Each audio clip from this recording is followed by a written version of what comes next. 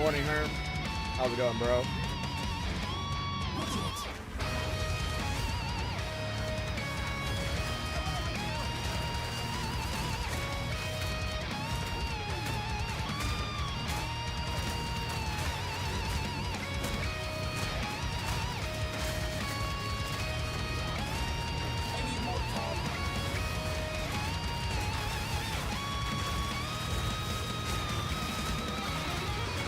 At 47k honor? Jesus. Yeah, sucks Mr. Chicken died. Rest in peace to the homie. Glad he's going again, though.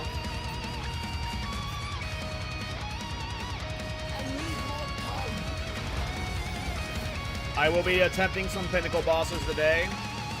Hopefully we don't rip, but we'll see what happens.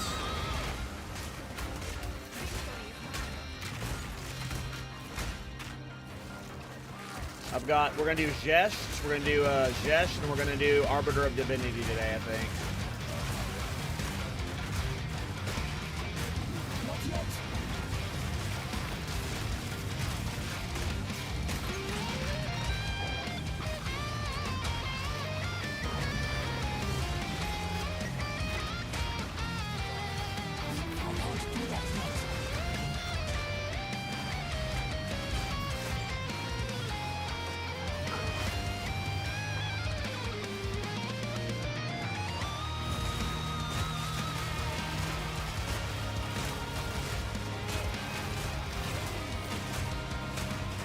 How's the new show? I mean, it's good. It's obviously very good, you know. I've made a lot of optimizations to the build otherwise that have helped a lot, so I've gotten the mobility up, I've gotten my movement speed with Resonating Shield. Like, as you can see, I'm holding right click now for resonating. It's not near as slow as it was before. I can actually kind of like, not obviously good clear, but I only have 25% move speed boost right now, so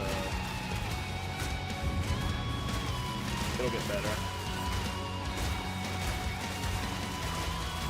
As long as I don't die. I'm not trying to die now. I didn't know if I was going to make it past Arbiter, but now that I've made it past Arbiter, well, I'm going to keep doing challenging content. I do hope this character lives, and I can put it to like 98, 99, you know? I don't want to suicide a character.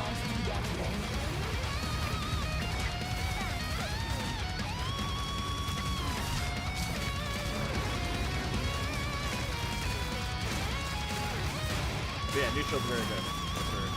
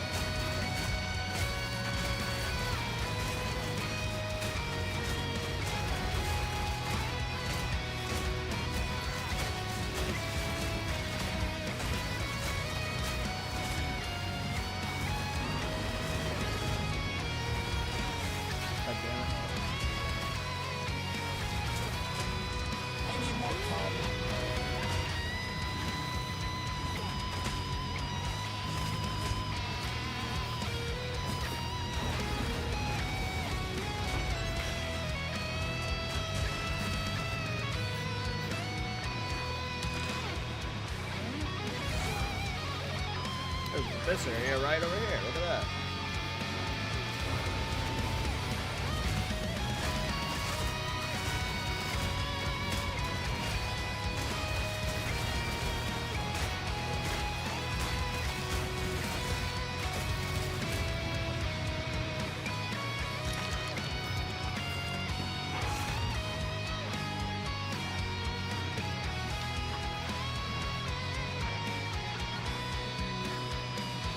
Boss time.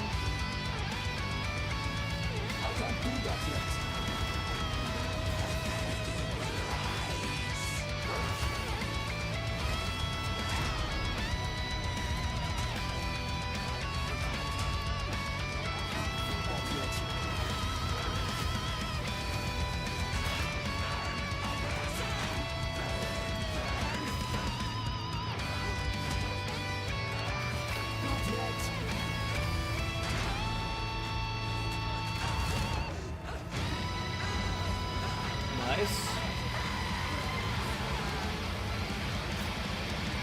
See, I've got rare tablets now. I'm gonna go ahead and path up here in case I do kill Arbiter of Divinity. We'll be able to eventually get the +1 modifier on rare tablets. Can Alkin go them soon? So yeah, right now I'm pathing towards the Matriarch and Patriarch halls. I do have my Breach Lord sack. I did do Tool and Esht or whatever it is yesterday. So, hey, what's up? Last one, how you doing, bro?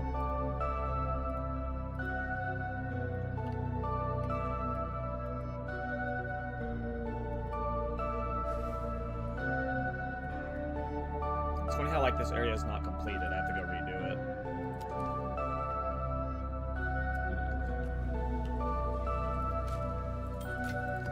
Are starting to suck. The music down a bit, okay.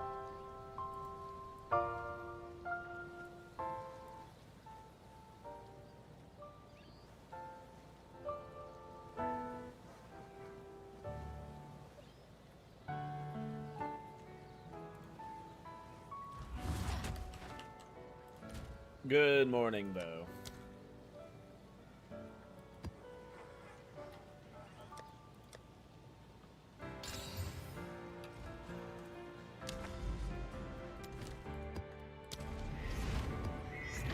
Almost level 92. I think 92 puts me in the top 50. I'm not sure. I might need to go for 93 to get top 50 for the death announce.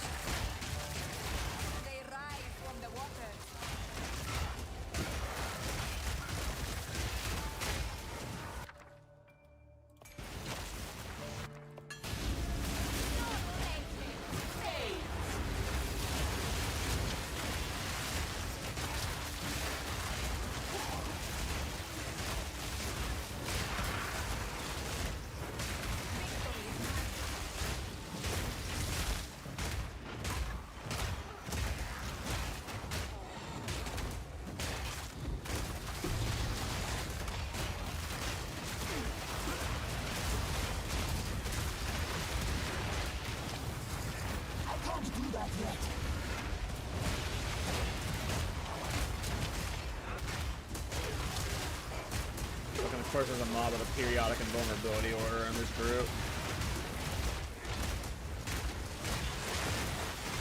Nice spot, Timmy. Loved it. Thanks, man. I thought I did a horrible job hosting, but it was fun. I like Timmy P. He's awesome.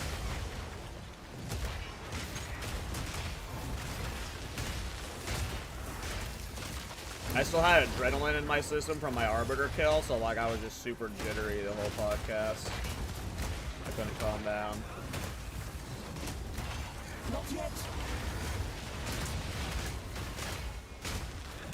Yo, this periodically invulnerable idiot is fucking... I don't know who it is in this group. Oh, of course! Wait, no, it's not the fucking... Sanctum. Ooh, tower shield.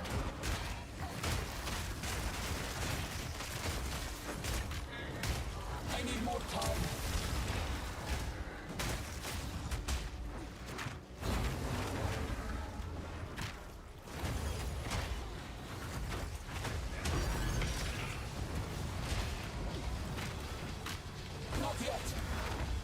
There he is. It's that big idiot right there.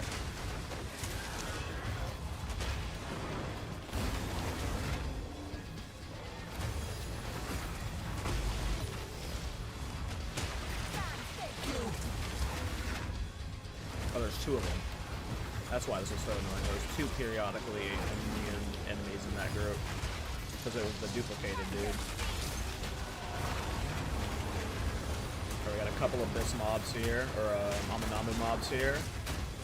So let's see if I can kill the more periodic immunity guys. Oh no.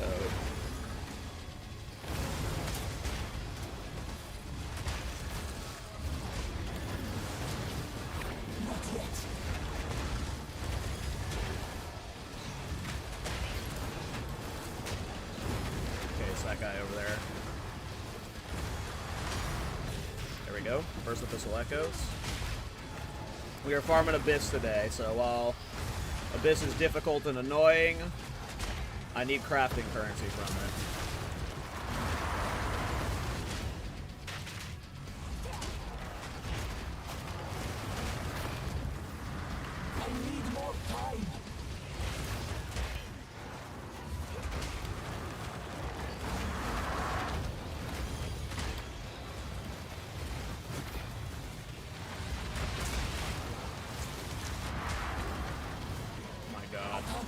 What an obnoxious combo to fight.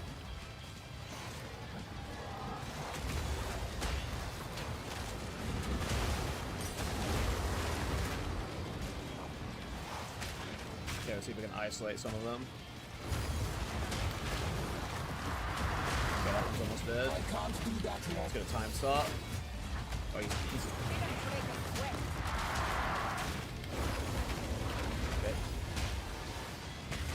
before Yamanamu's? Fuck. It's fine. Kill him here. Ah, no light. Alright. Hopefully that's the hard part. I'm feeling pretty tanky. I got like a 50k effective HP right now, like 54k. So I just gotta be like really brain off or get hit by like the guaranteed one-shots to die, I think. Just obviously my DPS sucks, but that's fine. This build was designed to have bad deeps. The Kaltorak special. Oh, more Amanamu knives. Guys, let's go.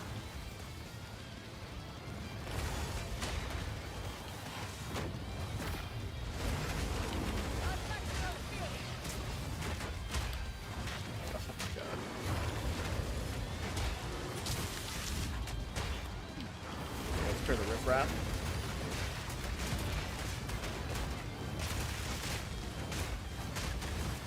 Like this is even like that hard of a waste though, and these just Abyss mods just keep having like I have some pretty juiced Abyss tablets in right now. So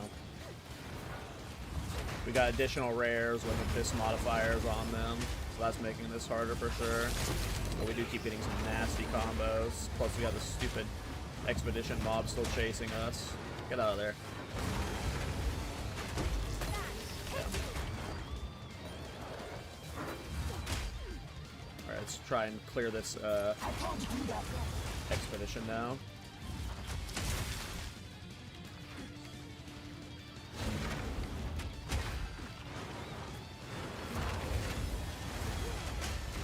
It's like not taking... Did I just genuinely hate expedition with all of my life? All of my life. What's the plan for today? Hey, what's up, Kenda? Arbiter of Divinity and Jesh. We're gonna do Breach Pinnacle Boss and Arbiter of Divinity. What's going on, man? How you doing today? Yep, I'm clearing towards the Matriarch and the Patriarch halls right now. If I don't die to them, we'll do Arbiter of Divinity. I'm not trying to die. I want this character to go the distance, but yeah, the goal, it might not happen today because I do have some errands to do. It might be a tomorrow thing. It just depends on how long it takes me to kill the Matriarch and Patriarch. But yeah, the next goal is Matriarch and Patriarch and tier 3 chest. Or not tier 3 chest. I don't know why I said tier 3. This old brain habit. Just the quest campaign chest. I've already got the sack. I killed Ul and Tesh or whatever. They're really easy. And then, yeah. Farming for Kurgles. Nice.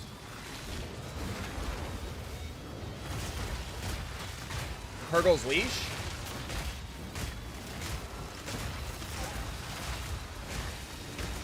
I might have one. I'll check. I don't know if I gave it away. Die for Gotham.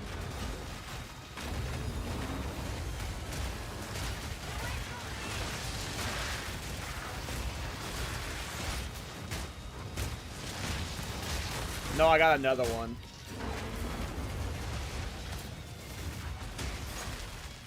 I got a new one as a drop yesterday from an Abyss well, I think.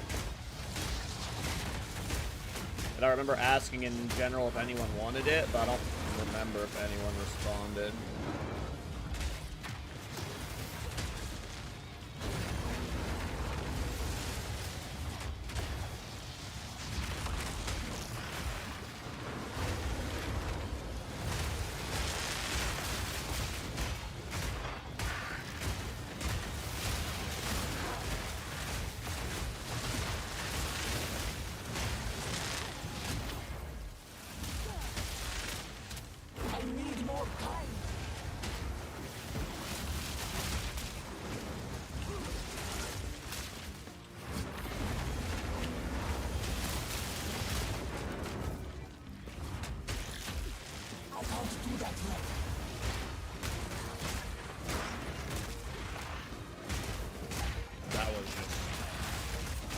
I need to know which runes are the shit runes or something, and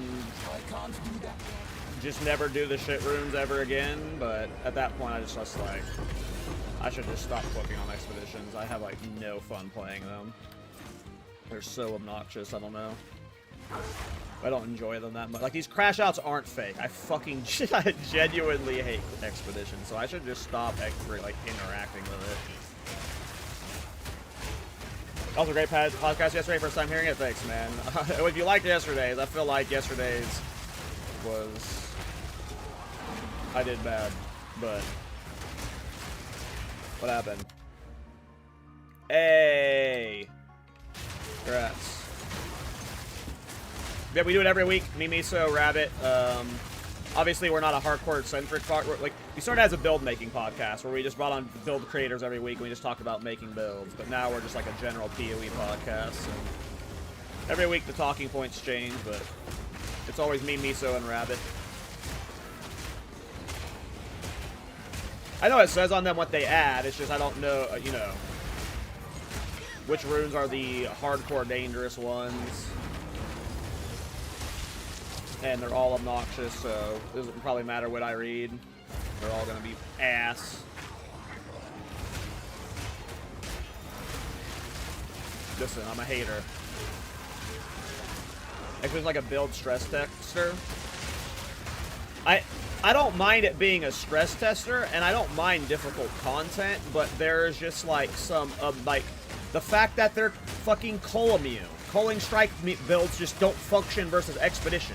That's not, like, good design. That's bad design. The fact that, like, there can be some fucking mob up in, like, 300 miles away that just spawn and you're running around trying to find it, like, it's just... Expedition itself and challenging content, I don't mind. It's just fucking... It's got so much friction to it right now that I do not enjoy playing it. I would rather play Old Temple and build bigger temples than do fucking Expedition. That's how much I just fucking despise this league mechanic. I want to go back to Temple. Let's build 70 rooms again.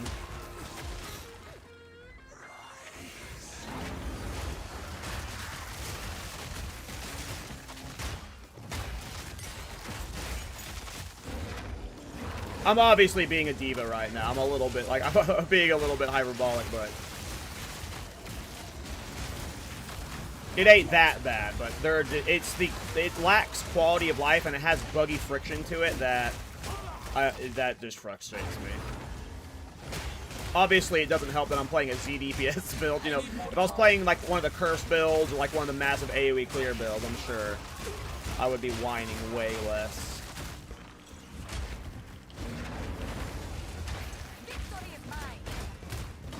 I'm not looking forward to going and doing logbooks. Have any of you guys started doing like logbook exploration?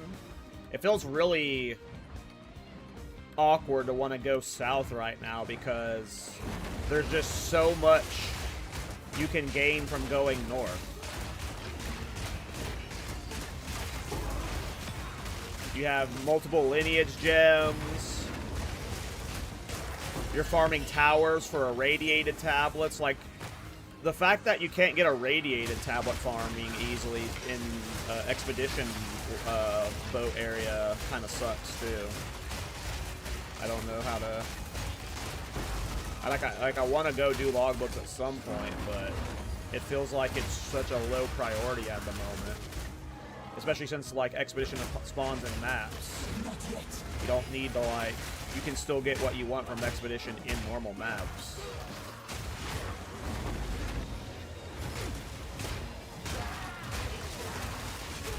Yeah, agreed. Cultivate the sea? What is that?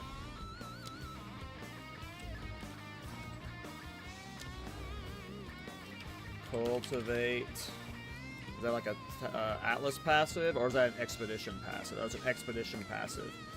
Ocean and island areas are also considered another biome. Interesting. And I'm guessing you set it to a biome that like just farms tablets. So I'm guessing there's like one of these biomes is just best for tablet farming, and you just set it to that. Yeah, mountain. Cool. Thank you for letting me know that.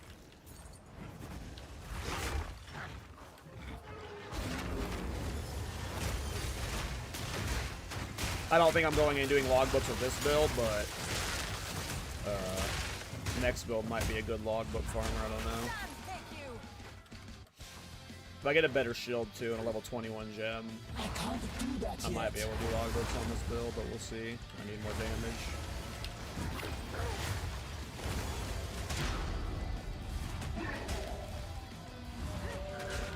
I can't do that yet.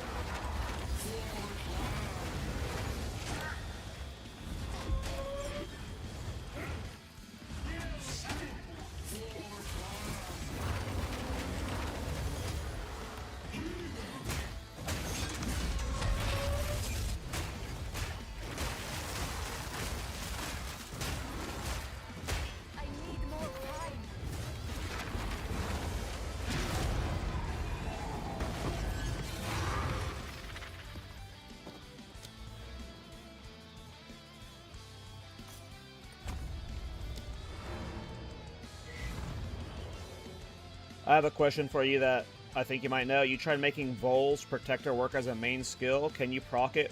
Vol's Protector. That's not ringing any bells. I don't think I ever made Vol's Protector. What is Vol's Protector? Vol's Protector. PoE2.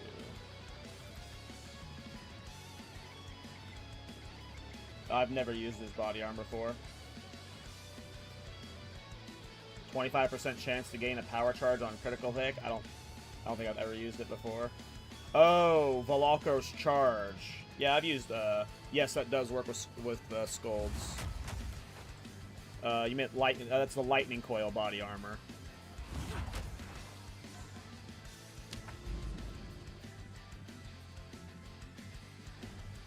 Yes, Scolds does work with that. Mm-hmm.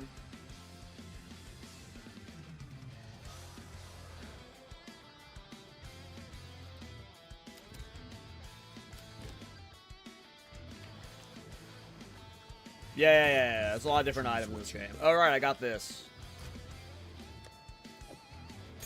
Oops. Do I look perfect? I don't. We do have a shield to craft in a bit.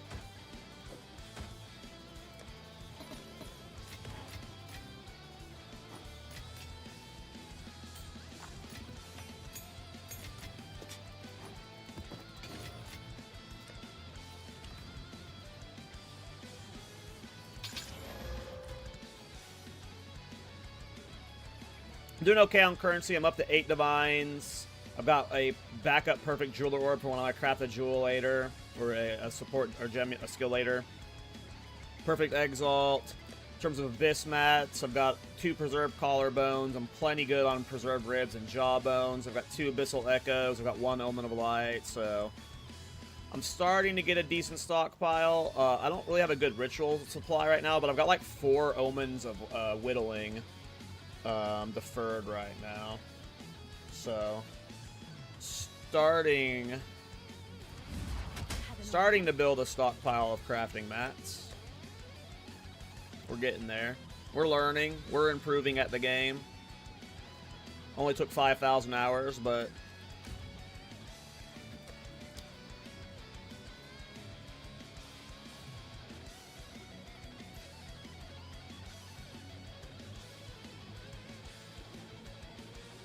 oh snap, it's Mr. Alcohol.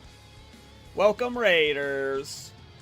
Everybody, you've been watching a good Path of Exile player. Welcome to the noob section of streaming. Hello, hello. What's up, Mr. Alcohol? Thanks for the raid, brother. Hope you're doing well. I hope your journey on your current build is going well as well.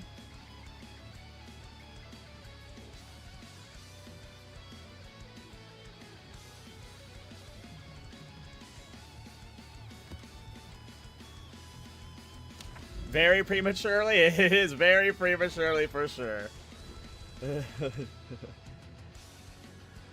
Hey, what's up, Sane? How you guys doing? I am playing in the Timmy League currently. We are, it's a hardcore private league. I'm sure most of you are aware of. I'm currently level 91 on a shield charge Chronomancer. The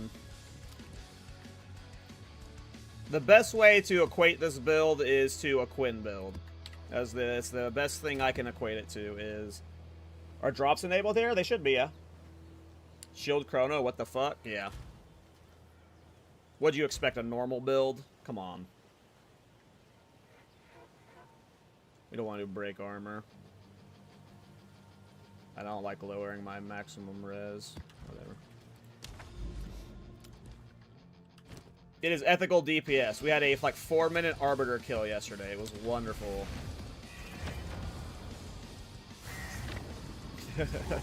Thanks a lot, dog. Hey, you got Jess.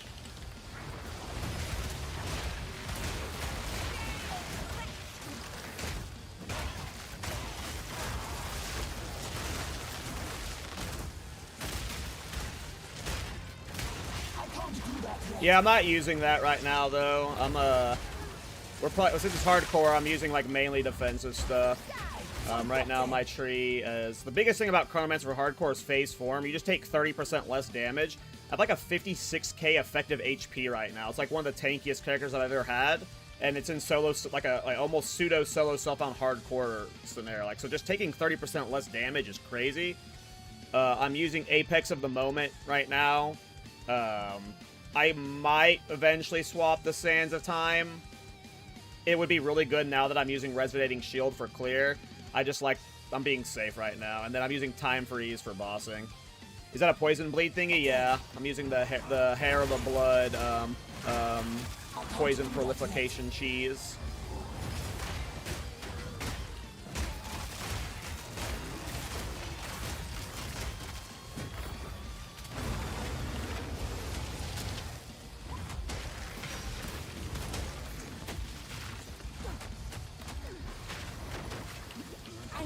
Yeah, I love it.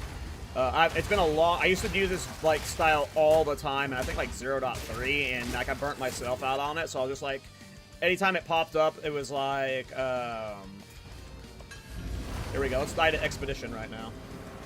I'm like, I don't want to do it because I've done it too much, and this is a long time since I've done it, and, yeah. I mean, it's probably the most satisfying mechanic. Hey, got it later at Alcohol. Thanks for the raid, brother. Appreciate you, man.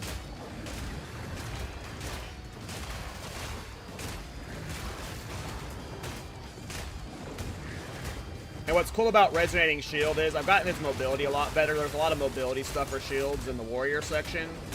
So like I'm not like moving super sluggish right now. I've got really bad movement speed boots, so once I get better boots with a higher move speed, my mobility will be a lot better than what this is currently. But I've made the mobility a lot better recently, so that's helped with the build. Like my clear was just dog shit until I started adding resonating shield again. And you know what? I do want to try. We'll take out Apex at the moment right now. I want to see what the skill and area effect does to the shield. So shield wall is also viable with this build? No. I mean, yeah, for sure. This is like essentially a shield wall build, but we're not using shield wall because boring. But yes, you could play this, like this is the shield wall armor stacking Nebulock archetype on a Chronomancer using resonating shield and shield charge instead. Because shield charge and resonating shield both scale the exact same way as shield wall does. It scales off the armor on your shield.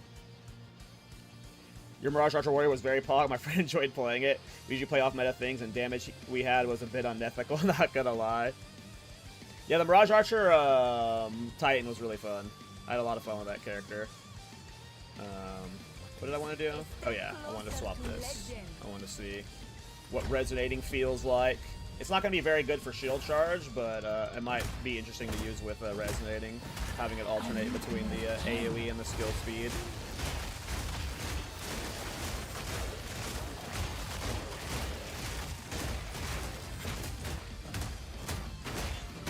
Titan slander is uncalled for, good sir. I mean, hey, I love Titan. I'm a big Titan fan. I'm not a shield wall fan, though. Not a shield wall fan. It's super meta.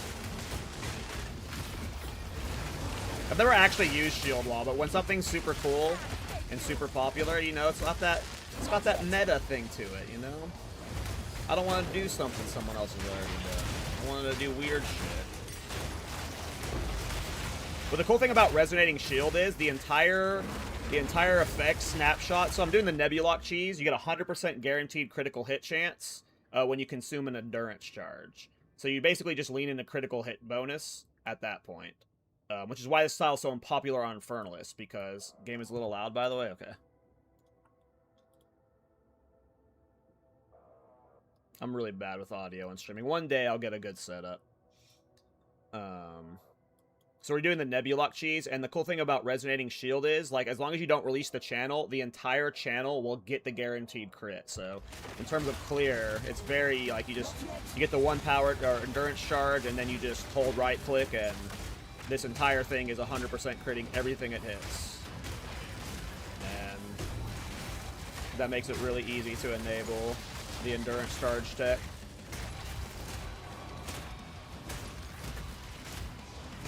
The only thing really you're watching for is, you know, making sure you're not going to die, or watching your stun bar in the bottom left. Not yet.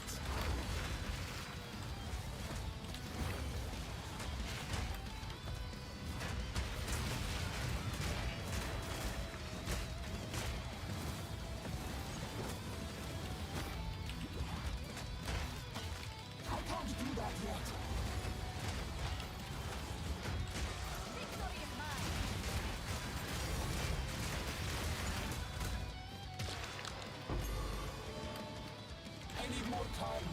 How many of you guys from Local Hall's chat are playing in the THC League? Are you guys checking it out? Or are most of you guys playing PoE 1? What are y'all up to? I know Local Hall's back on the PoE 2 grind himself. I loved his most recent... I don't know if it's his most recent video, but I loved the challenge he was doing where he was trying to one-shot all those bosses. That was so cool. That's the kind of stuff that, like, I've always thought PoE as a content creation, like, space has been missing. You get that kind of videos, like, in RuneScape and, like, WoW all the time, where you just have these silly challenge videos. Even, like, Diablo 2, you have these people who do, like, the no-hit challenges, the, like, you see them all the time, and you never really see the big creators in PoE 2 doing that, or Path of Exile. At least Path of Exile 2. I don't know if they do it in PoE 1. So I hope Local Hall keeps doing shit like that. Playing Grim Pillars totals on regular SSF, nice. I haven't played Grim Pillars yet, but I heard it's so good. Are you playing? I'm guessing you're playing like the Palsteron Spell Totem variant, or are you doing something different? The amount of bear shouts is funny, yeah. So the bear shouts, the way it works is, how do I find it? So bear form, you gain an endurance charge for every 15 rage you spend, and then by using Ferocious Roar with Enraged Warcry, which spends 15 rage to bypass the cooldown, Raging Cry, which gets us 4 rage per 5 power of enemies in our range, combined with Roaring Cries, which War Cries have a minimum power of 10, meaning basically hitting anything gets us our like a bunch of rage. Our Ferocious Roar is generating endurance charges for us because it just automatically just generates and loops the shout, and it's so fast because on weapon set 2 it's purely shouts, so every single weapon set 2 item has like War Cry speed on it, so you're very quickly able to just get a bunch of endurance charge and then you're back into your shield stance.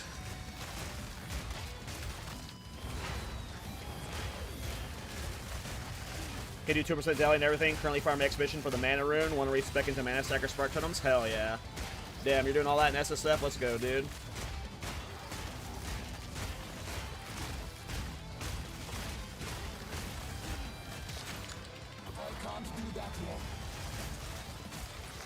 Hey, what's up, Folk? How you doing, brother? Did you end up deciding to go again? Or did you call it?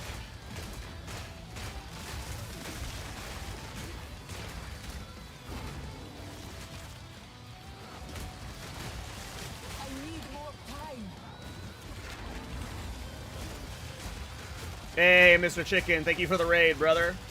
Hope you're doing well, man. Herm, can you give him a shout out? Yeah, thank you, appreciate you. He's on it, he's on it, he's the goat. Herm's the goat, just like Funky Chicken. What's up, dude? How you doing, bro? We are almost level 92. I don't know if 92 is top 50 for death broadcast. We're not gonna die anyway, because, you know, this is the best build on the planet, but... almost level 92. I'm playing good old Titan with Earthshaker and Stampede. I love it. Hell yeah. Gotta love melee mains.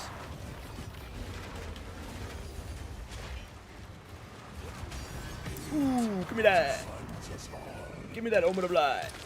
Give me an Ancient Rib. Ah. Got a Preserved Rib. Almost called it. Dude, you're crushing it considering the off-meta build. Listen, dude. If we're all being honest, every build I make, while it starts off meta, I only make meta builds. Everyone knows. This is the future. Let's all be real. Shield Charge, Chronomancer, this 0 DPS playstyle, you're all going to be playing it eventually. I mean, come on. Let's be real. This is the future. 93 is top 50 right now? Gotcha. We still got a ways to go, then.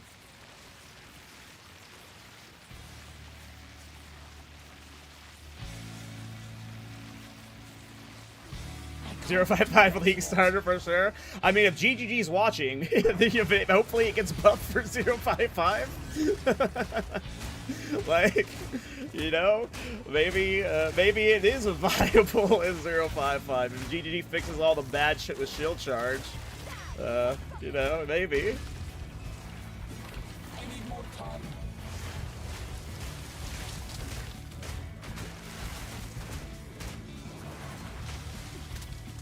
Like, okay, so watch this. Like, this is the most frustrating thing about shield charge. Watch this. This is the perfect enemy I can showcase this on. This is so infuriating. Look at these little magma balls. These little magma balls that chase you. You can shield charge into them and they'll eat your hit. Look! Why? Why? So, like, when you're fighting 4 mobs that are all flinging these projectiles at you, how do you clear that with shield charge? That's where a lot of my frustrations with this build are coming from, is clearly there's been 3 people that have played with shield charge as their main skill, and I'm the 3rd, because nobody has taken this skill seriously if that shit's still happening. Just clear it with Whirling Assault? I mean, yeah. That's the future. It's just never playing Shield Charge, if we're being clear.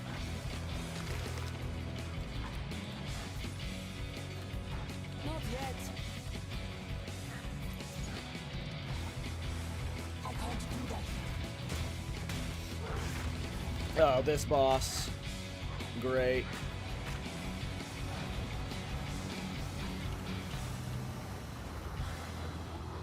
I can't do that yet.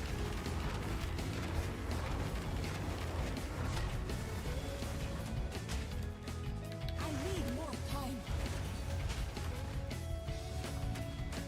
Oh my god. Another reason why this skill sucks. It's just impossible to hit hitboxes on some fights. Yeah. This is... Come on, man. I'm just trying to hit a boss.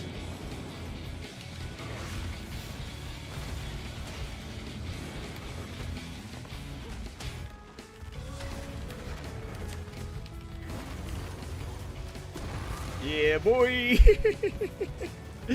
I need to showcase like the last 5 minutes in like a clip to GGG or something, cause I've just showcased so much of the friction points with this skill. It could have a future, it could, but not right now.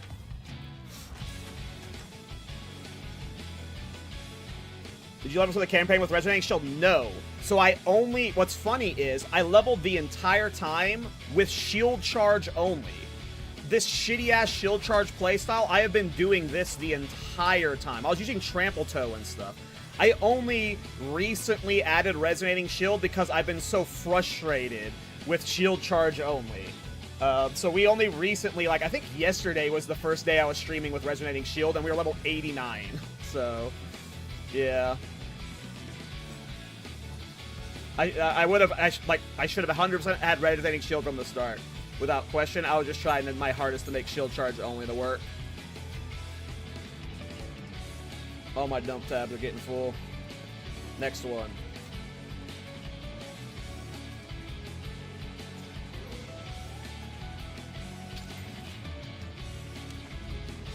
I'm starting this for next league for sure. Yeah, boy.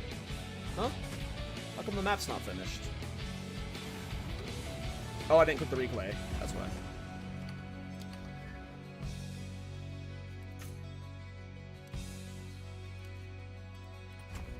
Alright. Hopefully we can do Arbiter of Divinity today. If we don't, we don't. No big deal. We'll see. Rupture. Savannah.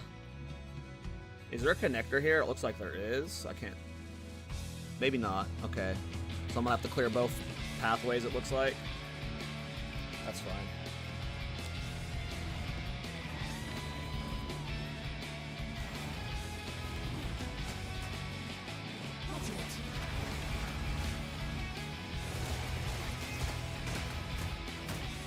I need more time. How did that happen?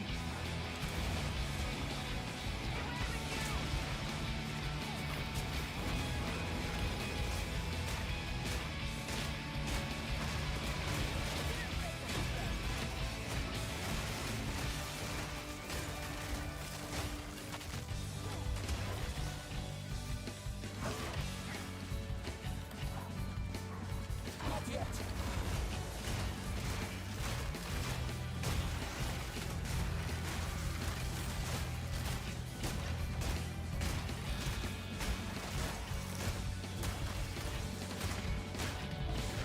Speaking of Funky Chicken, he left, but he just raided, so I want to talk about him a bit more. He will be on the podcast very soon. Could be this week, could be the week after, but he will be guesting soon. I can't do that yet. Finally getting the Mr. Chicken on.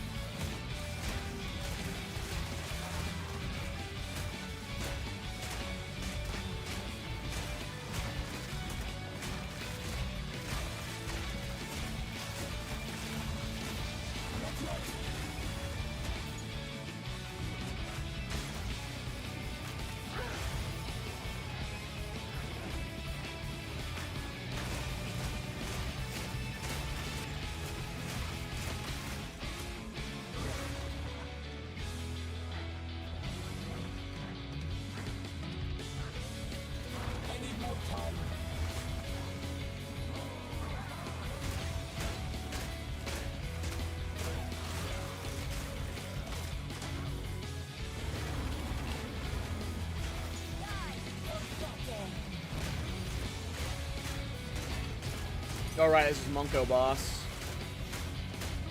I'm pretty tanky. I wonder if I could eat one of his slams.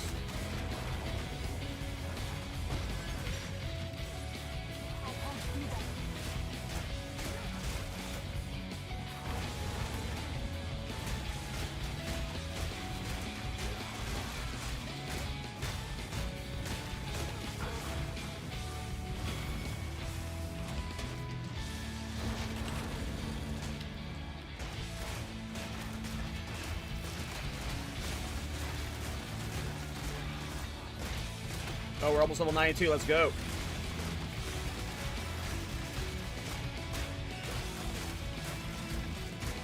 I can't do that yet. Not yet.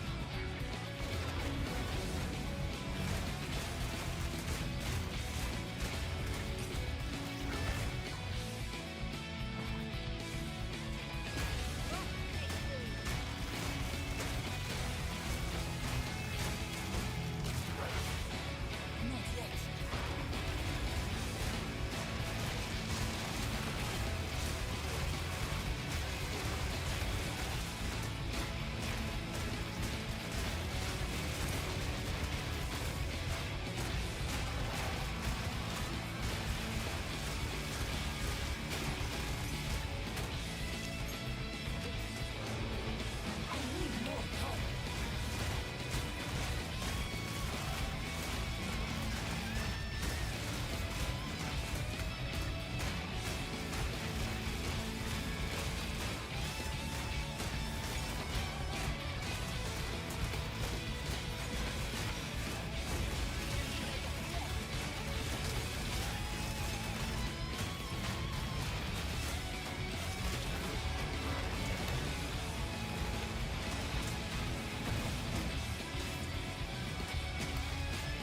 Nice, we have multiple Amanamu mobs here.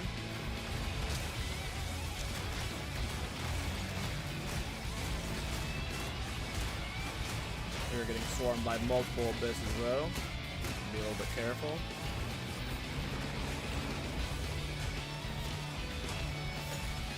Get one idiot down. Get rid of this rare. Okay, I need to do some white mob cleansing. Hey, level 92. One more level to go, and we are back in the top 50.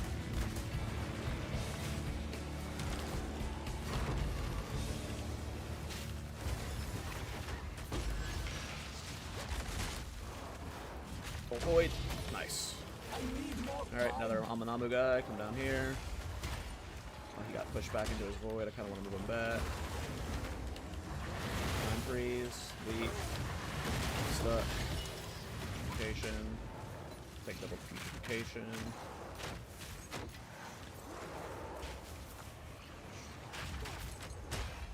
Not yet.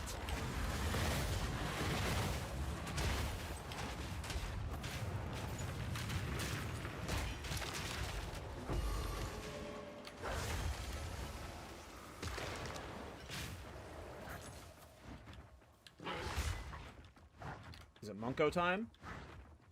I think it's Munko time.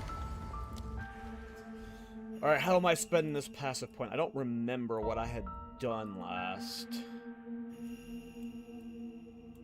Oh, did I want fast metabolism? I think I did. I think that's where I'd been pathing to. I'm doing Leech right now as like a third defensive layer. And I do have a good amount of leeching, so I'm thinking fast metabolism. And I am over-leeching. Not yet. Alright, Munko time, boys.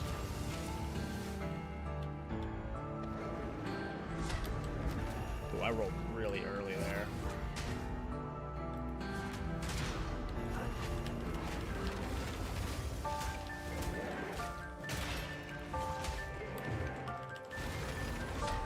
I rolled really early there. What am I doing? Wake up, fool. I need more time.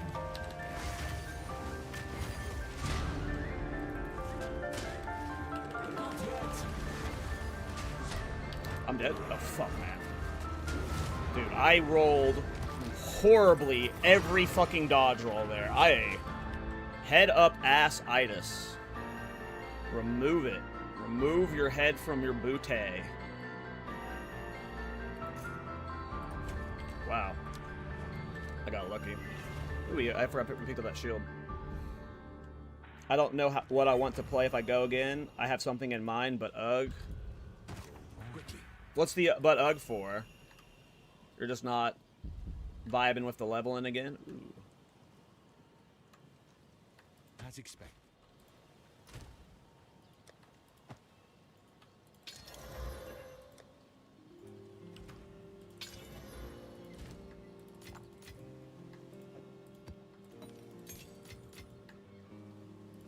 Man, I was asking to die on that fight. Those were the worst dodge rolls. Like, I dodge rolled early every time. I'm lucky I didn't get slammed. The idea will have single target aces, but I might just try it. Hey, brother, I don't know if you're watching what I'm playing, but don't worry about single target issues. You know, just follow your heart, man. You might still have fun. And worst case scenario, you try it, you end up like it just tanks, and you're miserable with it, and you learn that next time you never want to do a build like that again. But just send it. You can have fun with a 0 DPS build. Well, I can have fun with a 0 DPS build. Maybe you're one of those people too. But also just maybe play something meta like Grim Pillars. I don't know. But follow your heart. Started again about an hour ago, just vibing through the campaign. Hell yeah. I am in love with this. I will be playing the Timmy League until 0.5.5, I imagine. At some point, I need to go make an Abyssal Lich build with Blade Zero. We're trying to do something really cheesy with Spira Solaris, but right now I'm just having so much fun playing hardcore. I don't know. I'm like, I was starting to run out of steam in the league, but I am completely reinvigorated right now.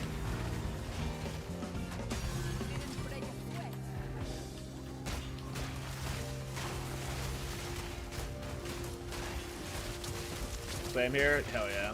Yeah, I'm having so much fun. Like, just having a fresh Atlas to clear, because, like, even once I've killed all the pinnacles once, like, there's still so much farming and cool stuff to do. I genuinely, even though I'm, like, pushing harder content and putting myself at risk, I don't want this character to die. I'd be happy playing it for, like, you know, another week while I'm trying to min-max the hell out of it, you know? If I could get, like, farming ATDs on this and, like, you know, silly shit like that, fuck yeah. I'll push this character as far as I can, but if it dies, I don't, it depends on when I die. Like, if I'm, like, you know, 6 hours into a stream, I might not immediately go again, but if I died right now, with me streaming, planning on streaming for, like, another few hours, I would immediately go again.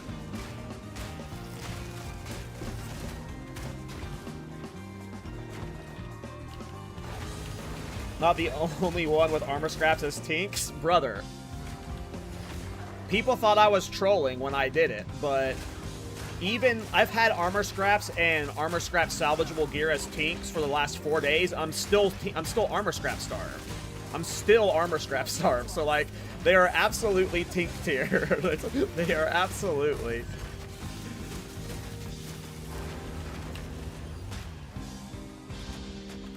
Oh my god.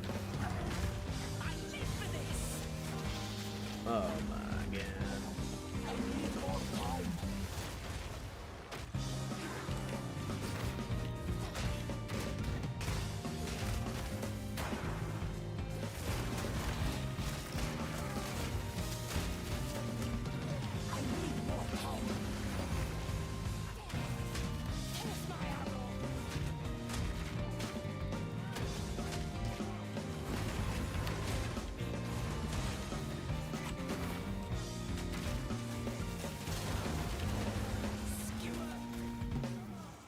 I love Rogue Exile so much.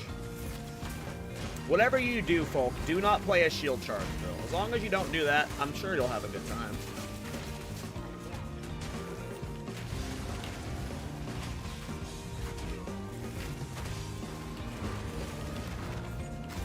We'll get her eventually. Harder than Arbiter of Ash, but we'll get her eventually.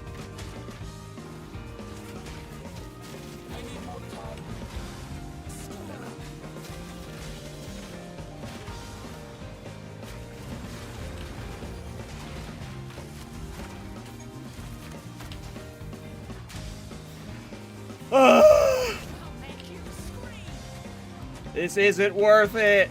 I'm gonna die. I'm like out of life too.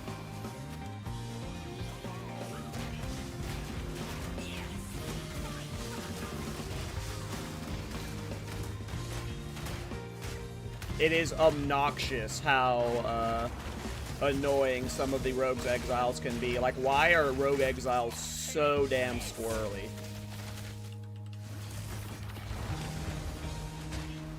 They are better than 98% of players would be in an actual PvP encounter, that's for sure. We did it! Hardest boss in the game!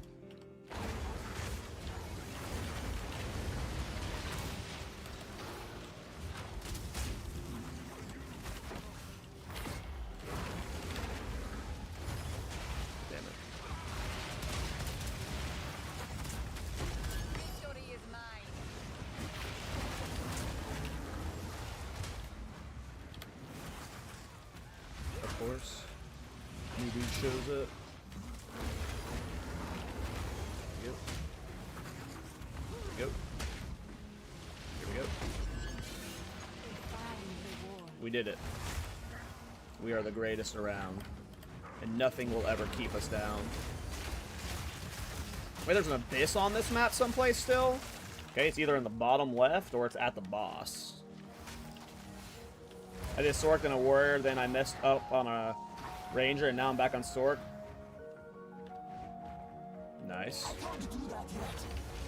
I did a Tactician, then a Jin, and then now I'm on the Chronomancer. Guess this abyss is at the boss. That's gonna be fun. Not.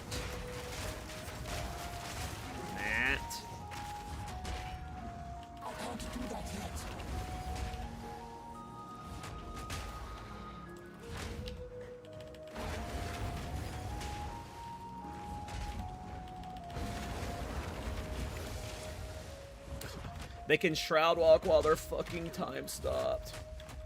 Oh my god, he fucking Shroud Walked behind me as I was shield charging. Brother, please.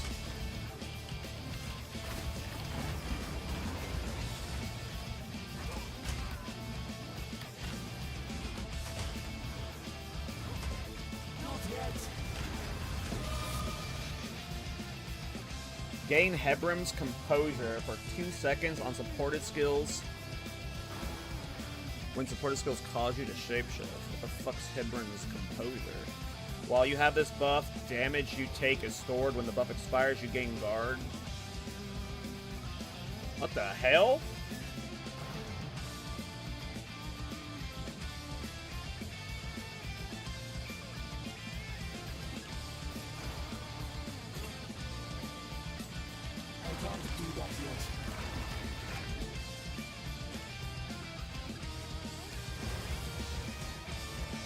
I guess we're gonna use a perfect jeweler's orb on this thing. I was saving one for something. That's a pretty cool item to add.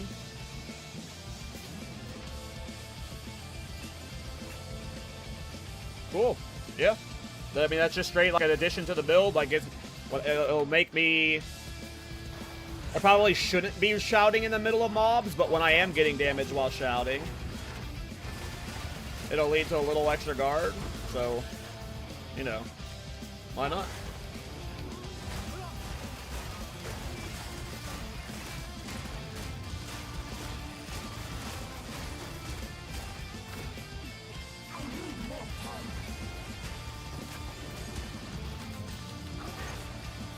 Alright, boss time, and I guess the abyss is at the boss, so that might be deadly and annoying. We'll see. Oh, it's right here.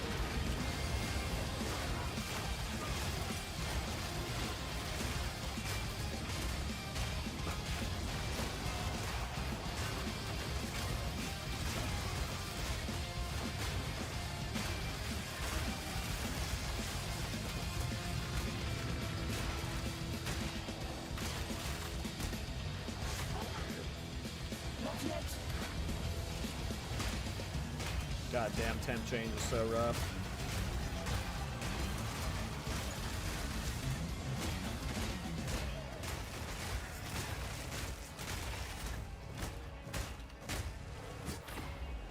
I need more time.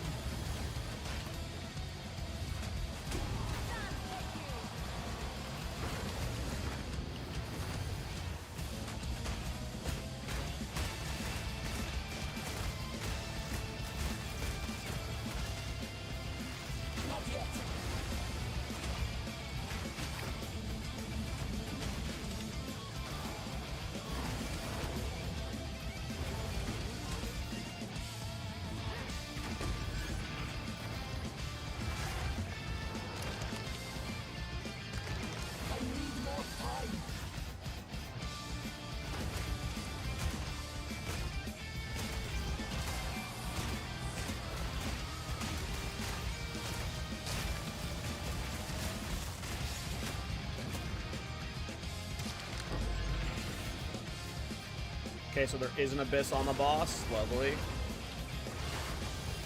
Oh boy. Anti-recovery mob.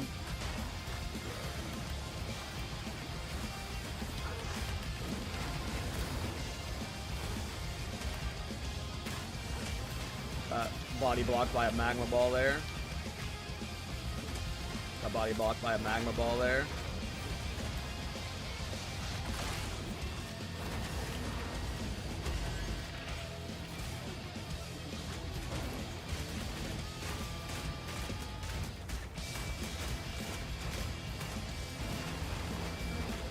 Oh, we're... Fuck. I got alt-tab there somehow, and we started the boss when I had a life recovery mob on me. I don't know how I got alt-tab there. I could have died. That was scary.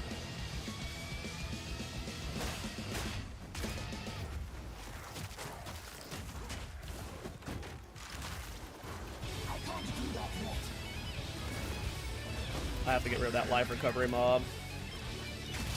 This is very scary. We're not logging out. No log outs here, boys.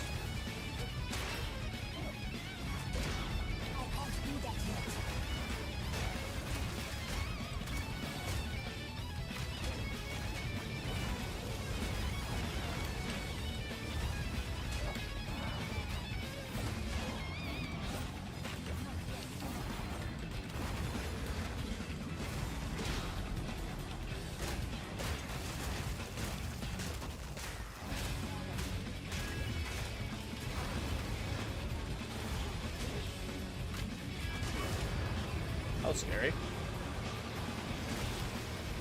I tried to make that so harder on me for some reason.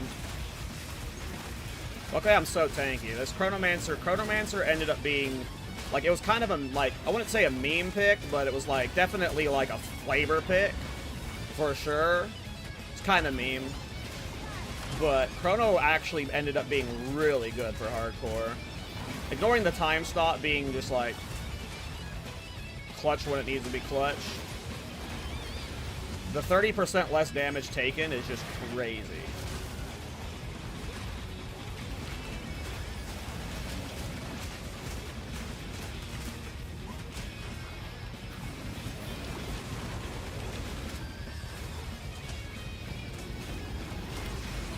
God damn it, we got lieged. We got lieged. That was tense. I made that harder than I needed it to be. Oh, by the way, I did one ultimatum last night, so I have one of the Deadly Fates. We will be doing a Trial Master kill at some point, too. So...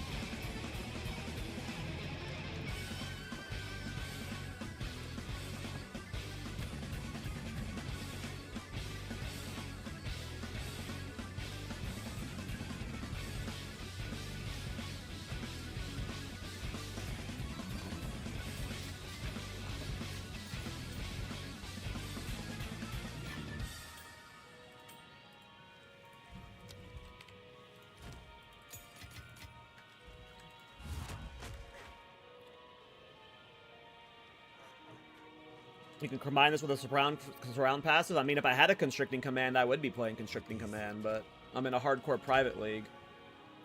So, I'm very limited in the items I can use.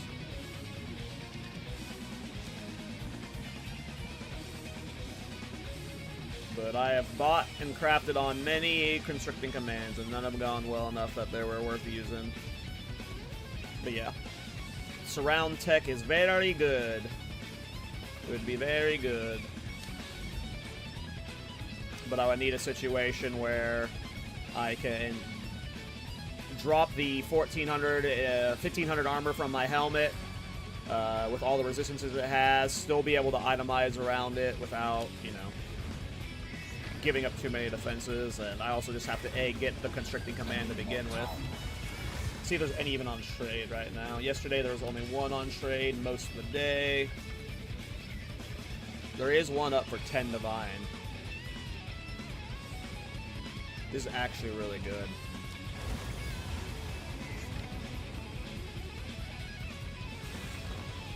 How many divs do I have right now? I'm thinking I have 8, 7.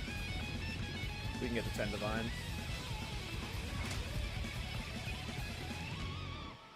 Damage doesn't seem to be a big problem. It is on Pinnacle bosses. If you go watch my Arbiter of Ash kill from yesterday, Sour, that was like a 5-minute fight. So, it depends on how you look at it. How much are Omen of Light's going for? With Divine Orb, I have an Omen of Light. 4. Anybody in chat want an Omen of Divine for 2, or Omen of Light for 2 Divine? Any of the homies that have been helping me out? I'll give you a discount Omen of Light. I only need 2 Divines right now to get my helmet, so if there's a homie I can help out. Cypher? Sure, message me, Cypher.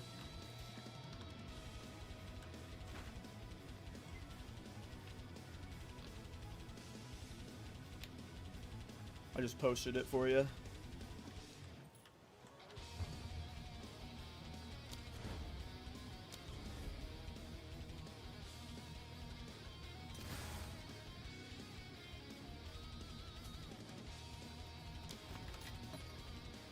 Thank you, sir. And let's go buy this Constraining Command. We can't use it yet, because I'm going to have to be able to resistance and itemize around it. But yeah, this is a good one. What's the... It's a low roll on the maximum life, so I will want to div slam it a few times. It just depends on if I want to like deal with having to re-div the 2 or not. I'm not sure. I think I just like avoid corrupting it for a while. I need to look at what the Runeforge variation of Constricting Command is like. I don't know what it does to the evasion and the ward specifically. So it does nerf the evasion a little bit.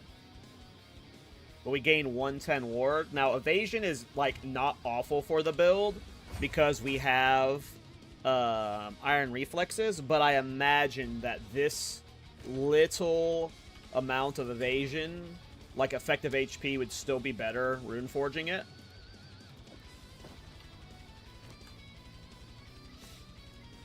But yeah, we got a Constricting Command now. It's just right now I definitely can't put it on.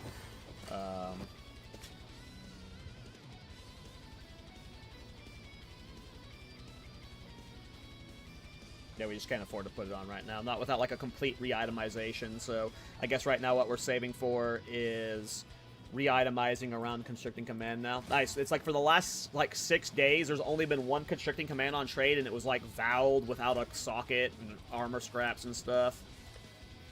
So this is nice. One armor scrap short.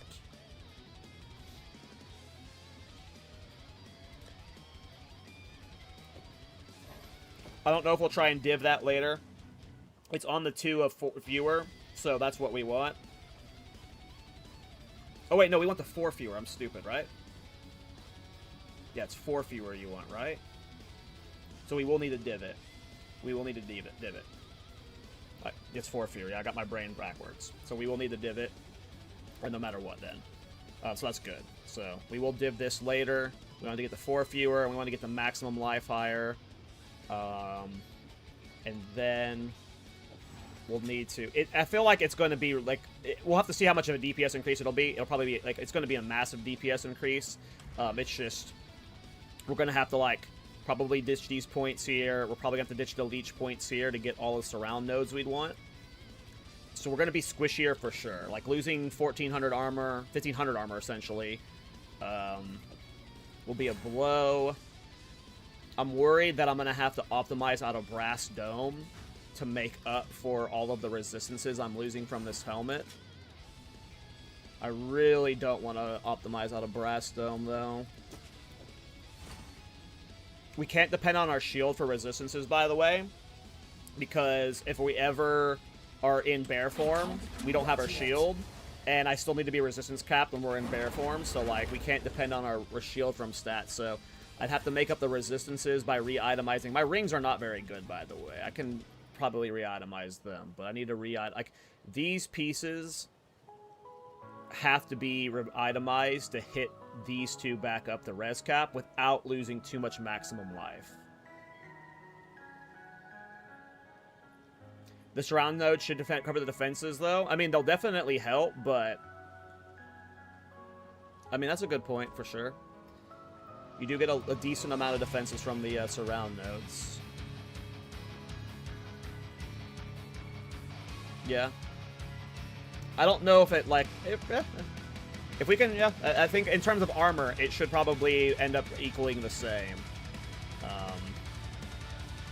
So, good point. We just gotta solve the defense. We just gotta solve the resistances then. We just gotta get the fire res back up over to 70-80%-ish. And we gotta get chaos res back up when itemizing that in. I can get a better belt at some point. I can get better rings. I can get a better gloves. So, cool. We have a plan. We have a plan. I'm fine. I'm glad we finally got a constricting command. Because if this character dies and I don't have the constricting command on, that means my next character can be a constricting command build either way. So, I'm happy we were able to get one finally. Let me read chat. Sorry, I was rambling there.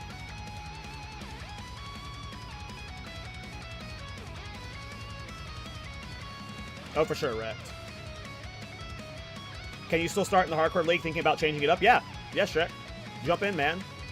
Yep. And Timmy is keeping it going at minimum until 055. So, you know, if you're looking to just kill time until the next major patch,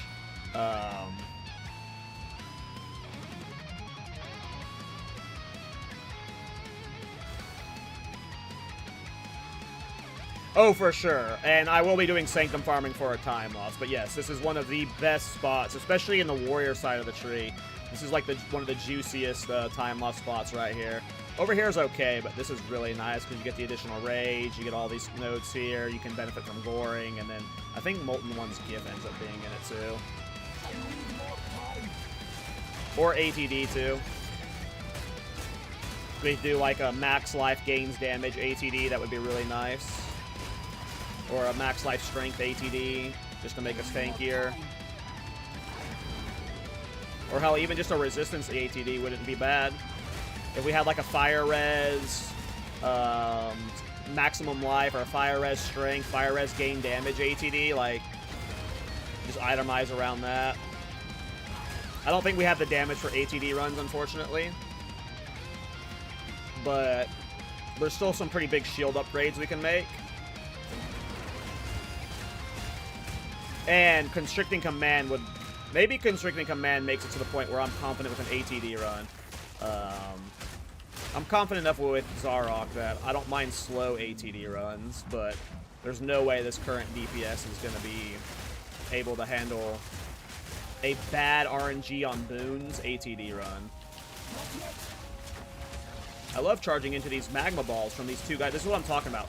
I got two guys here spamming magma balls at me, and it's like I just can't shield charge them. So I have to rely on resonating. Why is there no broom skin for Wind Blast? That'd be cool. That would be cool for sure.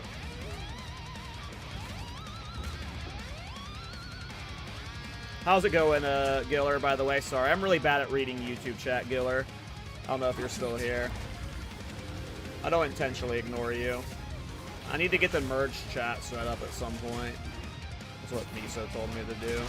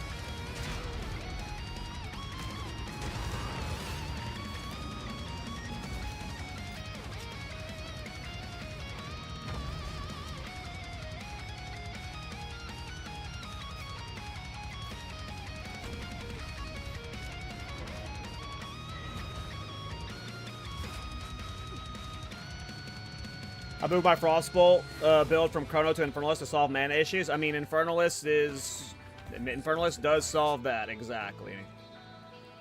Gold is useless to me. Take it. Go.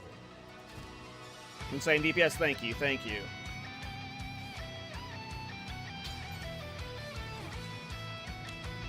We're trying to get skills buffed before 055. That's our goal here. We're here to, I'm sacrificing myself to get the game better, is what we're doing, you know? That's the dumb, bogus excuse I give for this.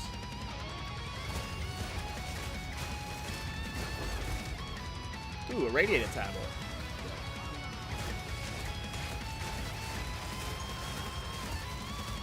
We need more irradiated tablets.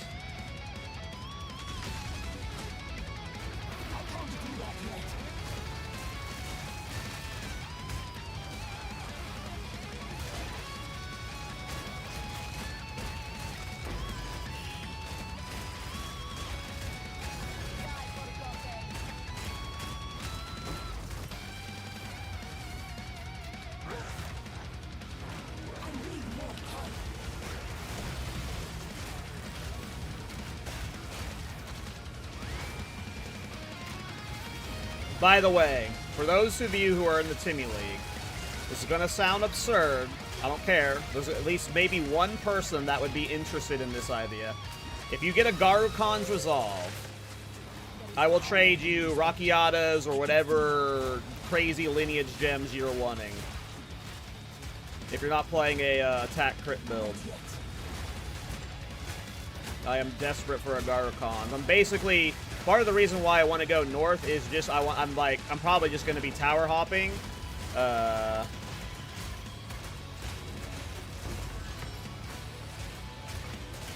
hunting for Garukons. So Garukons is like, besides Constricting Command, Garukons is the only other thing that's like a massive DPS saver for shield charge and single target.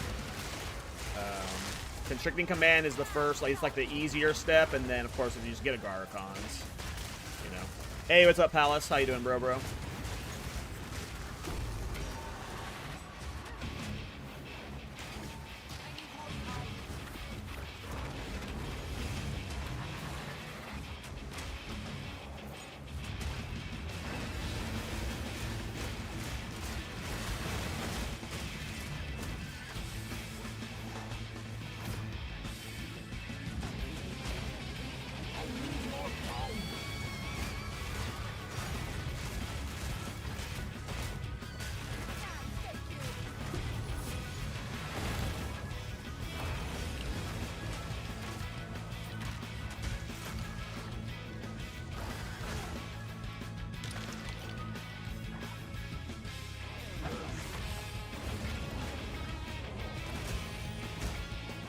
Damn you, temp chains. Damn you.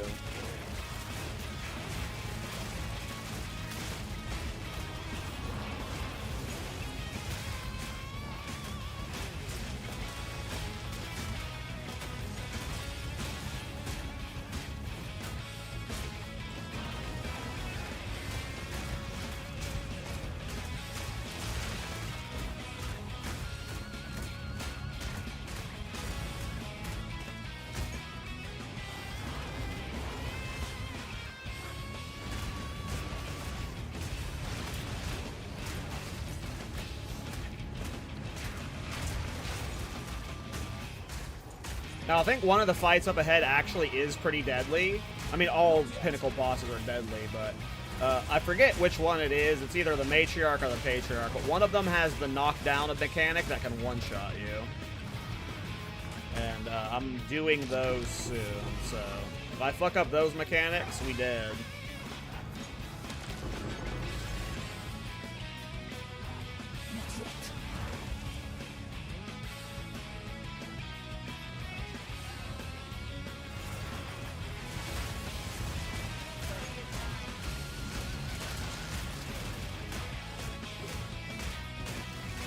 Blaze just dropping an exceptional Viper cap? Damn.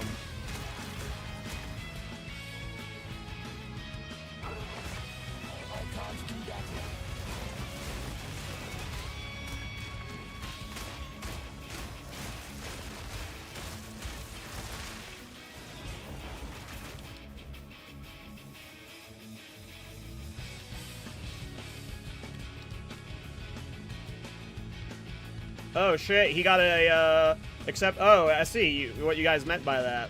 I thought you meant like the base. I was like, oh cool, he gets a craft on that. Yeah, I wouldn't mind that constricting command.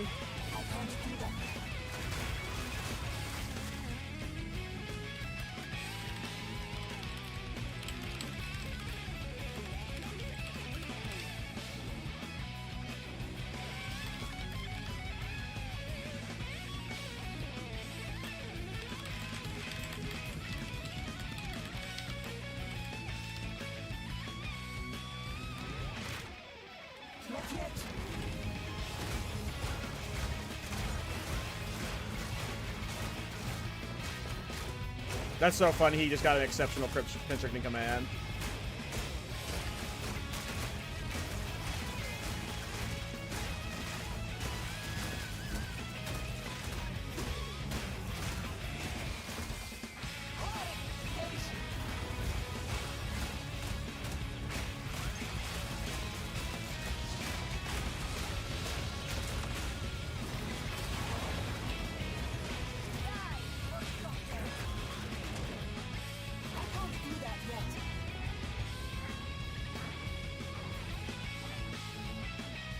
I think they removed that mechanic. I'm not sure though. I don't think it's removed.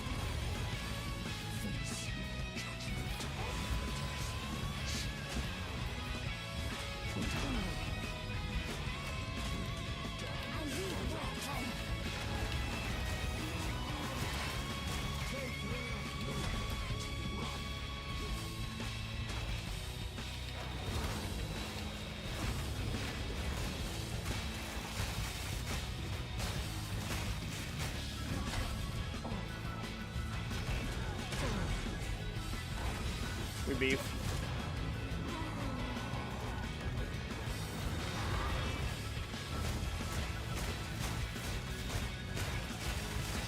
Oh, I saw the attack today on Rabbit stream. The attack still happens. For sure.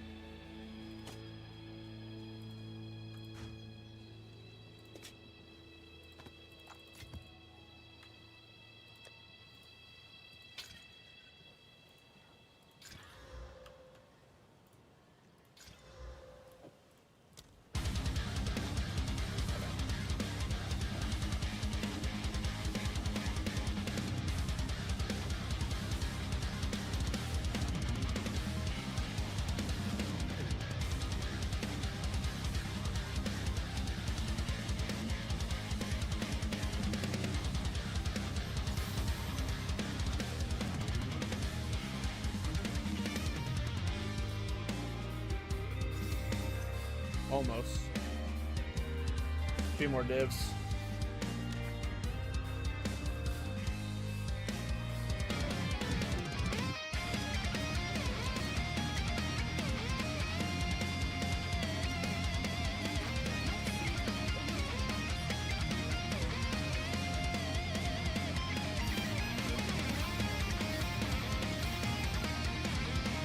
Damn. We hit the 4 fewer, but that's not the best life roll. That's in the bottom 50%.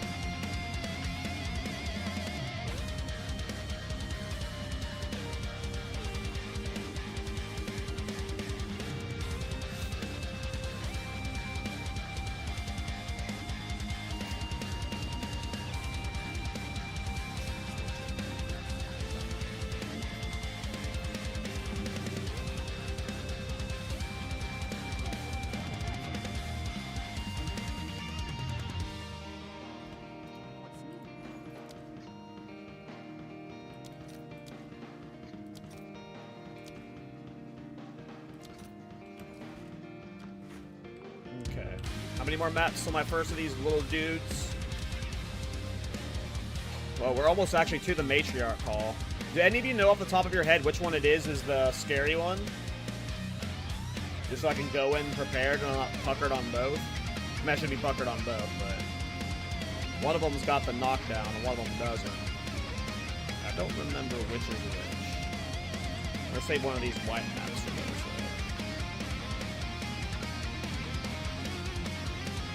Can't hammer any DPS meal.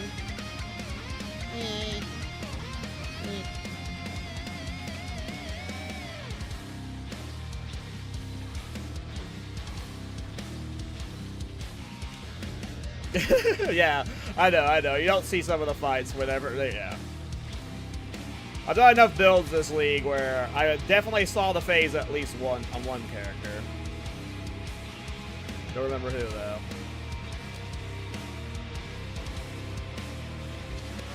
Matriarch has the donut phase. Well, we're about to do Matriarch.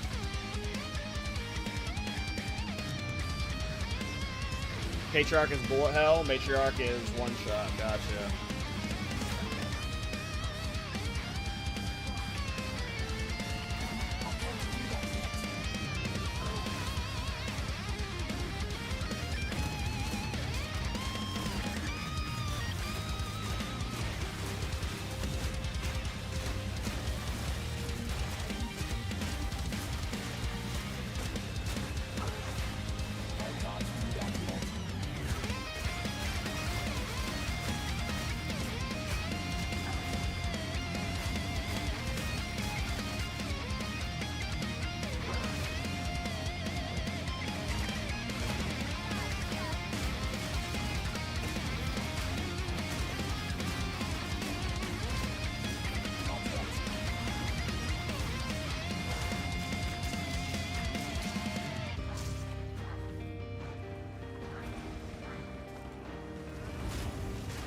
Found the breach.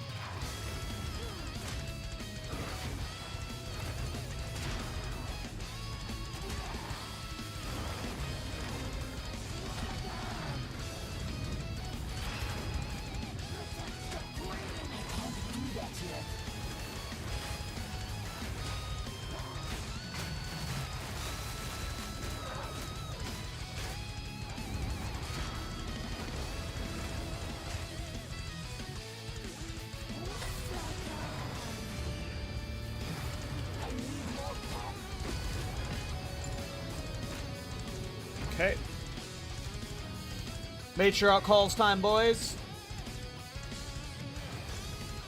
We could rip.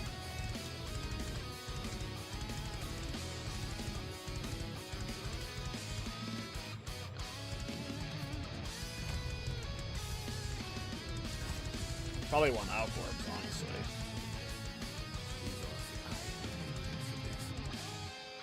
We're just gonna do a blank 14. Oh, you have to do a 15. Okay, we're doing a blank 15.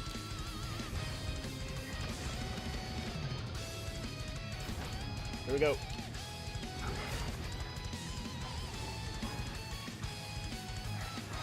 If you died, what next build? I was thinking about fucking around with an Iron Ward Gemling, using Scold's Brittle.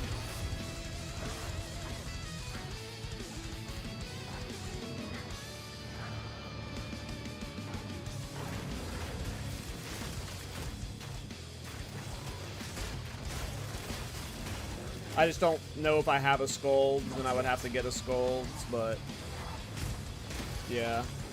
Maybe Iron Ward Gemling, do something silly.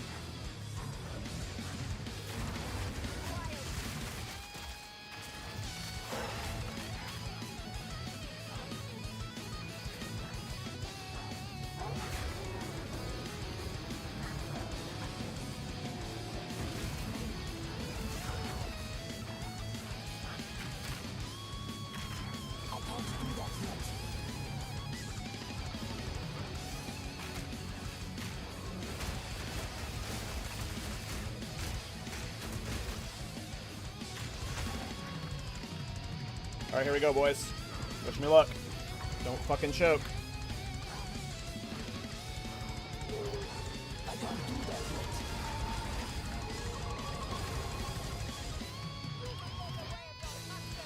She somehow dodged my first time freeze.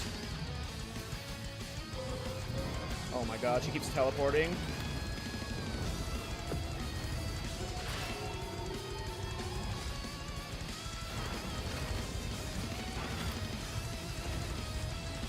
Brother, she just teleports while she's like stunned and stuff, and it makes me miss my shield charges.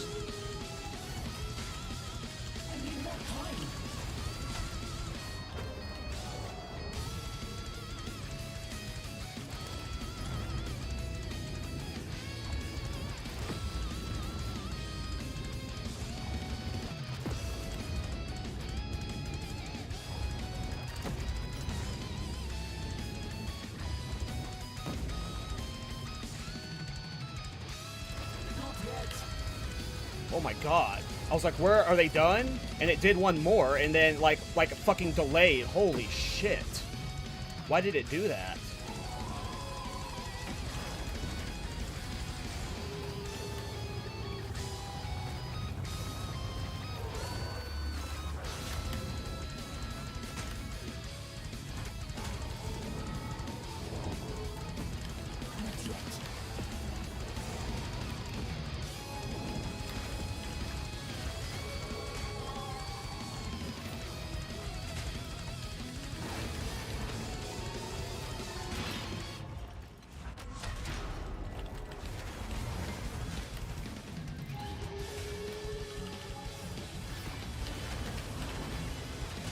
Please.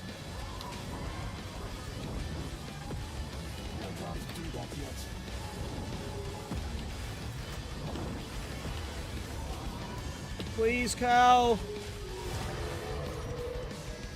This DPS. It's so brutal, boys.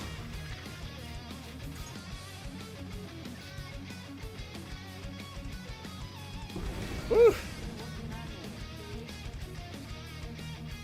Alright. That's the harder of the two. So, I am less stressed now.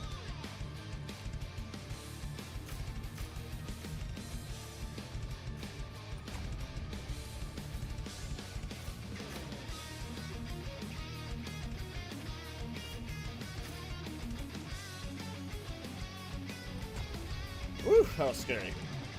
Whenever there's one-shot mechanics in the fight, even though if they're like easy to avoid, it just levels the stress up to 11.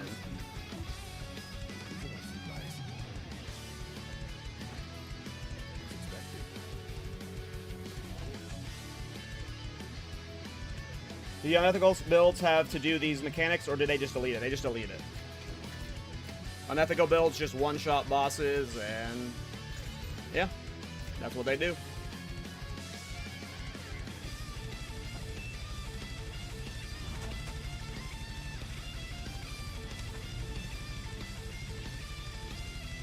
Alright, so I do have to just, like, path up both sides. I was hoping there was a way across, but doesn't look like there is. I'm afraid of Razor Fields.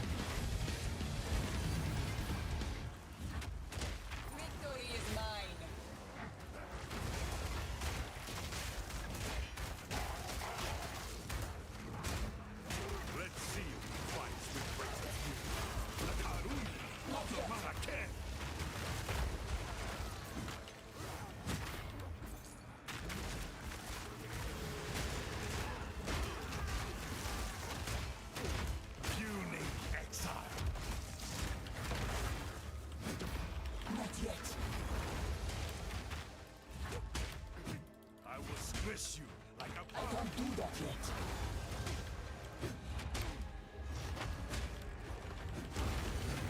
Grind your bones to dust. Not yet.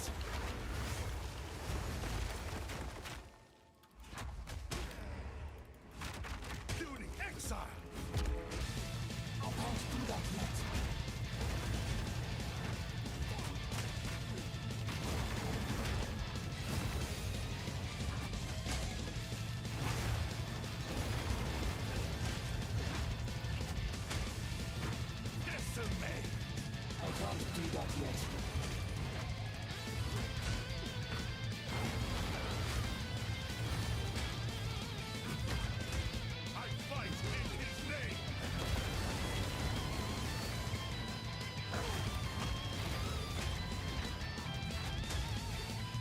If GGG thinks this is engaging gameplay, why do they heal so much?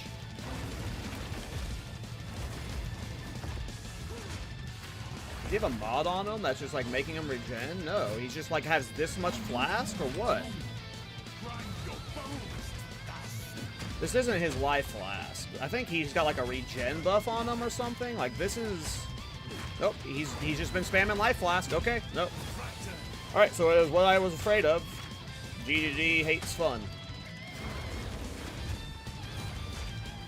We finally drained his life flask. I have never been Tua, it was a glorious battle, my friend. You were quite the champion. Oh, he's healing. No.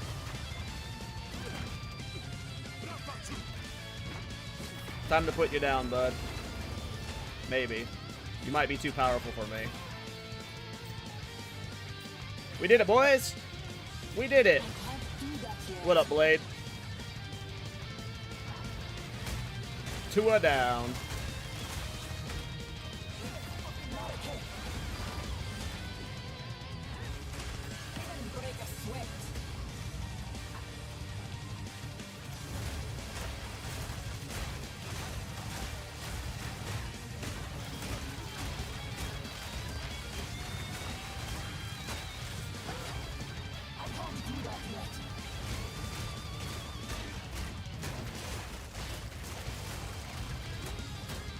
Queens per session, what is it?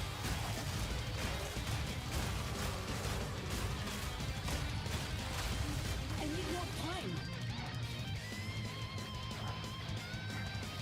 Hidden Ritualist node?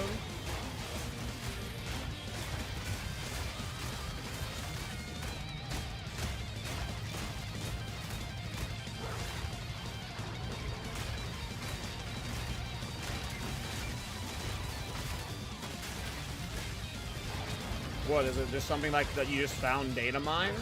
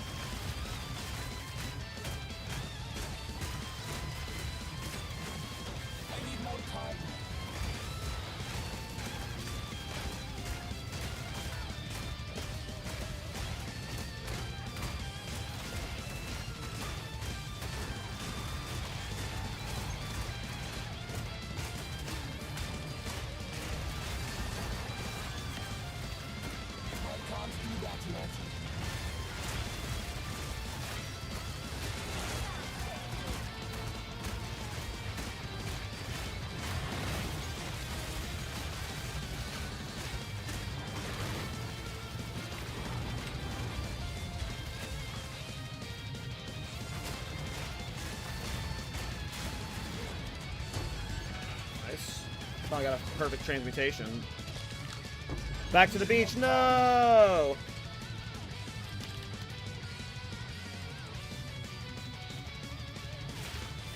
The stupidest mechanic I've ever seen GG do on a heavy stun mechanic. I mean, if it's going off of something data mined, like, that doesn't really mean much. The values and stuff.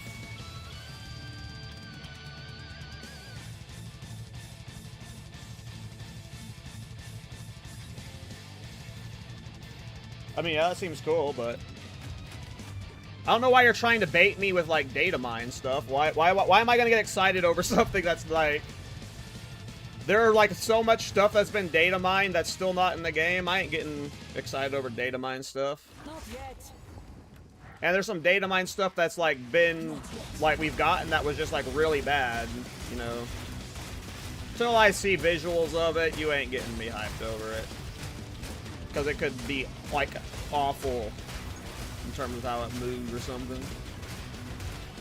Boy, waiting for you to do the builds. I'm having fun in hardcore right now. Sorrow. Messed up. Nope, we're good. Hardcore been a good time. Chronomancer be chronoing. You wouldn't understand. You've never played Chronomancer. You're a bum, infernalist main. You're not a Chad Chrono boy. You're not a Chad Chrono boy. Only 3 people in the world play Chronomancer. Only 3. Ooh. Legend. Hey, you've completed all the challenges? What the fuck?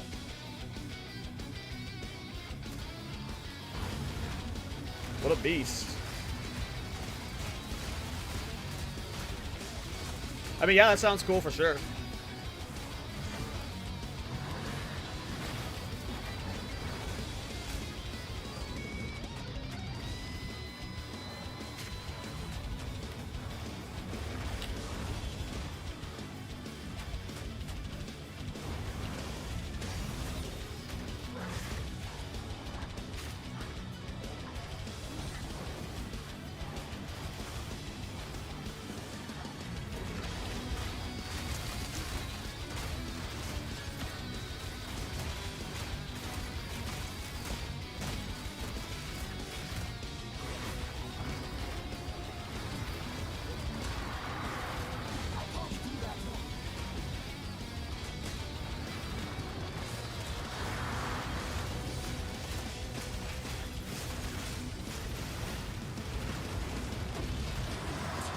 We got leeched! We got leeched! Rip the omen of leech.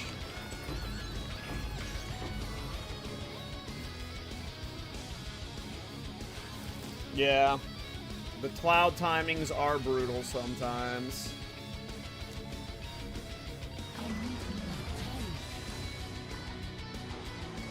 The cloud timings are brutal sometimes. At least we got an Abyssal Echo out of this map, but...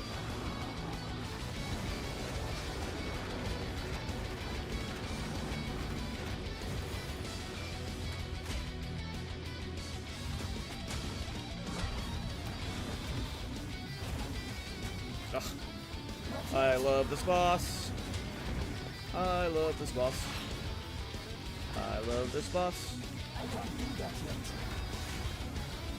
I love this boss.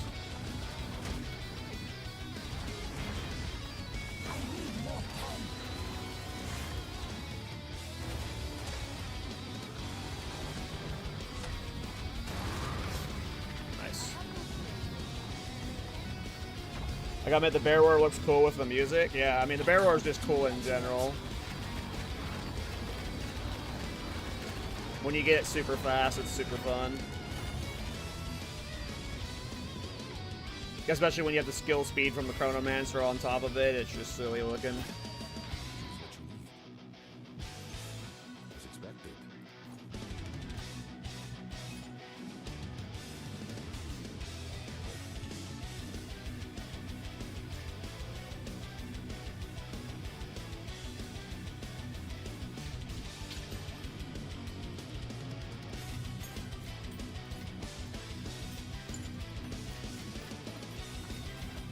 Damn.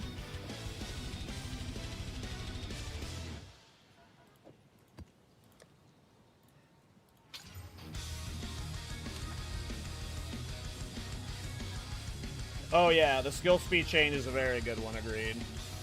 It was generic area of effect, right? It wasn't always generic spell area, so... Agreed.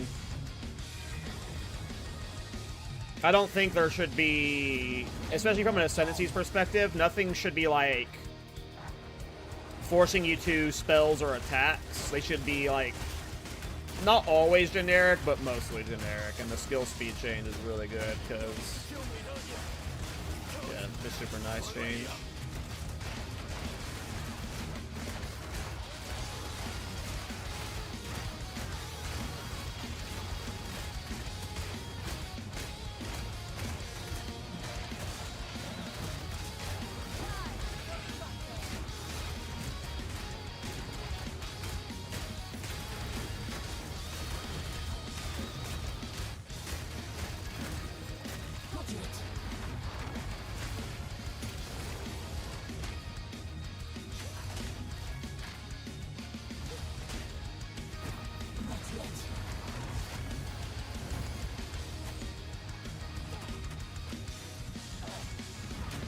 Oh, I hate Rogue Exiles with this build.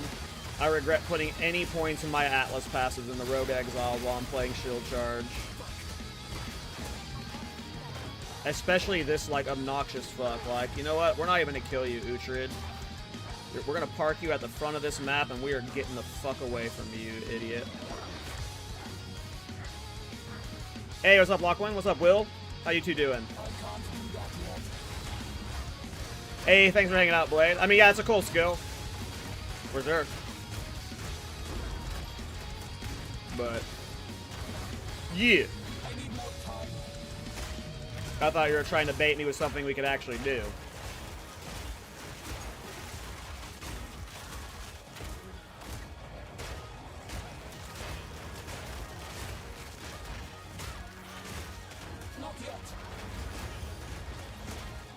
W Podcast, thanks.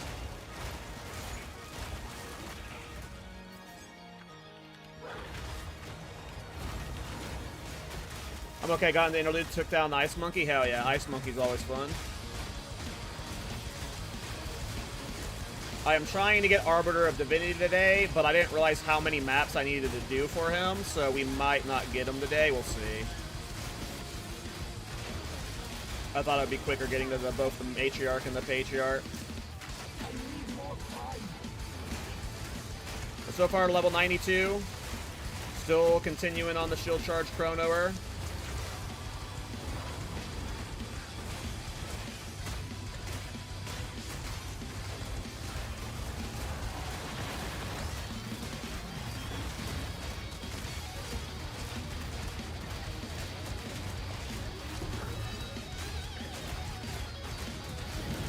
Oh, I got heavy stun.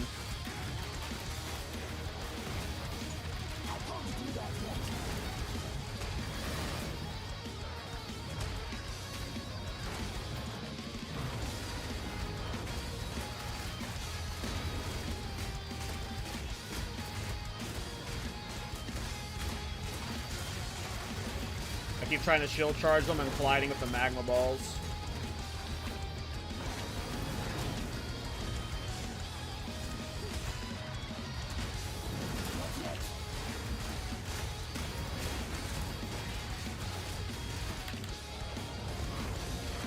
Super annoying.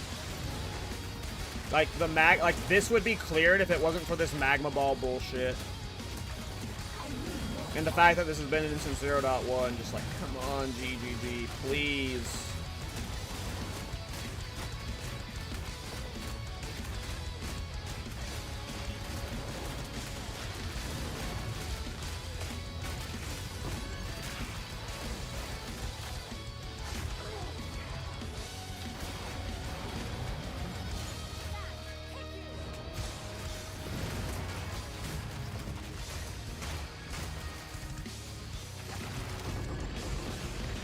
That's a good Crawford. Couple Chaos, perfect. Strands, like hell yeah.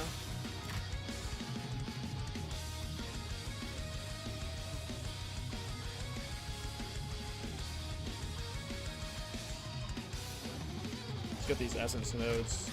I wouldn't mind getting more essences.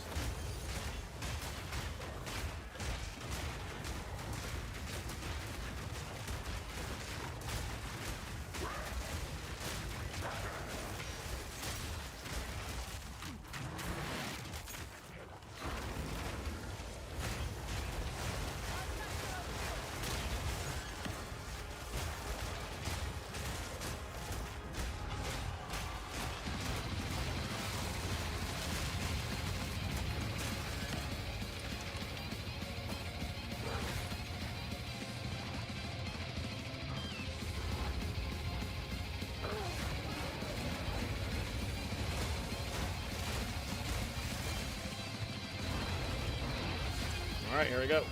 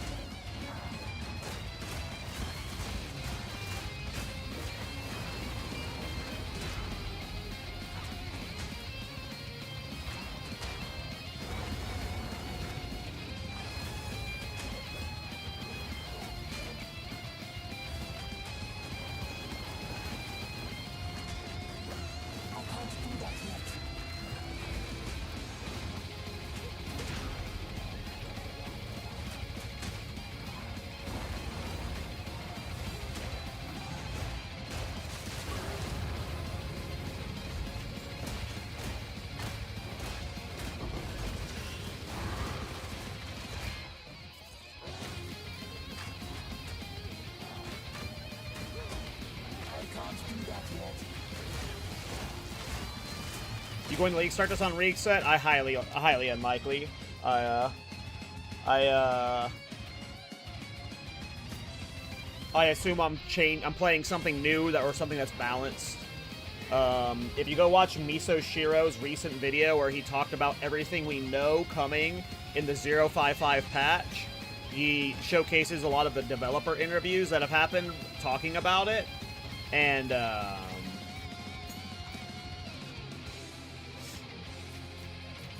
in it they talk about how A, 0.55 is going to be largely balance related, and B, they're going to be like introducing new uniques and stuff like that, so, you know me. Even if I was like 100% certain right now what I was playing, new shit's gonna bait me. You know how I be.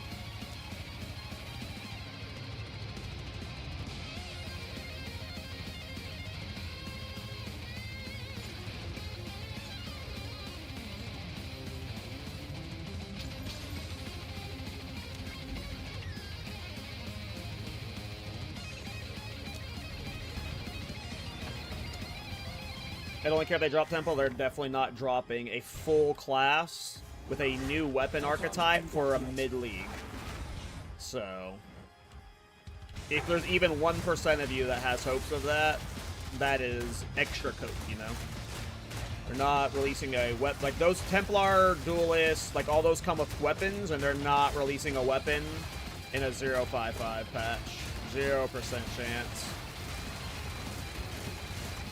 They even specifically said they only announce classes like with big lead up and cinematics beforehand and stuff. And yeah, there's no way we're getting Templar.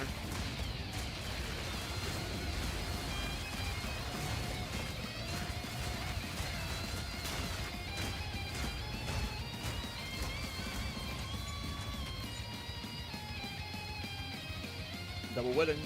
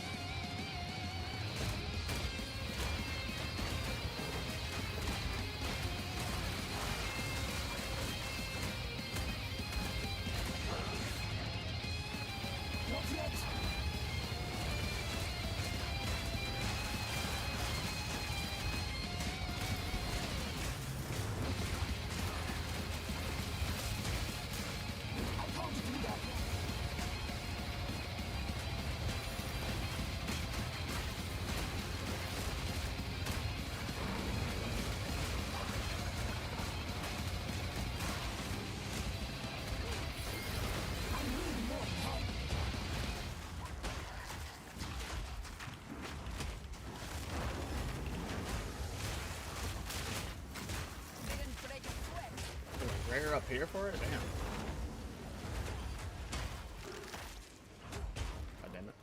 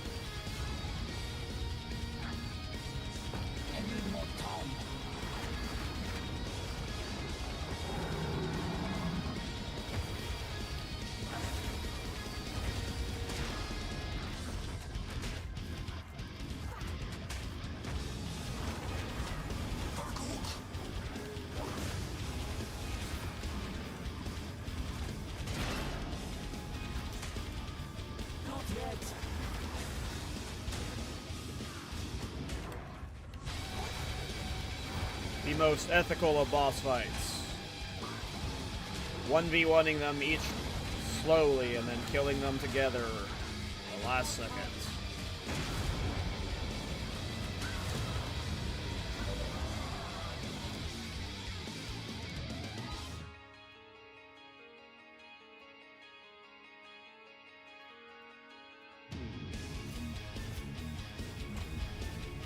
Alright. Let's see what we can do with these whittlings.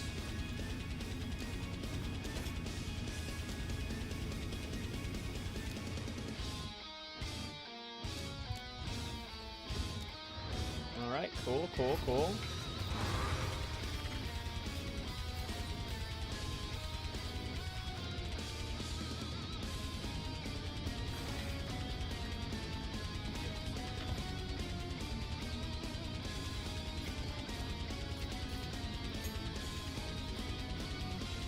Let's take a look at my breach right now.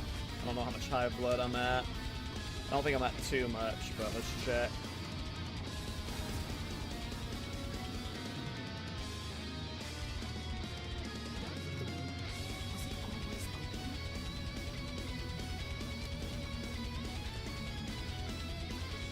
Should I risk doing my gest right now? What do you guys think? Should I do gest? Should I try die right now?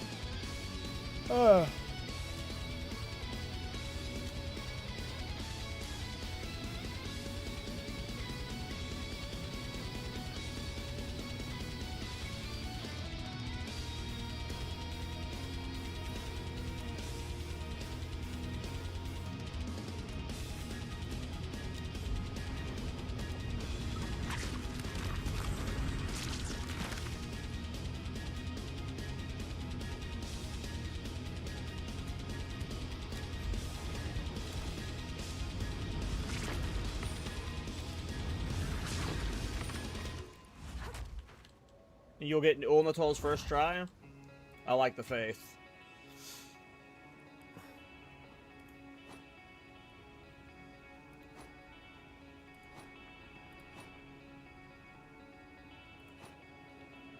What up, Kadachi? Just in time, bro. We're about to die to Zest.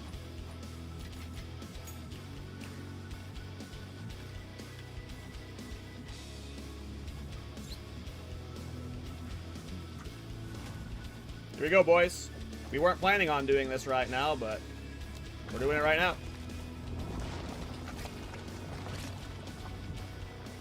On the whim. Behold, the return of the dreamer. The dreamer returns. The enemy trembles.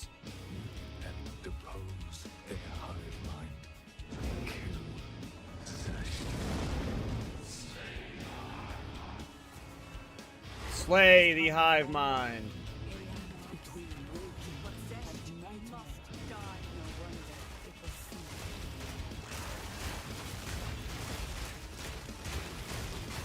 Oh, it's an anti-recovery mob. Sweet.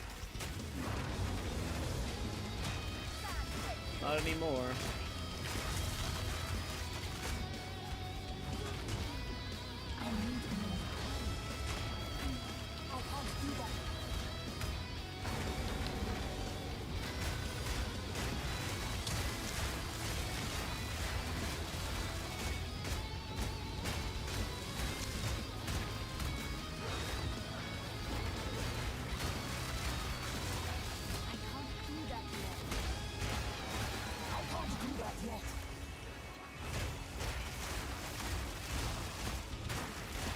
I love poison prolification.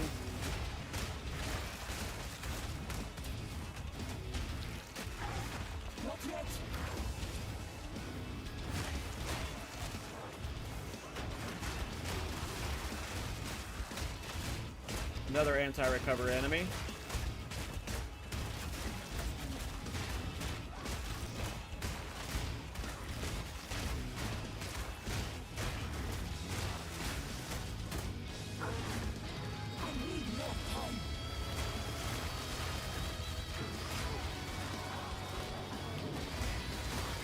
I've had this time to scratch my eyes and I'm fighting.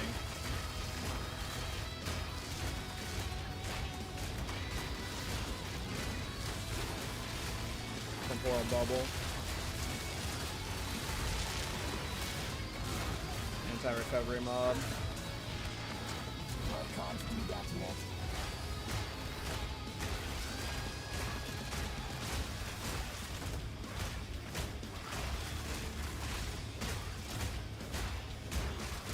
Another anti-recovery mob. Jesus, like there's been 4 of them.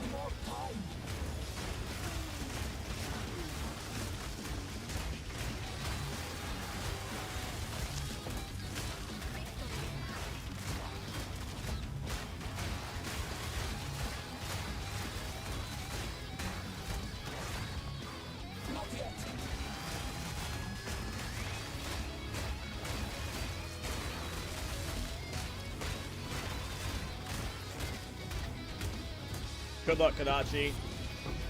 Hope you can find one.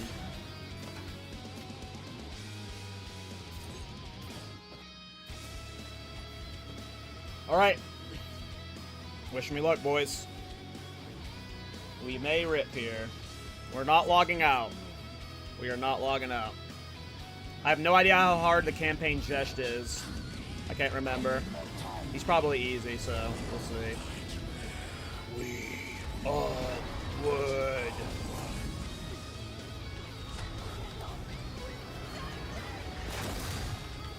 My time stop didn't work on it.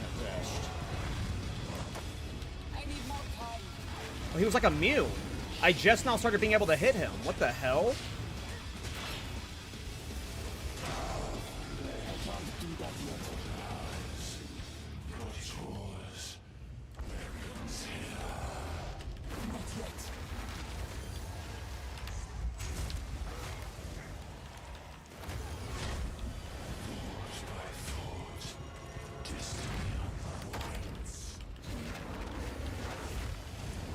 Damn, I'm blowing this. That's just playing like crazy.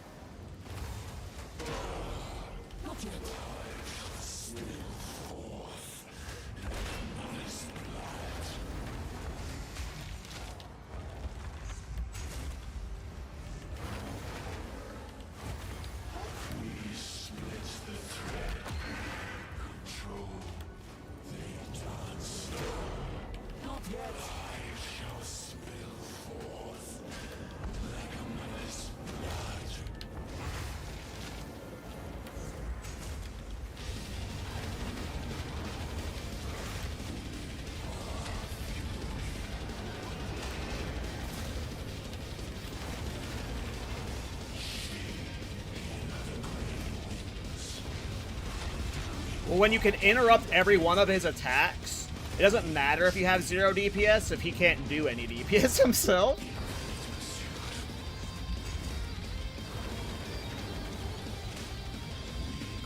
So there you go, huh? I told you, Jess would be a little bitch. All my tolls, all my tolls, all my tolls, all my tolls. Or Zeph's Pyre, or Zoth's Pyre.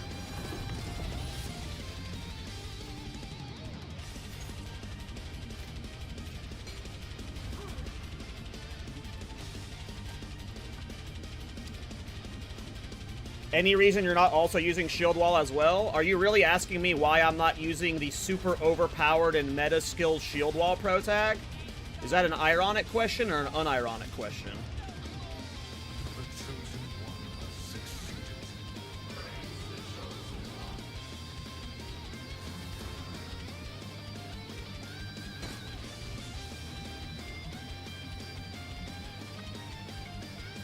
I'd rather rip my legs off than play fucking Shield Wall.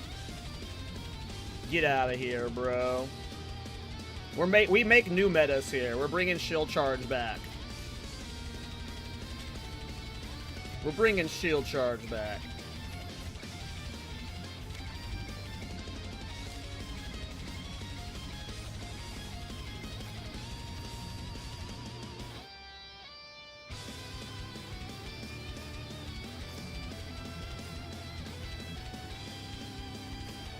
But yes, that's the reason.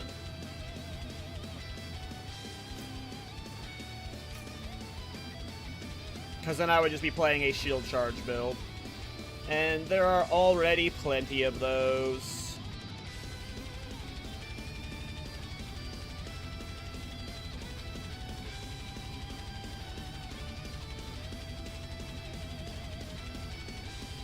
Oh, I have one more to place. No?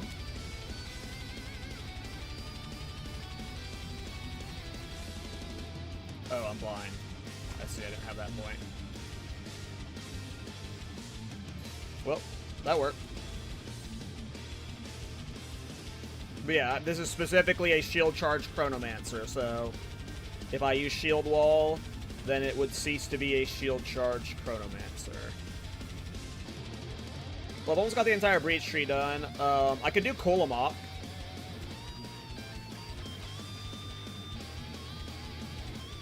Soaring Midnight Angle? No, you have to use Rare Shield with shield skills.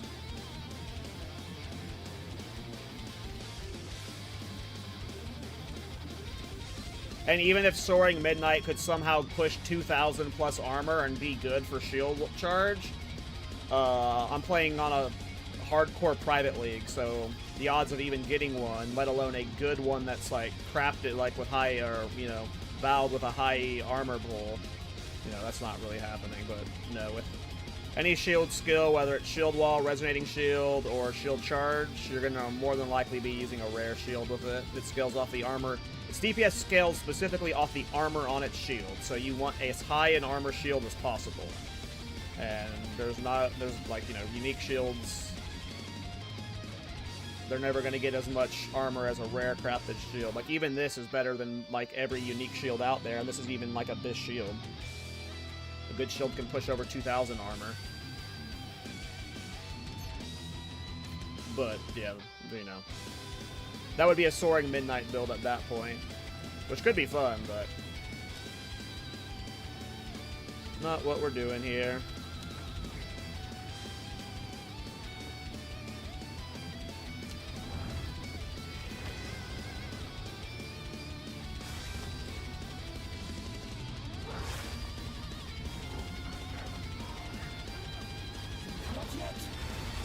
I can't believe Protag said shield wall. Ew, who are we, Funky Chicken?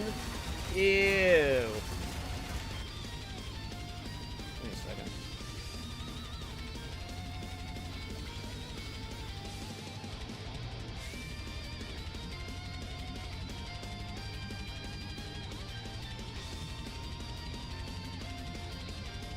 Wait a second.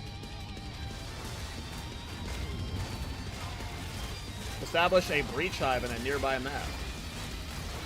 I see. Can breach hives just start spawning now that I've killed Jesh?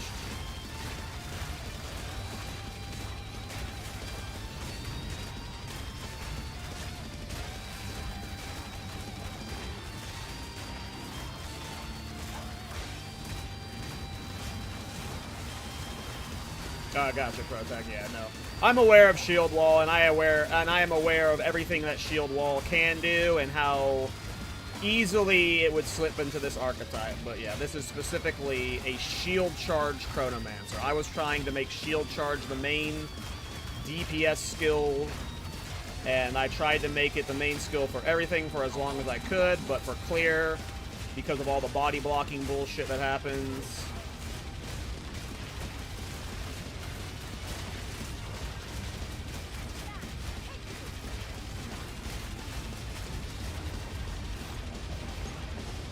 I had to add Resonating Shield for clear, and yeah, we're locked in on Shield Charge.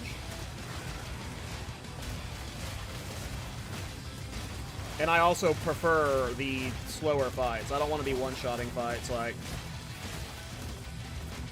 what's making this fun for me is the fights being stressful, and like, you know, as unfun as ZDPS is in Standard, I am having fun with ZDPS to a reasonable amount of ZDPS.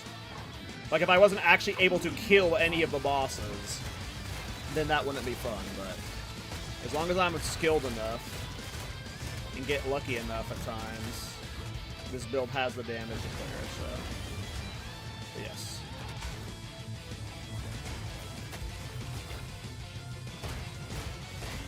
You gonna try and get Quinn on the pod? I don't know if he'd even have interest. I am down to talk with most people about Path of Exile too. I don't have a problem with Quinn personally. So, if he'd be down.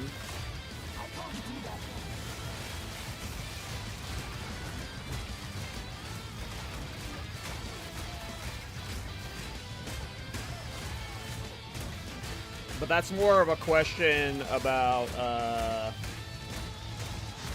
that's more a question of, for Rabbit or Miso. For those high-profile guests, Miso and Rabbit are the ones that usually, like, I'm a small-time streamer, you know? Like, for, like, Rax and DM, they got on the podcast because of Miso and, like, Rabbit, like, interacting with them via streamers and stuff, you know? So if it's a big streamer, it's probably going to happen because of a Rabbit and Miso connection.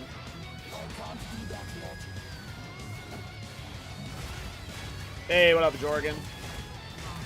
How you doing, bro?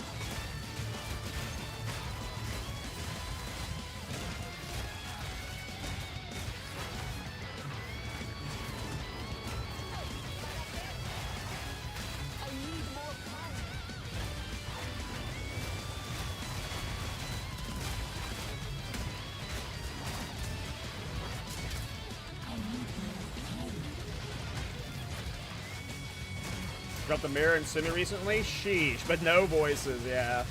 I gave up on the voices farm after like 30 runs.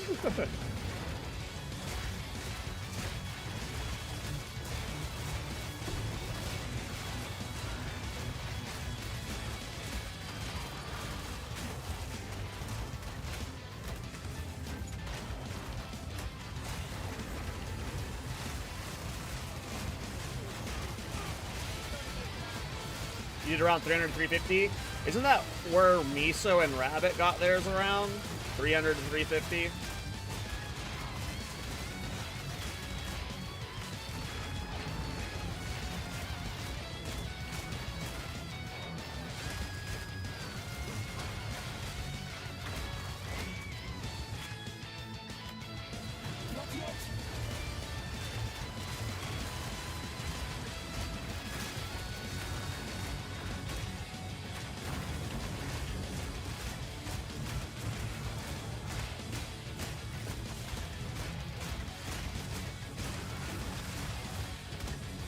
Oh, damn, gotcha. Yeah, I gave up real quick. I didn't really like simulacrum farming. I got bored of it pretty quick.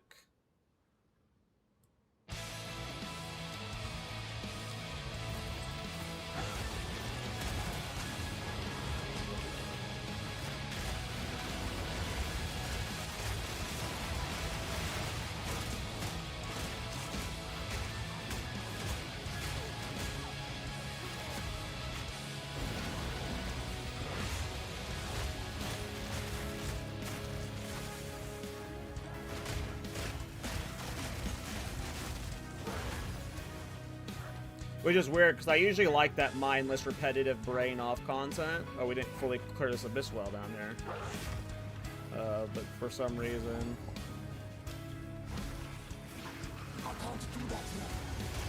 this current version of Sunu wasn't hitting with me this league.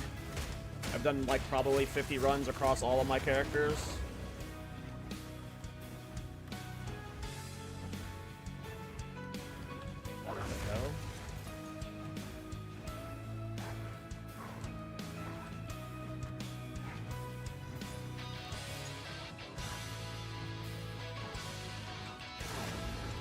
Wait, soon.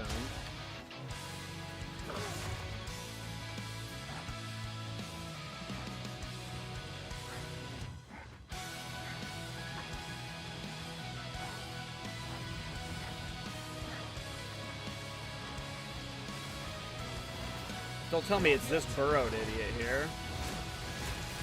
Wow.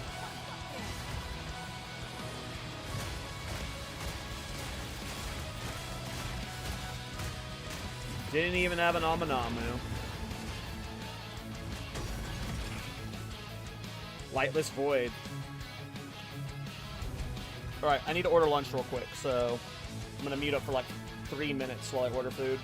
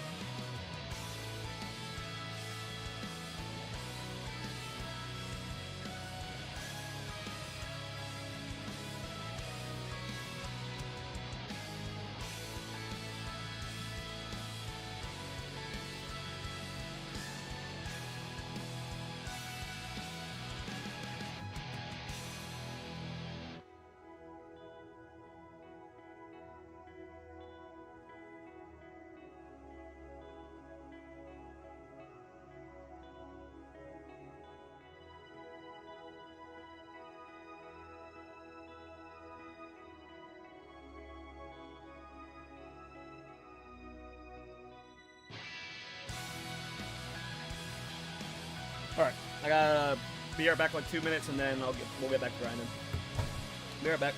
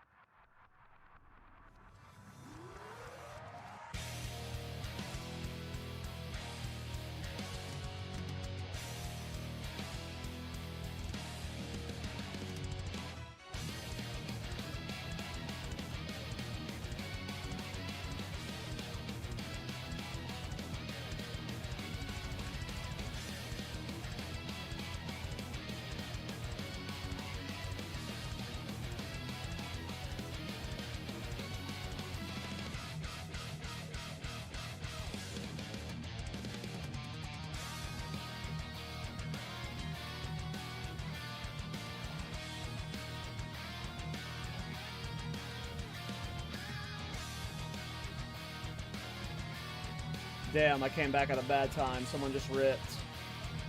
Rest in peace, King. 07, King. Alright, just ordered lunch, guys. We're good to keep grinding.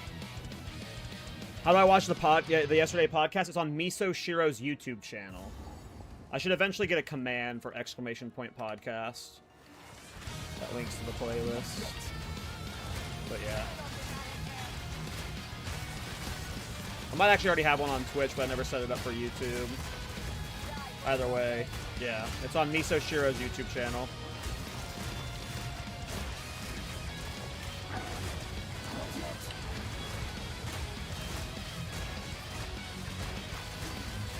Now this is one of the pinnacle. This is like one of the mini bosses, right? For is this the bowling ball boss? I can't remember. We're doing one of those mini bosses.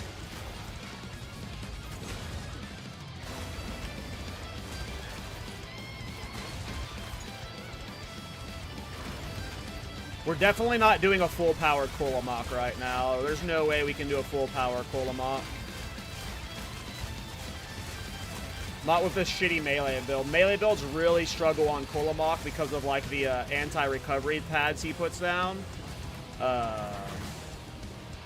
And there's just no way I can do an hour-long fight on Chronomancer right now. I would like...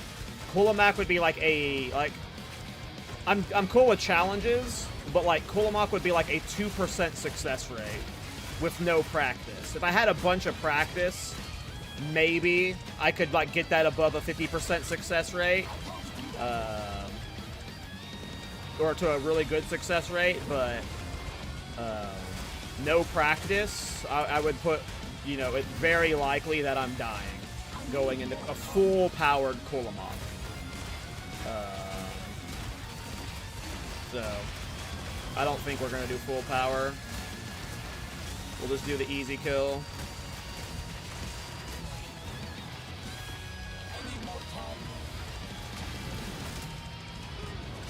We'll do a hard one eventually, but not until constricting command's online, at least.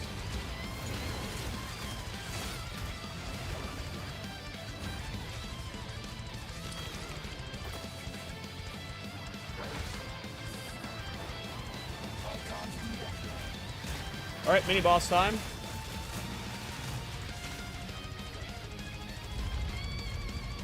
Is this bowling balls? This is bowling balls.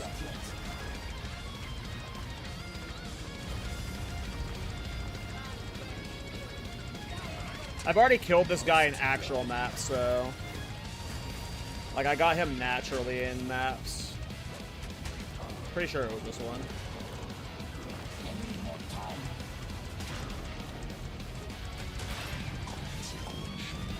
Oh.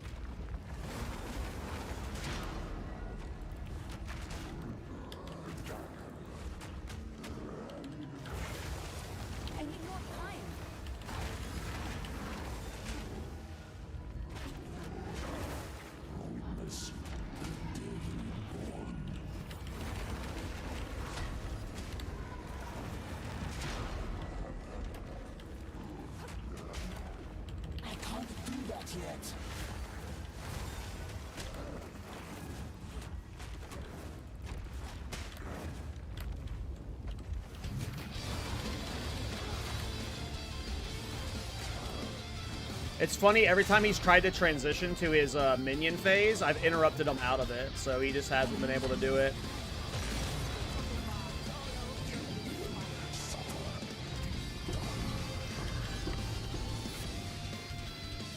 Alright, we got our invitation.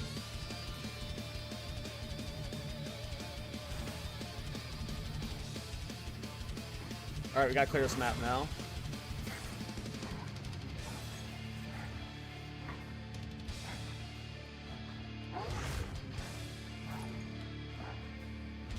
Not yet.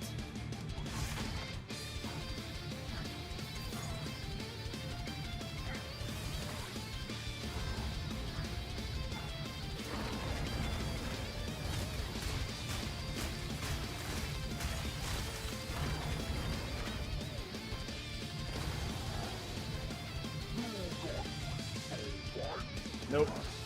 I brought no soul fight.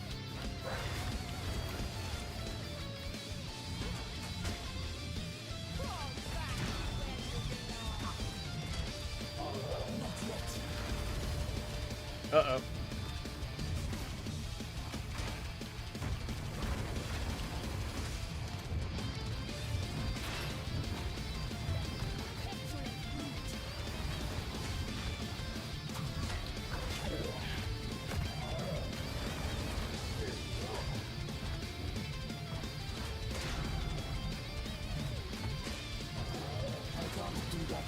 If I can get that constricting command swap done today or tomorrow, our DPS should be a lot better. I need to see if I can finesse that exceptional base away from Blaze, but if he's playing, I assume he's going to probably use it for his next build.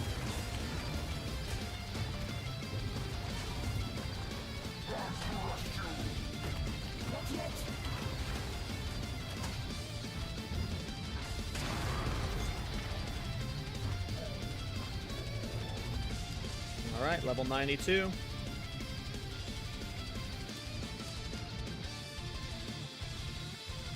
Alright, this would be an Abyss passive. It is a throwback. I did play a shield charge Chronomancer in 0.1, so it is a goofy one for sure. Ooh, we got a red flare. Nice.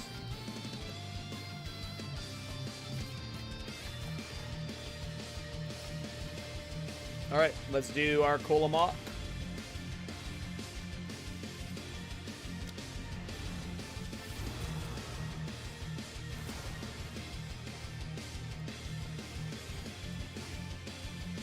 Is there a way to steal your hideout? Yeah. I don't know if I made a command for it. Yeah, that did. It's the 3rd place. We did a hideout competition on the podcast I do with Miso and Rabbit. And if you scroll down, it's Mutard, the hidden, the Eden one. I'm using that one. Yep. And I think it's using all free assets too. So as long as you have that hideout, you should be good.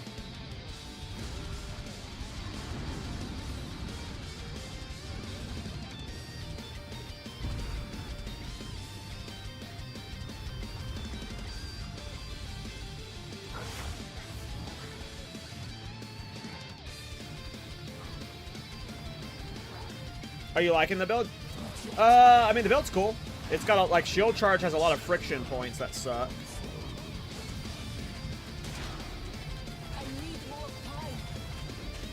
And I hope GGG addresses them.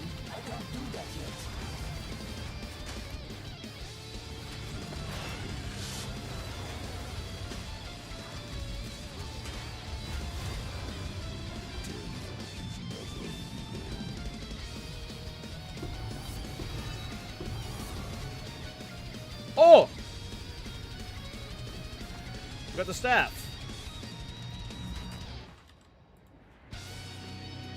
Maybe we'll get something cool. Alright, I have finished.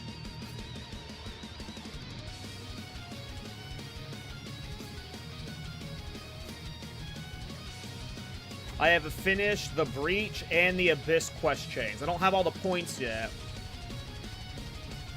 But, I'm glad you're actually here, Protag, because I don't even know what's good on the staff. But I know you're a staff master. Ooh, we got an Ancient Collarbone, too. Nice. Big, big, big. Alright, let's see what we got on the staff. Oh, I have to desecrate it. Feast of Flesh. That one is not the good one, right? I wanted, the cool ones, the, Coming Calamity, right? Oh, Feast of Flesh is innate? Oh.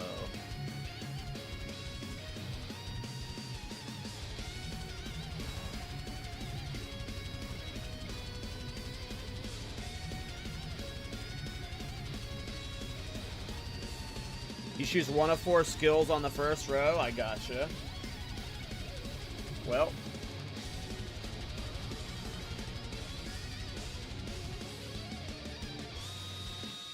when I can't read each of these through the in-game GG.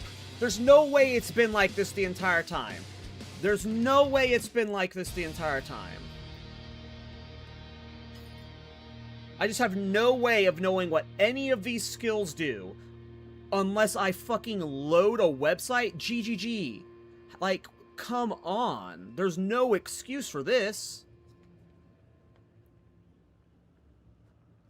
I literally don't know what skill I'm picking here. I have to go to a third-party website. Vile Emergence is Comet, Skull Chaos. Vile Intrusion is Coal Blink.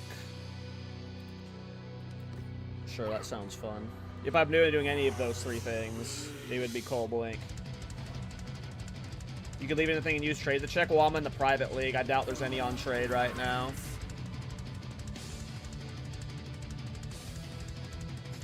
Target an enemy to either teleport inside the target's body if they are under the coal threshold, causing it to violently explode, or to apply a debuff to them, which will cause the same effect if that enemy falls under the coal threshold during its duration.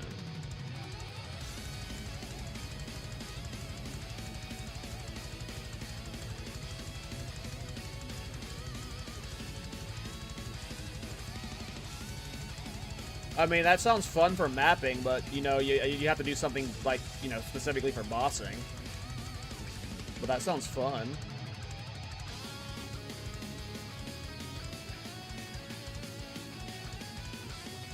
Yeah, it would be in a coal build. I would either do it, like, I mean, there's a lot of ways you can do coal builds, right? But it would either be in, like, a Witch Hunter or something, and I would use this on, like, if I were to, like, do a build with this, like, and I was doing a theme, I would be using 2 of this staff. This one would be for mapping, and I would use another skill for single target. So I would have 2 Unborn Lich Ravenous Staffs, and I would use this skill for mapping, and I would do Culling Strike stacking. Yeah, I mean, this sounds fun. I could see me wanting to fuck with it on Standard, too. Obviously, I'm not making a build with this, because, like, I'd have to level... I do have a lot of Culling Strike gear collected, actually, but... I can't use it to level 84, but this is cool. I could see me wanting to do a build with this skill eventually. Does it have a cooldown? No, it has no cooldown. So you can just kind of like spam it and warp around.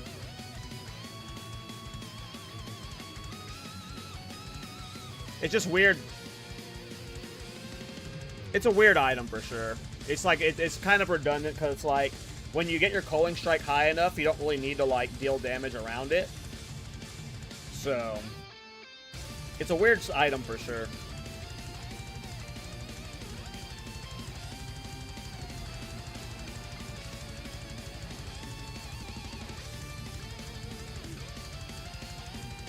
I was not prepared for these kind of mods.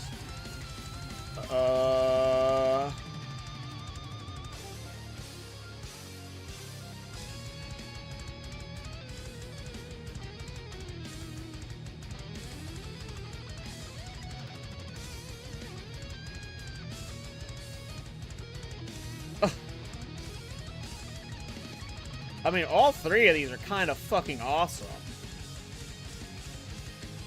You just having generic Unholy Might, though, is sick as fuck. What the hell?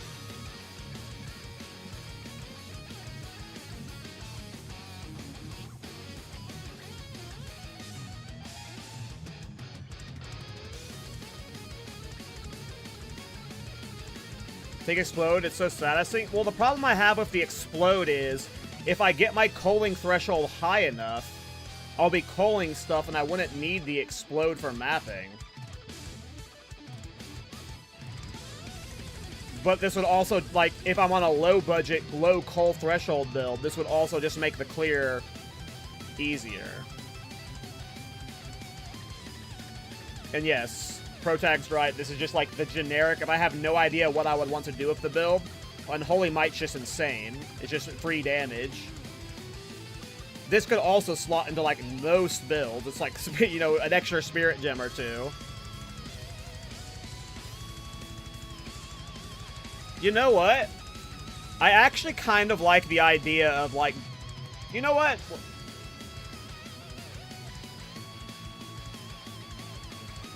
I could see me doing something stupid with this staff on the next character. You know what? Why the fuck not? 211% increased chaos damage? Cool.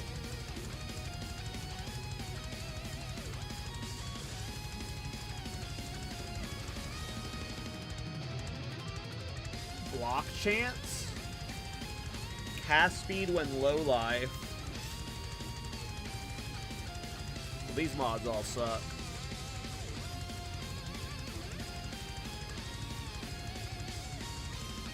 Wait, so is this actually just giving me block while running around with this? Like, I have a block staff? Wait, is that what that's saying? I'm down with a block staff. I'm super down with a block staff, I'm not gonna lie. This is like turning into a Kaltorek item. Like, this has everything stupid enough with it that I want to level with it. Yeah, this is just flat chance, right? So this would just be like iron. This would just be like the bow, rear guard, or whatever. It just gives you extra proj. I mean, I don't like extra proj because then it just like it makes me want to by default do a projectile build with it. Though, if I do a chaos build, would the 2 extra... Hold on a second. Would this apply to Dark Effigy? The 2 extra projectiles? If I was doing, like, a Dark Effigy thing? Damn, I really like the block chance and the extra projectiles. Both of those are really cool. If the Dark Effigy is a spell, right? So I would assume this would apply to Dark Effigies. So, if I'm doing, like, this is chaos, percent increased chaos damage, Dark Effigy. Obviously, this could also apply to Essence Strain, which is, like, whatever, but I think this would apply to Dark Effigy.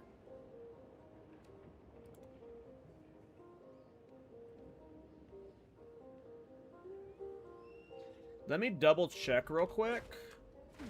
I'm pretty sure Dark Effigy has both the spell and the projectile tag.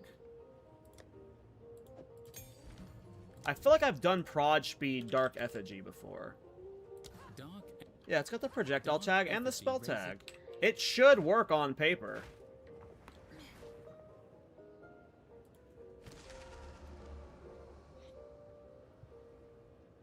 The problem is, like, there are a few ways we can abuse this percent increased chaos damage. The generic one is obviously just chaos skills, but what if I did like a Black Flame Covenant Gemling?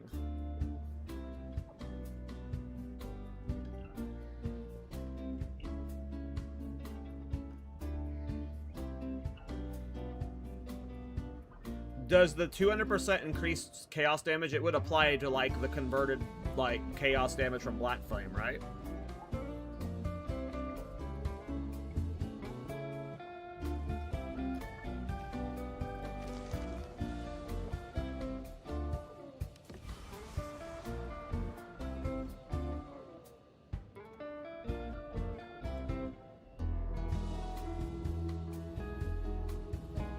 So,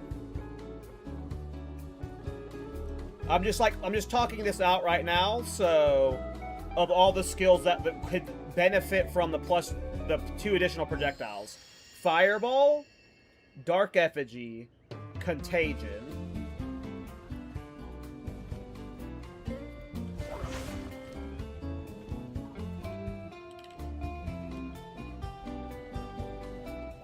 Ember Fusillade, I don't want to do Ember Fusillade. So it'd be one of those skills that would benefit from the extra proges. I don't see me wanting to do a Dark Effigy build. I don't see me wanting to do a Fireball build either. So I'm leaning Block Chance right now. It's more like 34% Block Chance. Like flat block chance?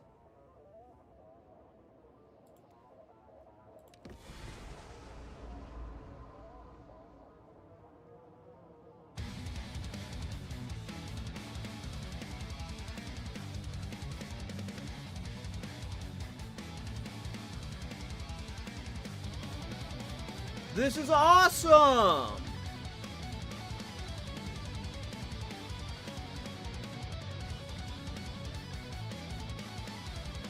Now I'm taking this staff serious. Hold on.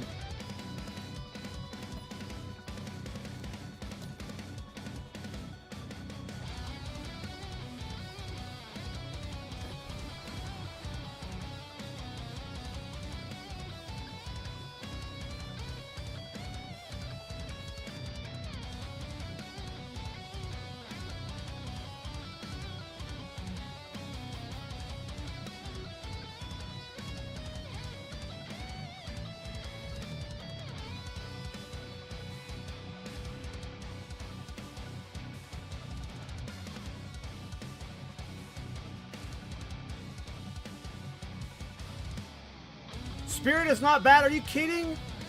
We're doing a Chaos Staff, and we got gain damage as Chaos. No, we won. We don't take anything but this Chaos. Now, the Spirit's okay. Not to, like, shortchange the Spirit score lanes, but this is a 211% increased Chaos damage Staff, getting, what, 70% gain damage as extra Chaos?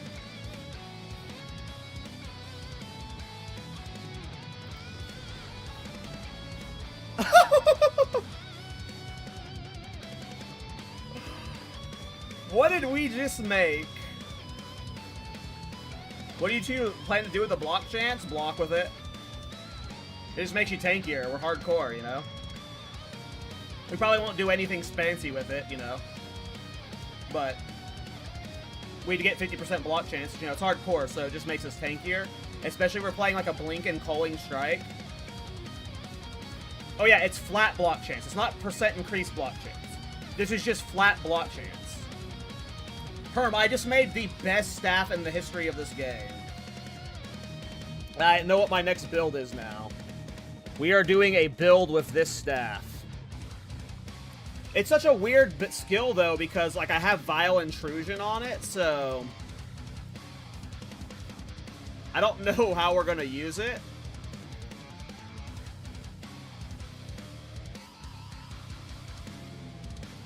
We might even just, like, abandon the Cole angle of it and just use this staff for, like, the explosion on killing enemies, and, like, I don't know if I can use this staff map or bossing. This might be a mapping-only staff.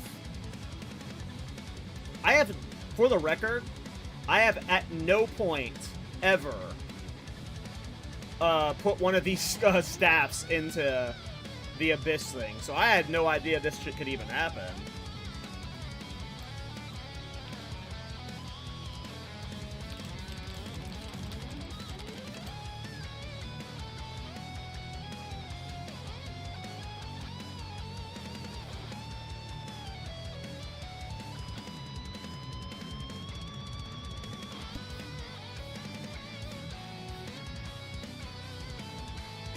Wow, so we didn't even get the, wow. We rolled low on everything here. We rolled low on everything here.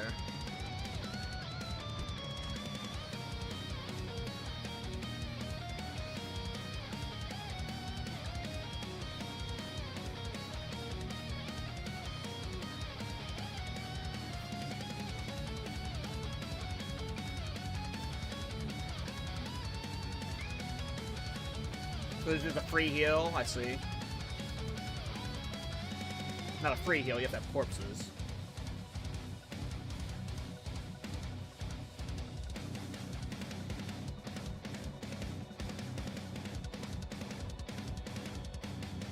Oh yeah, Abyssal Lich could be cool for this too. Oh yeah, we can make the staff better. I mean, I'm not starting this character today, but I could be leveling the character for this tomorrow, for sure. Like this. Oh, we're definitely divvying this. We're definitely Divine Orbing this. For sure. We are definitely Divine Orbing this. This is really cool. Like, I was not expecting to get, like, weirdly baited by a random staff. A bit sad you're not coming to softcore to do this. I mean, just keep in mind that, like, if I start this character tomorrow, and let's say I push him to, like, 83 or 93, 94, and then he dies, he's put into softcore when he dies, and then we can just, like, you know, then evolve it to something fancy, so...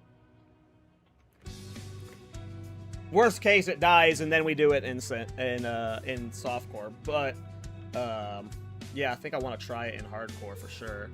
Wow, what a cool staff to craft, man. I was like, this is like, it's crazy how you can just get sidelined by something in this game, and it's like, oh, I don't want to play my current character anymore. I want to go play this. Wow, what a cool staff.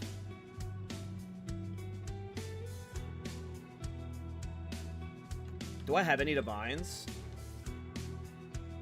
+5 chaos is not better than this. I mean, you wouldn't be able to get +5 chaos with the vile intrusion, you know? These skills are tied towards staffs, you know?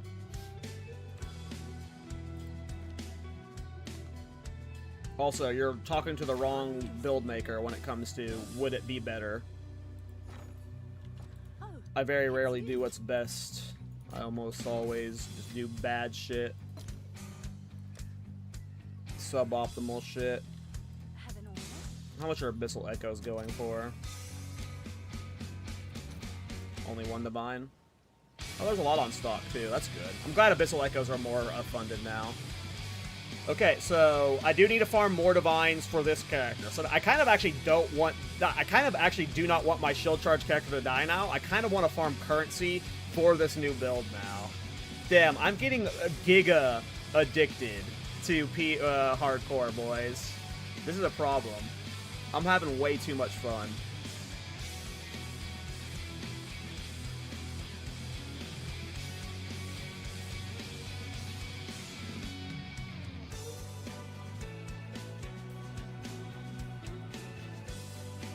Oh, and it flicks Impale. Interesting.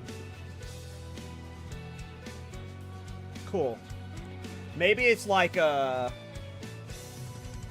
I mean, we can do anything for single target, right? Like Flame Blast. Like, there's a billion different things I can do for single target. It's just making this our mapper with some form of Culling Strike setup or something.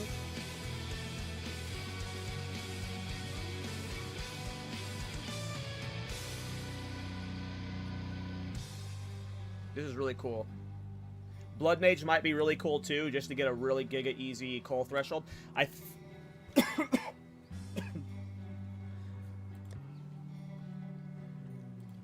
think I got the Culling... Whoa. Swallowed air wrong. Okay, I didn't get the Culling Strike gloves.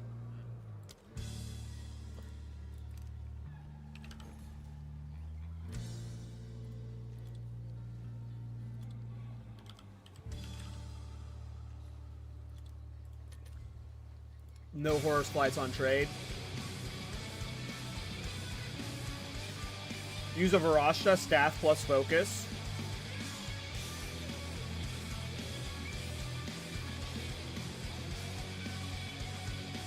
We got 1 Horror Splite on trade. Not too bad. That boss also isn't too hard to farm.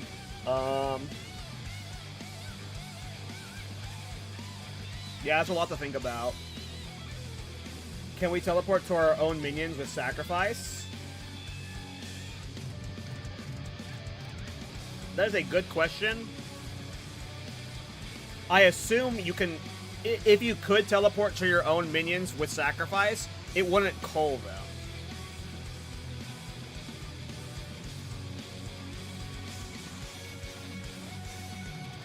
But I have no idea. That'd have to be tested. Hey, later, C-Dub. Thank you for the prime, bro. Thanks for hanging out, man. And then we have a high call. I mean, Culling Strike only works versus enemies, as far as I'm aware. It specifically says enemies. So, I don't even know if they're, like, cullable to begin with. So, it'd have to be tested. To me, it sounds like Blood Mage or Witch Hunter as the start. And then if I ever got a high culling threshold, we swap it to an Abyssal Lich later for the pops.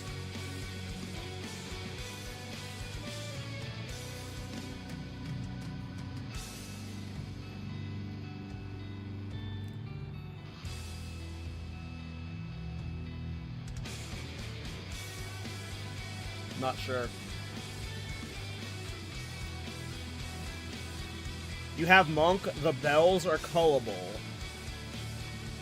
Crazy Odd, you might have just finally hit your golden egg. You throw out a lot of stupid, crazy ideas sometimes, but you might have finally done it, brother.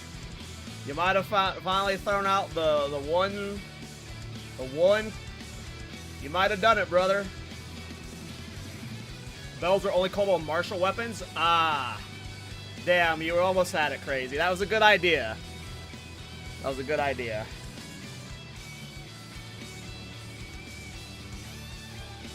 That could have saved it for sure.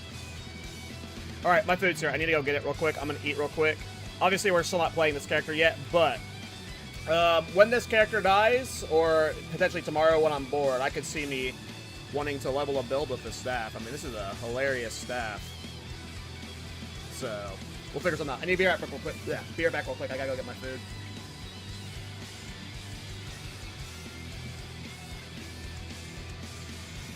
And yeah, I'm not gonna kill this character, Herm. If I start a new character tomorrow, this character's not dying. I'll need it to farm him currency and stuff for sure.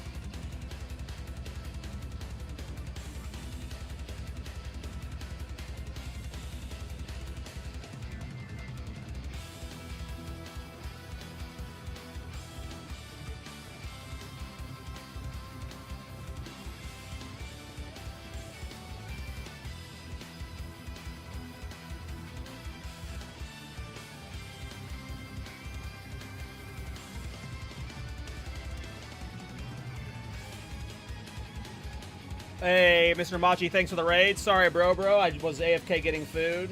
Thanks, bro. How are you guys doing? Shield Charge Chronomancer, that's something. It is a 0 DPS monstrosity. But I'm currently level 92. You know, we're continuing on in hardcore solo self-found. We killed Jesh today. We killed Arbiter yesterday. We killed Kolomak today. I killed the Matriarch. And we are working our way towards the Patriarch calls to do Arbiter of Divinity. And I just crafted this staff after killing Kolomak. And it's fucking hilariously insane. And I'm contemplating leveling a new build for it. So. Look at all this chaos shit on this frickin'... look at all this chaos shit on this staff. It's crazy. Yeah, we got sidelined by me getting this staff, so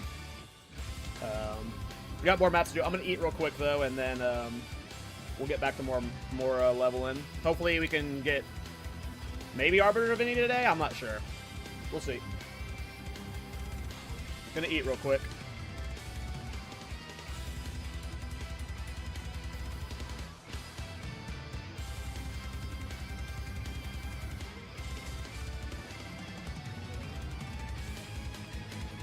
Oh, if you're still here, Mr. Machi, are you playing in the THC League? I can't remember.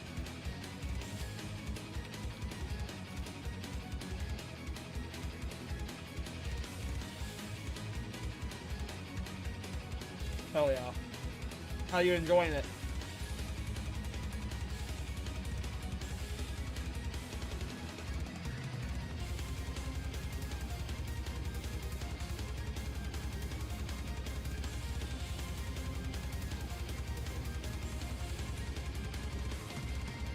It is where the home is. I feel that, brother. Yeah. I'm having so much fun with it. What's your name in game? I don't think I've recognized your name in chat. Do you ever talk in the global?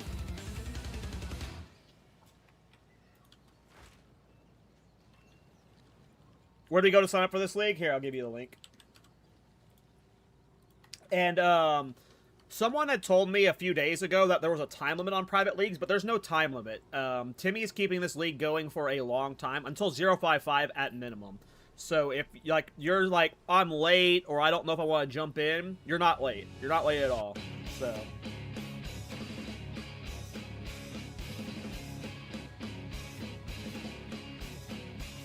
Interesting.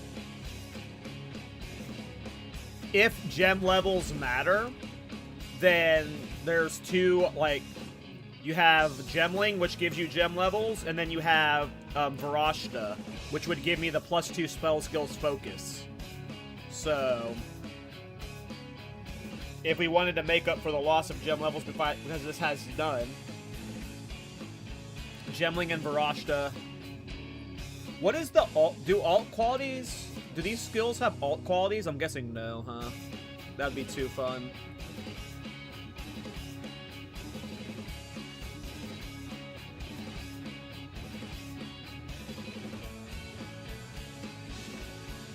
What is the quality on this? Impale magnitude. Not that great.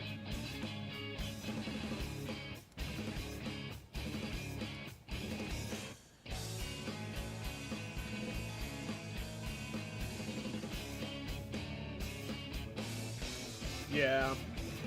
It makes sense that weapons wouldn't have alt qualities. At least for the first pass of the character.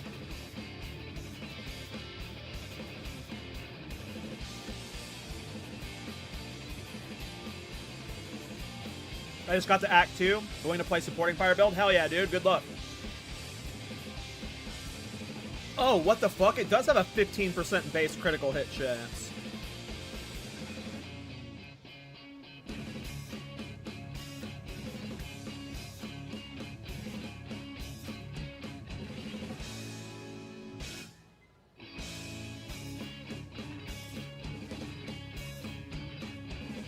It has me wondering if, like, it's a pseudo culling strike build. Like, you only need enough culling strike to cull white and magic monsters, or even just white monsters. And then those white monsters popping should kill everything around it. But there's no reason to scale crit with this, to be honest. The only reason you would be scaling crit is if, like, your single target setup was scaling off of crit. I honestly don't think this will be hard to scale and make work. Like, this will just, like... The problem with this is finding out how we want to get Culling Strike.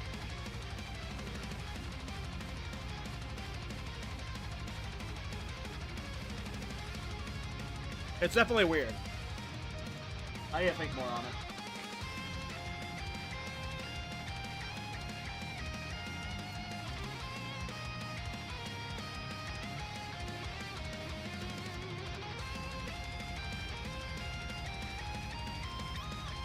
No, if you're playing a Culling Strike build, You can't use Death Blow, because you want to use Horror's Flight.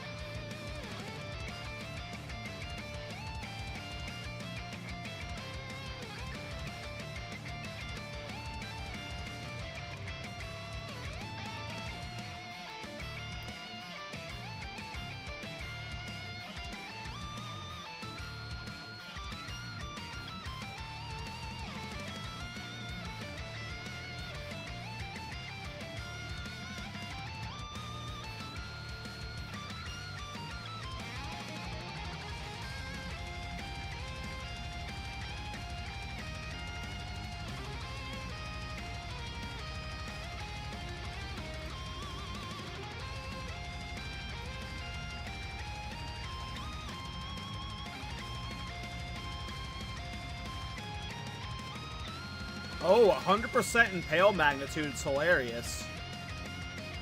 That's crazy.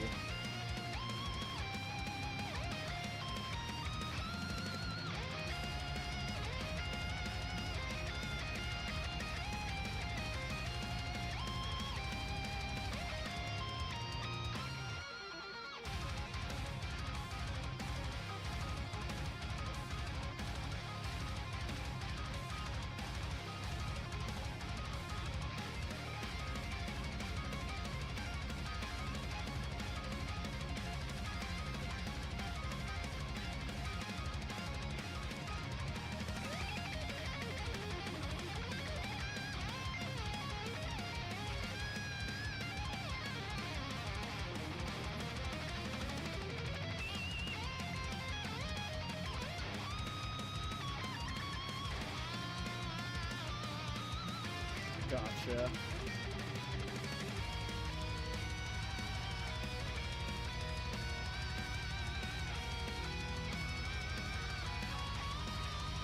Level 25 seems unlikely in the trade or the league I'm in. I'd have to get a +3 spell skills amulet. Be level 90.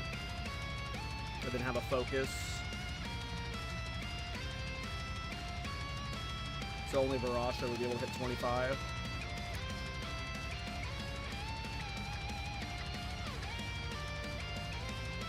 This is a cool item.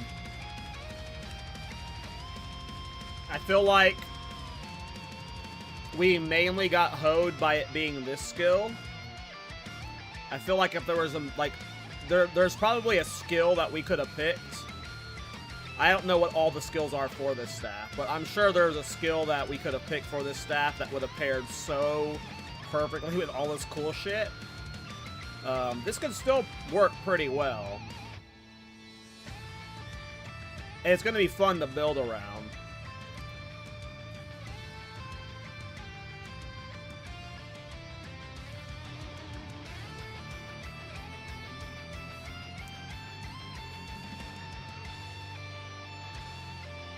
Right now, my brain is telling me Flame Blast for single target. And then this is how we map.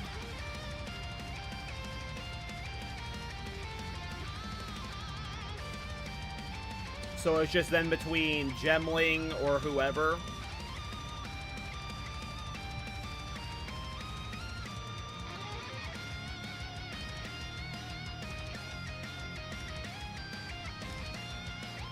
I mean, I like the idea of 2 staffs too, but that would require me getting a second staff that's worth using in this private league, you know?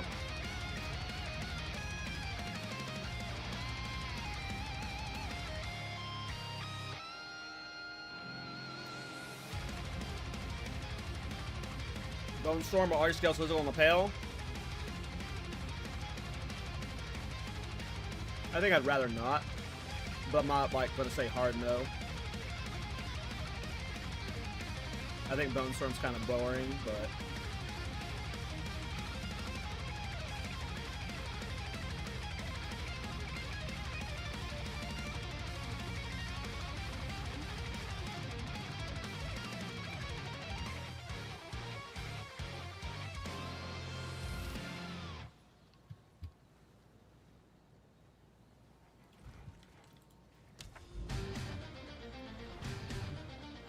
Oh, damn her. Nice.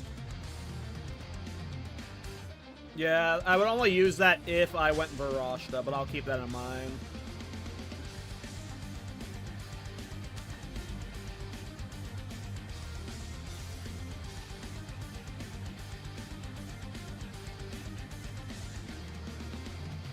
Well, what are our options? I mean, right now,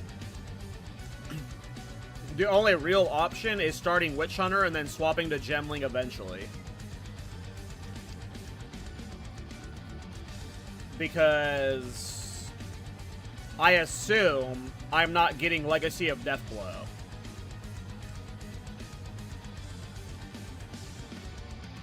Maybe the staff is good enough on its own with the Culling Strike support gem slotted into it, and that's how we're culling. You got 2 more Unworn Lich Staff. You're looking to unveil more? I would like those, Patrick. Hell yeah. I would happily take those. If we can hit a second staff, we'll do the double staff version for sure. But yeah, if you're not gonna use them, I will identify them for sure. See if we can hit something fun.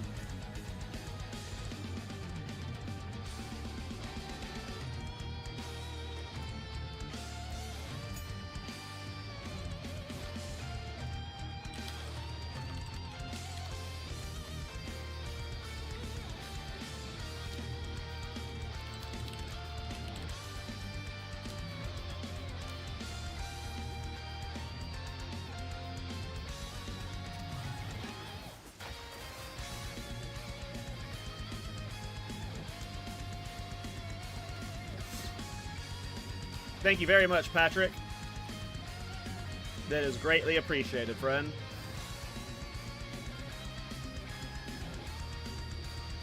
Dude, Shield Wall Martial Arts is hella fun, I gotta say. Are you playing the build I showed on the podcast yesterday, Rockets? The Westy West build?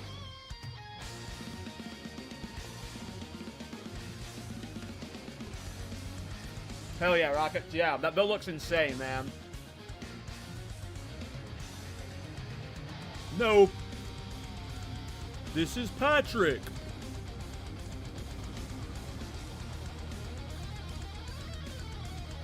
Well, we got Scudder and Calamity. Let me look up each of these skills. Winnowing Flame. What does this do? Oh, that's the rip1. So I'm coming to the Abyssal Slive that deals fire damage. Damage to enemies. Consuming a night to create a pillar of flame. Cannot be triggered. If we're going Black Flame Covenant, that skill semi-works. But the problem is it says it... Oh, this skill has Culling Strike on it, too. Wait, hold on.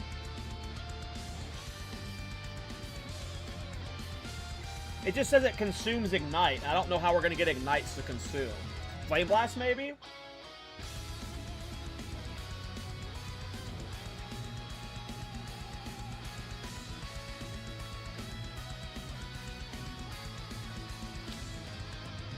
You're kind of blown away by how strong this build is. When I saw it being played by whatever media with how little Divine he put in, I was like, oh, this is insane. I'm kind of liking the idea of Winnowing Flame. I know Foul Emergence and Scattering Calamity are both really good.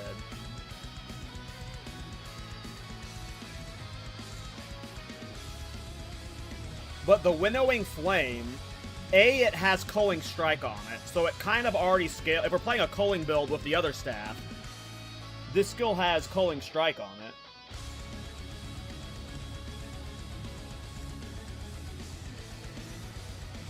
Let me read the other 2 skills real quick. Is Foul...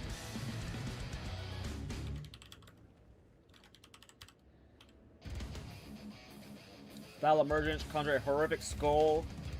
Rising from the lightless depths to bite your enemies, dealing a high damage at target location and leaving withering ground.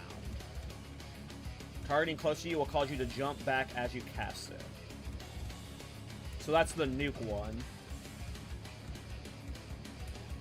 That's tough.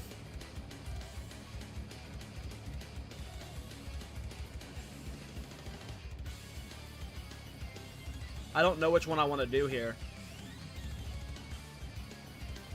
Let me check what the other staff gives first. Oh, am I not allowed to do that?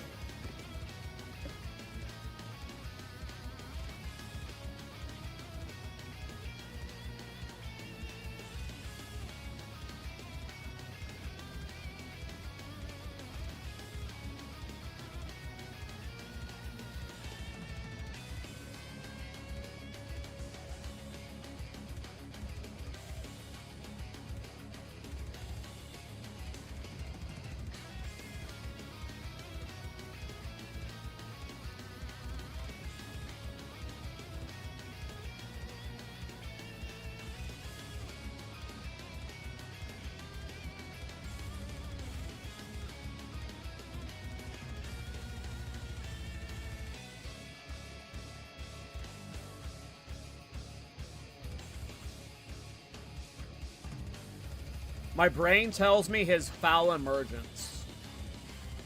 But my heart wants to try Winnowing Flame, but it doesn't look like it would be good.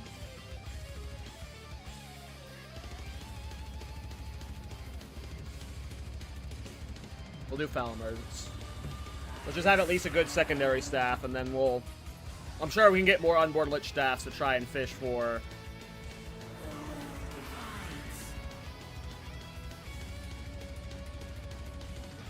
Yeah, but the other one looked way cooler. Yeah, but his Winnowing Flame looked cooler. It had a fire-consuming thing with Culling Strike. This is obviously the smart choice, but the other one looked funner. Alright.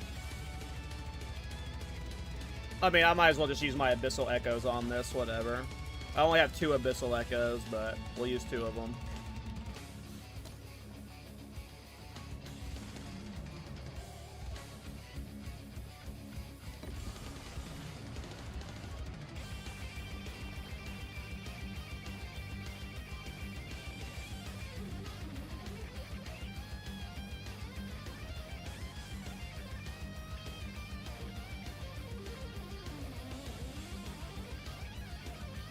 I need to look at the pool of mods. I am probably taking Unholy Might, but I just need to see the pool of mods.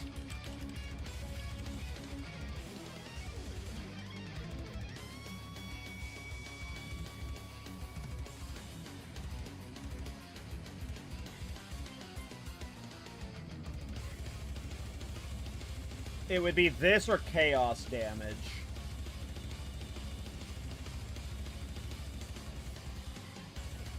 I'm gonna go with Unholy Might, probably. I'm just gonna take Unholy Might. I don't mind Unholy Might. I don't mind Unholy Might.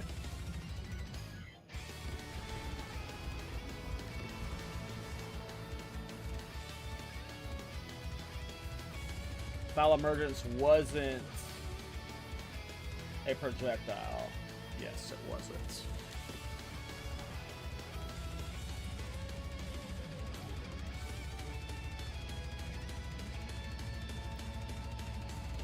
We're not doing low life. That and cast speed doesn't help with this skill, considering it has a cooldown with a short cast time. So I'll take the block chance.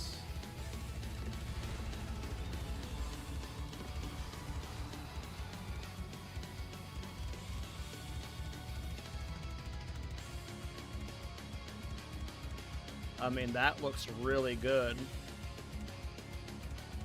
What the hell?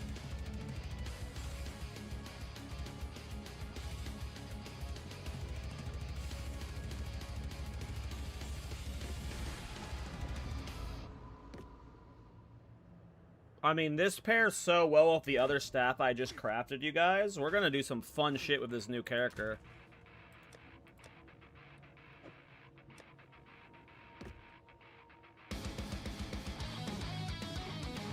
They both have block chance, so no matter what, my investment into block would be like on both weapon sets.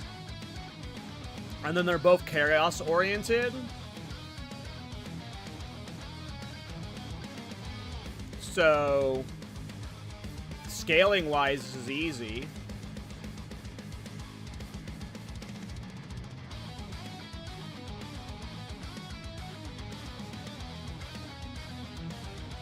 One guy do already build with that skill.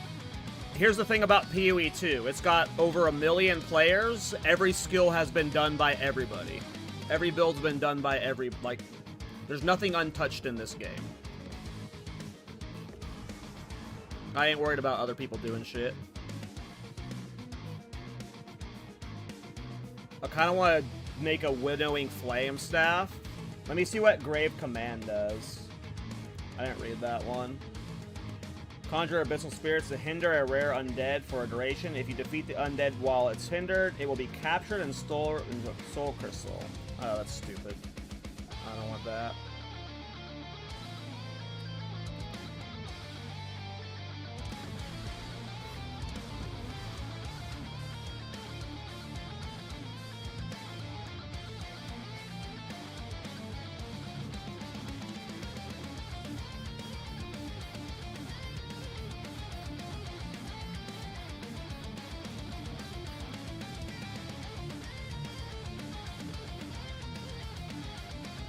Winnowing Flame's fire, but how does Black Flame Covenant work again? It's been a while since I've used it. Fire spells score 100% fire damage to chaos.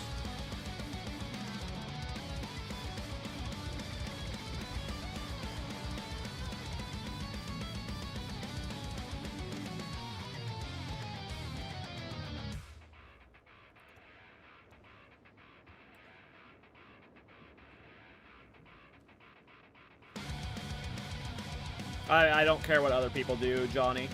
You telling me what other people are doing is only going to make me not want to do what they're doing.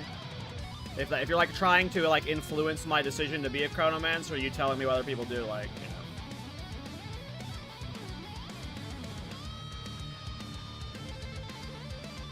know. I assume Unholy. Because it's a fire skill, so... If we don't go with Black Flame Covenant, the other... Ooh. All of this sucks. This kind of bricks the staff. Unfortunately.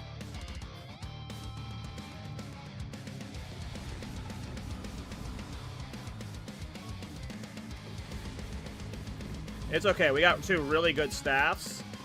It'll be either a Varashta or a Gemling. I am not sure yet.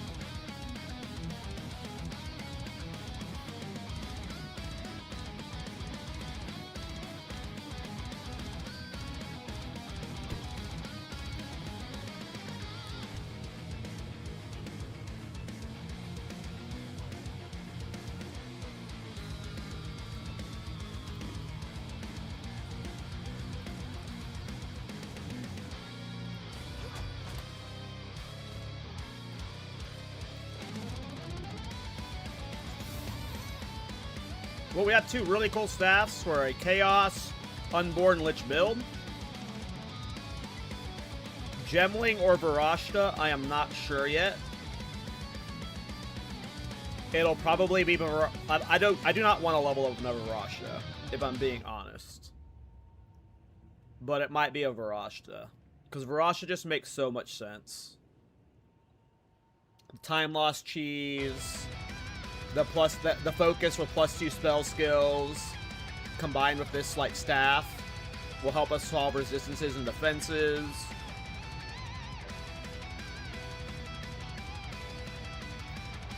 For Foul Emergence, we just put not Foul Emergence, the other skill, we just put Culling Strike into it as one of its skill slots, and then it should cull.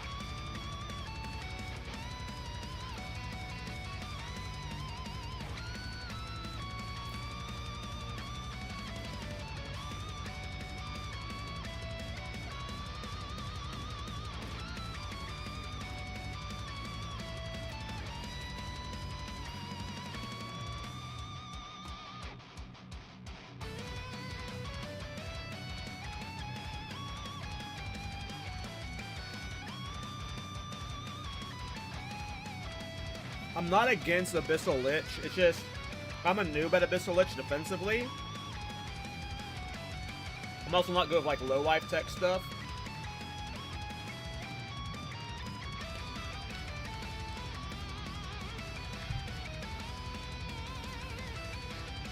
They don't want the character to rip.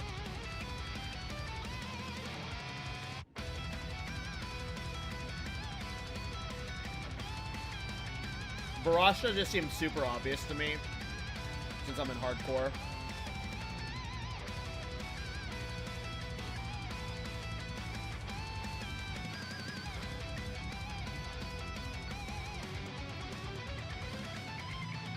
Op-Up Supremacy. 100% chance to poison with hit with spell damage.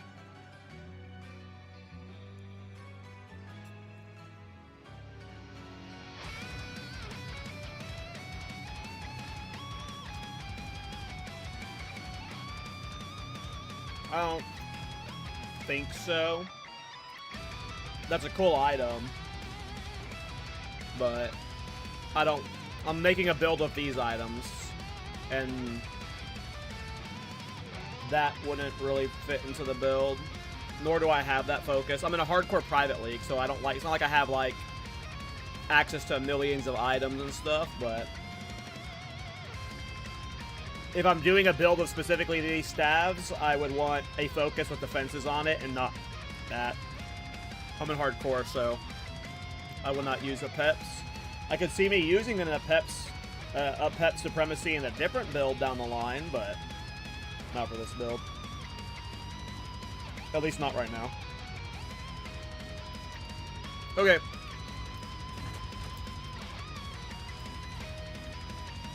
I could see tomorrow me starting over Ashta, but I'm not sure. The next character is definitely going to be something for these two staffs.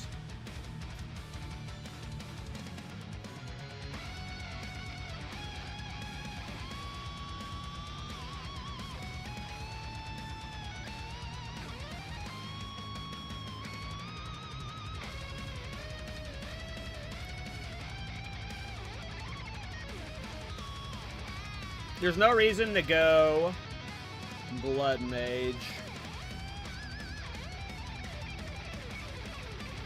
No reason to Stormweaver.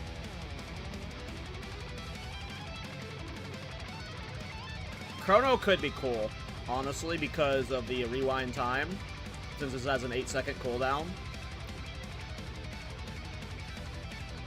That's my biggest concern right now, is getting this skill's single target high enough to where it's actually going to be used as the main skill. But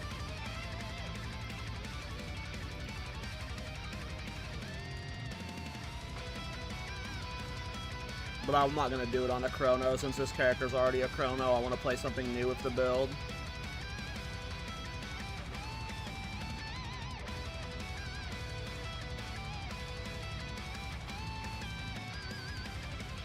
I really can't know until I start playing with the two skills.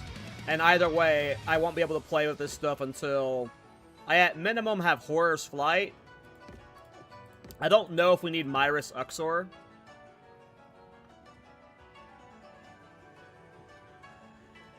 But this isn't like a build that I can just like hit level 65 on a Barashta, equip these two stats. I mean, maybe these skills are good enough on their own at level 65. I have no idea how hard these will hit right away. But I assume I can't just, like, show up on a Barrage at 66, slot these in, and they're going to be one-shotting bosses. Or have Culling Strike in them. And I think Horror's Flight... What level is Horror's Flight? It's 65, so I could get one at 65. And these are shitty EB gloves. This definitely is not smelling like a hardcore friendly build to me, but we're going to do it either way.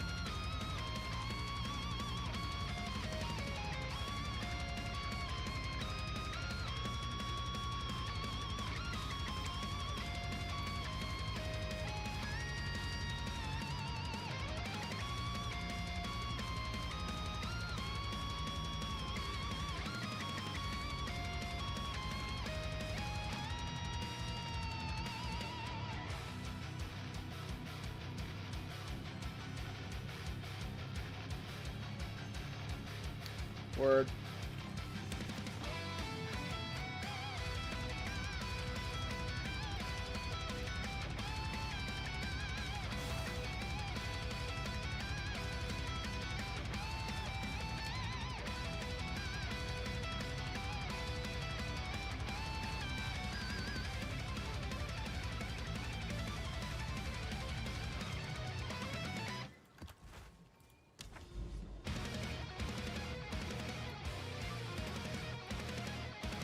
All that from killing Chronomancer. Cool.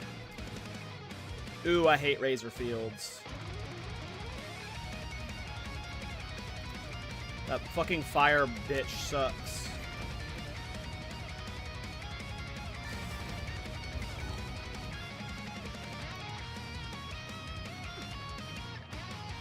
This is a stupid tablet to do for this map, too. I might die here, guys.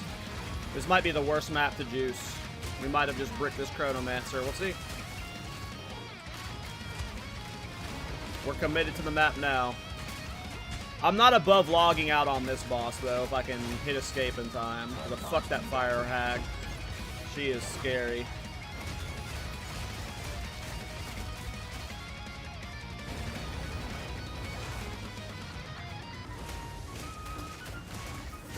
Well, if I died right now, I probably wouldn't be playing the staff build. That staff, like I said, I need Horus Flight. There's a lot that build's not just hitting 65 on a Varashta or on any character and just becoming a thing. It needs Divine. So if this character died right now, I probably wouldn't be playing the Varashta tomorrow.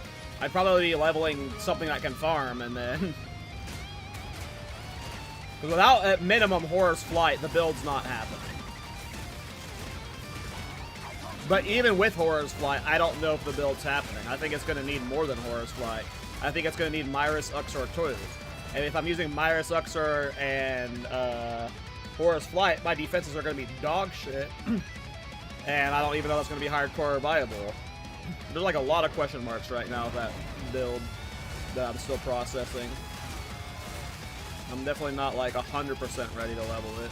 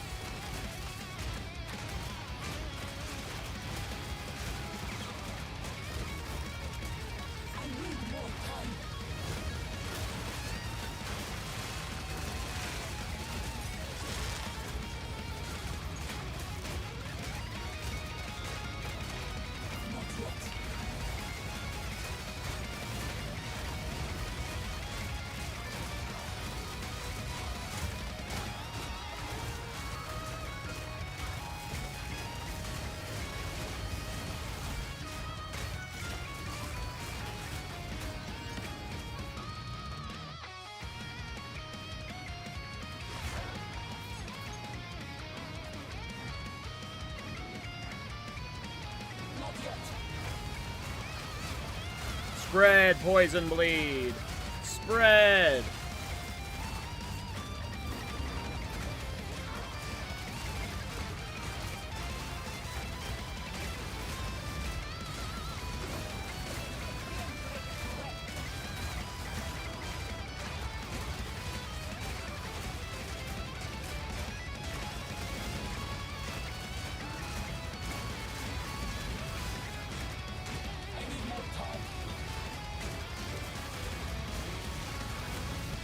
If I need Horus Flight, I probably need to go do the Simulacrum quest chain. So maybe that's what we're doing tomorrow, is the Simulacrum quest chain and trying to self-farm my own Horus Flight.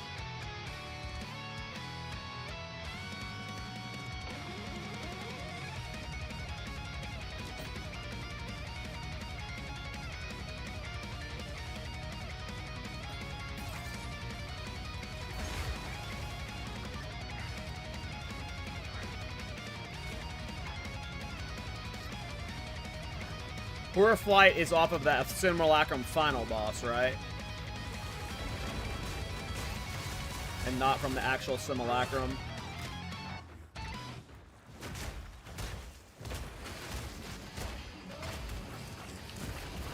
I should be able to do him tomorrow. His quest chain isn't too long, and I think I've started some of it.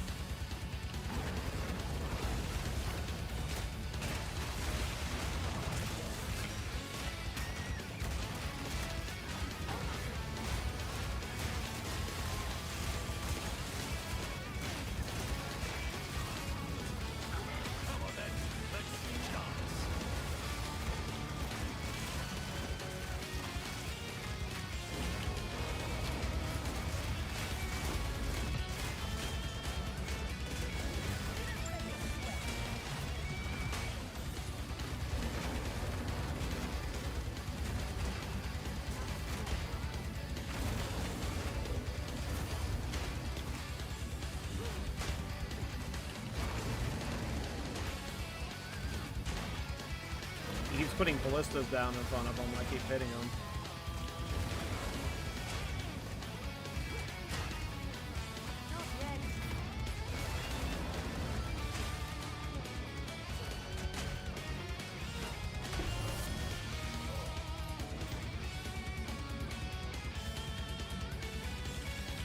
Yay, you got it. Good job, Errors. Well done, friend.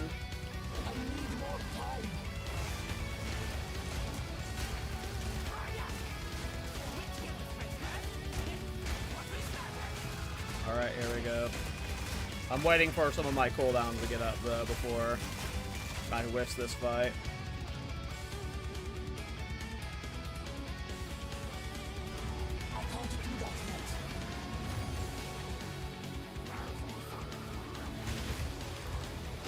She instantly tried hitting me with that shit again.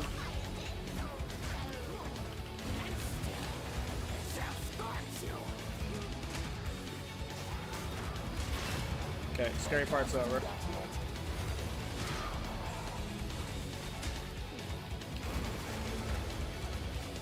Now I kind of want to farm Delirium.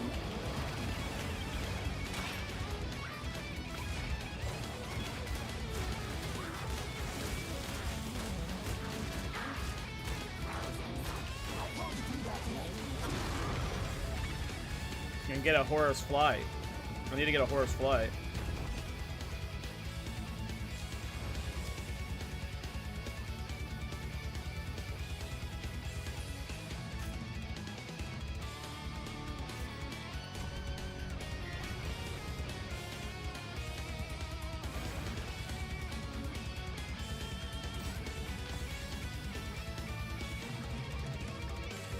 Let me see if there's any Myris Uxors on trade.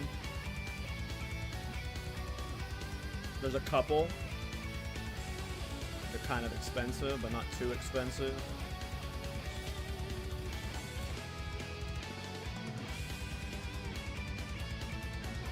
I mean, that's honestly, like, despite it not having any gem levels,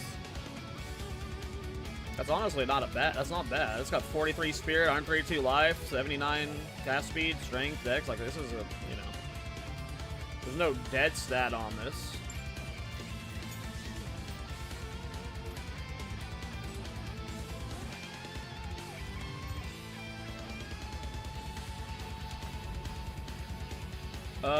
Okay.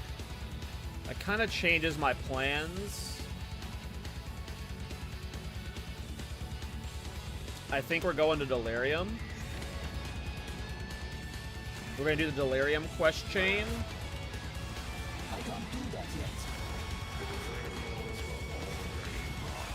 So we can get a Horus Flight.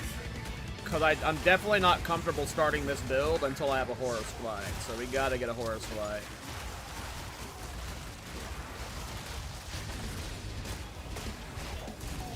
And we're gonna want a Raven Touch Horus Flight if we're being honest. So we might as well just self-farm for one and just wait till a Raven Touch one drops.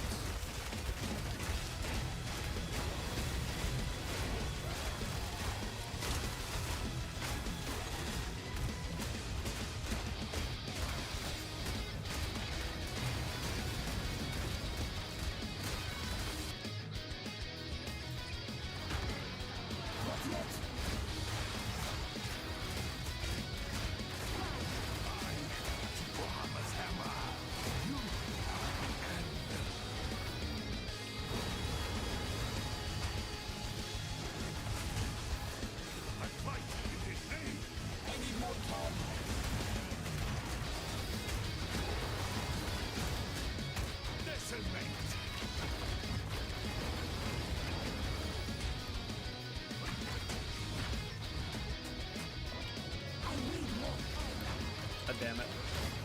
This fucking idiot's slowing me down from completing the quest. I'm just going straight for the boss, I guess, and I'm gonna complete the quest. I think the quest I'm on is complete Delirium bosses. So I'm just gonna rush towards the boss. And then we'll clear the rest of the map.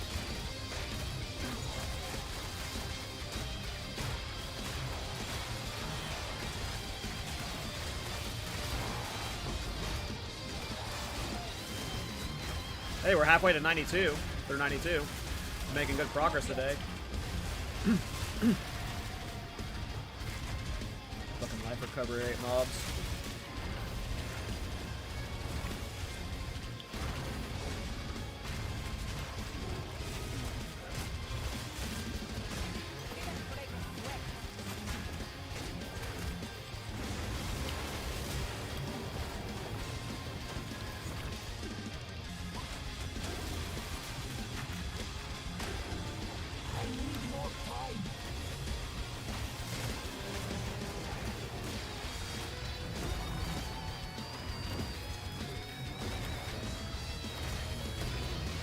I hate Delirium so much. There's just so much annoying features with Delirium, like the fact that they don't have corpses, which breaks like certain shit like Herald of Blood.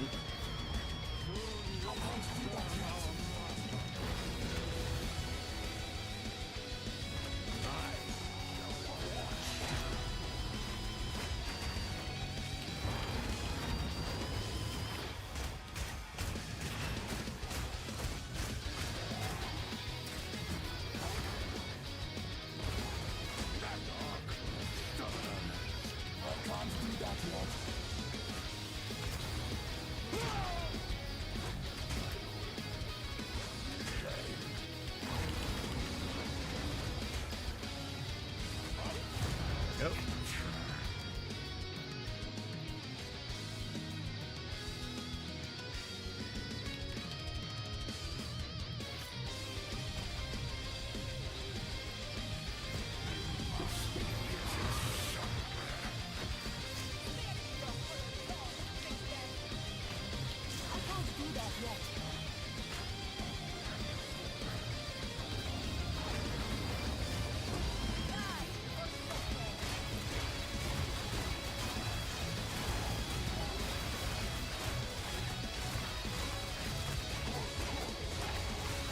Are you talking about with my build I'm currently playing, Kadachi? Yeah, that's why you play it on an Infernalist. That's exactly why people play this style on Infernalist.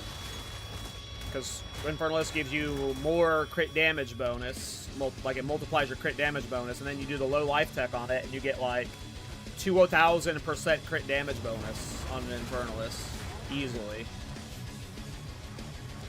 That is exactly why people do this setup on an Infernalist, is because you just scale crit damage bonus, and yeah, you win. How was yesterday's bot? I didn't watch it. It was good. All the parts that I was not talking was good, at least. Yeah, I don't know. Timmy's cool. It was a good podcast. We were just talking about hardcore, so.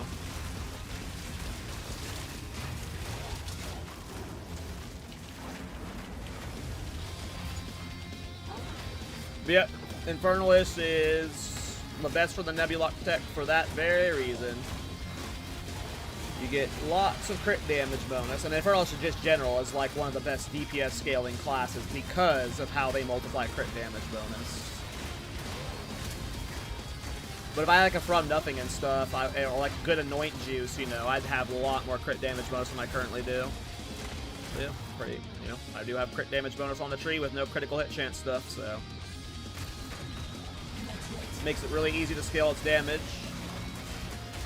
This build would be doing a lot more DPS on an Infernalist, would be a lot squishier.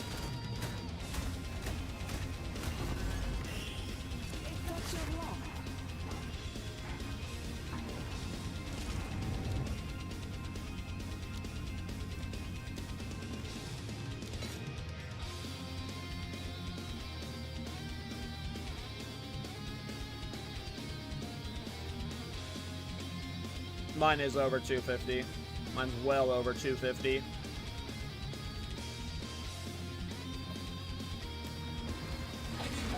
And I'm playing hardcore. I'm not using Mollygaros.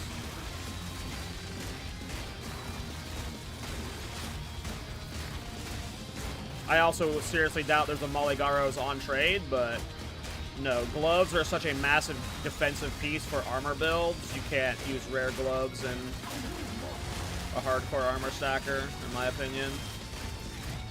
I'm getting so much armor from gloves that it'd be hard to get rid of gloves. But no, I'm getting way more than 250% bonus right now. I think I'm at like 350.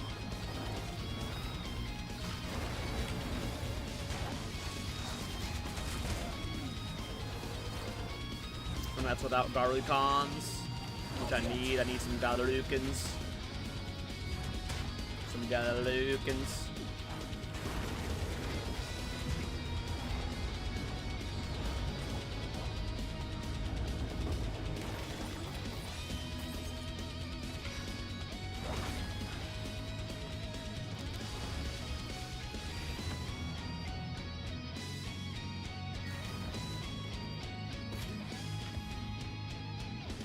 Yeah, Mollygaros is pretty sure it's tier 1 unique.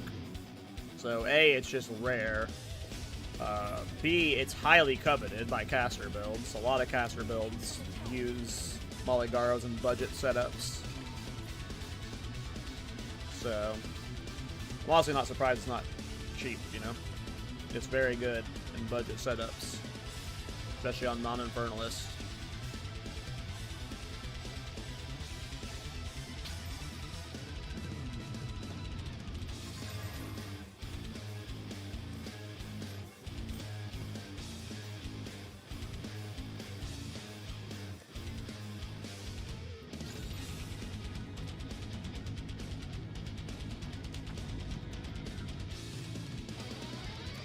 I don't want to do raised fields. I don't want to do hidden grotto either.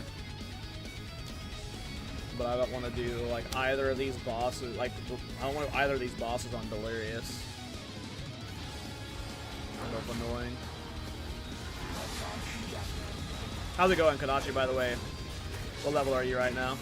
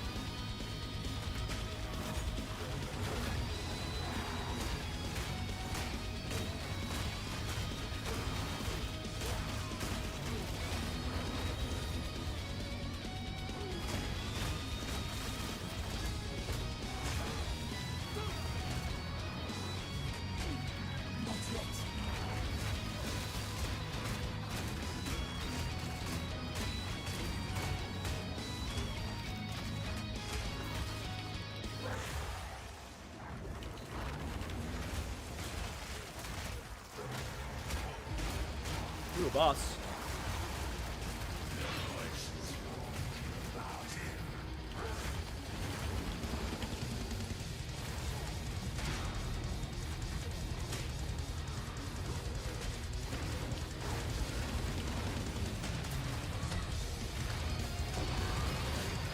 Hey, I don't mind to discuss. Let's go.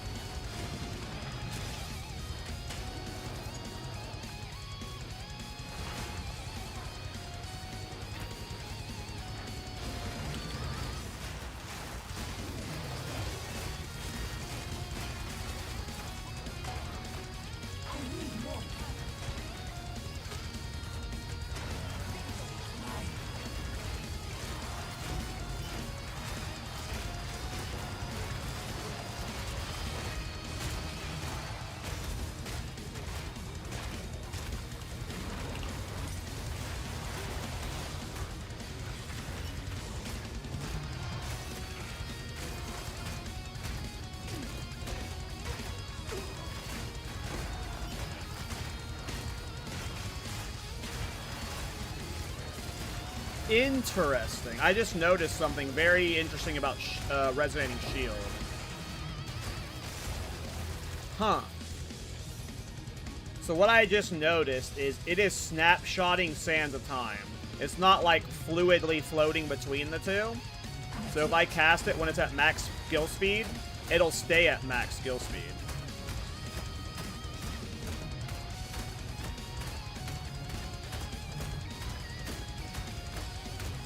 And if I snapshot it at max AoE, it stays at max AoE.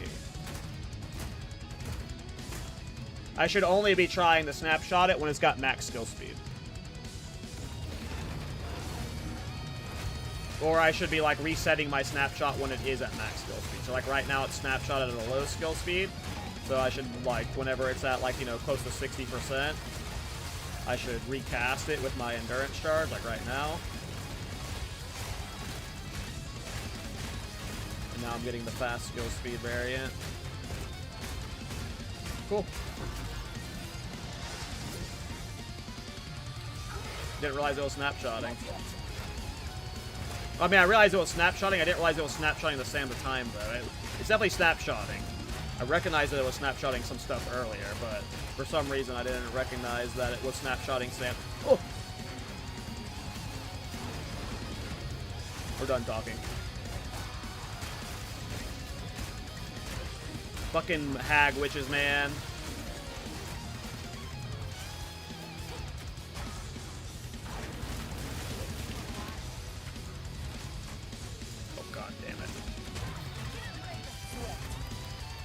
Alright, we do not have much time to kill this idiot before the Delirious runs out for the quest.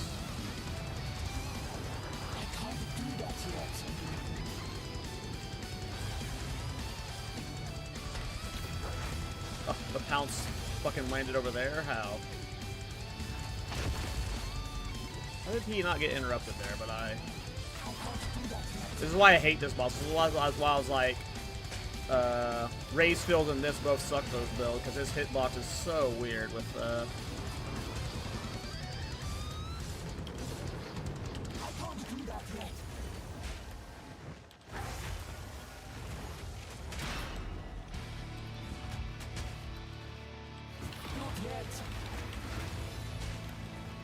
Just wait, you guys. Just wait till I have my Garukans. Just wait till I have my Garukans. Then we're gonna go from a 3-minute map boss fight to a 2-minute map boss fight. You guys will see. You guys will all see.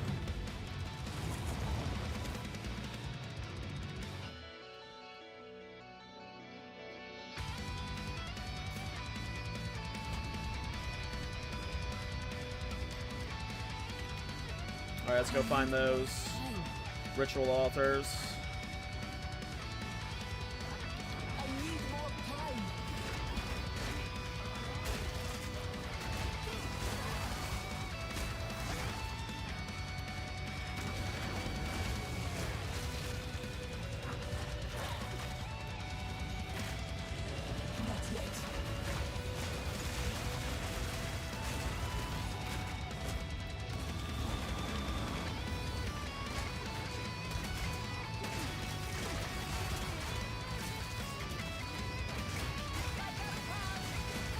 Nice.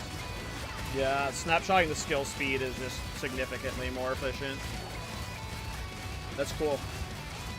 That just adds another layer of weirdness to this build where you want to pay attention to the Sands of Time snapshot.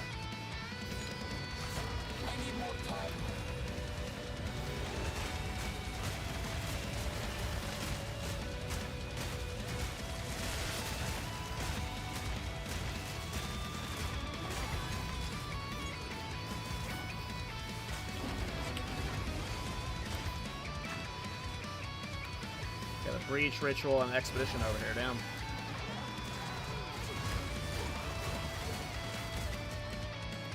Crap.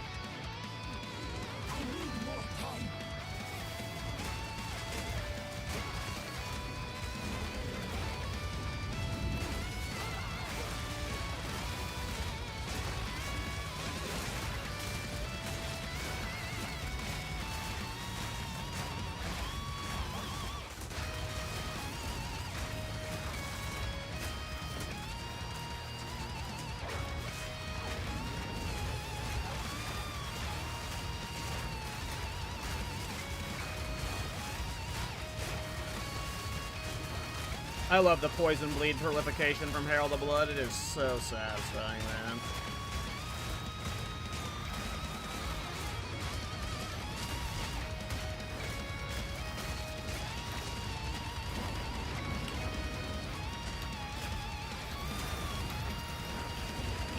Yep, I just slammed into Chaos Seeds. That really happened. Game balance, being good.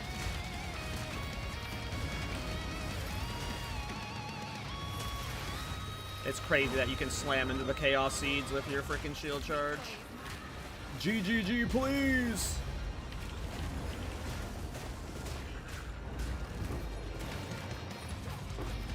You got 3 ring wound gifts? Alright.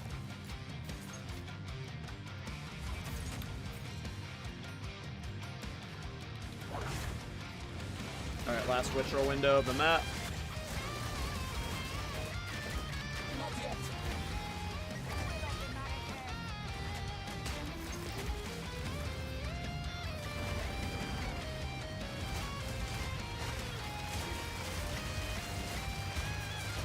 Okay, make sure to get the skill speed strap shot. Alright, we are max skill speed right now, and yeah, the difference that makes, that's really nice, snapshotting the skill speed. It just makes the resonating shield clear so much more efficiently. I like that. Chronomancer started out as a meme pick, but it ended up being, like, very weirdly good and efficient for this build. I don't know if this would have went as well on other ascendancies for me. Give me that whittling.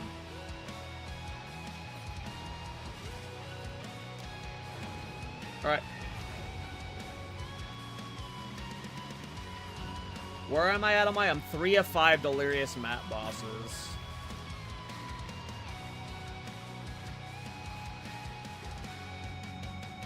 Almost level 93.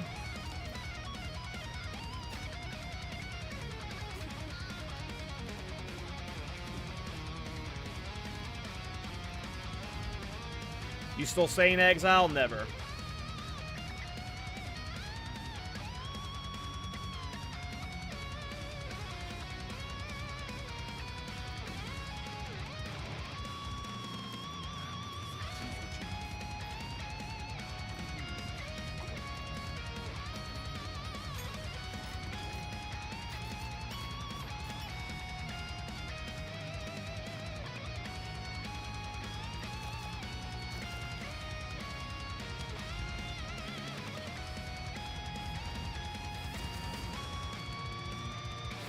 I'm not the biggest fan about...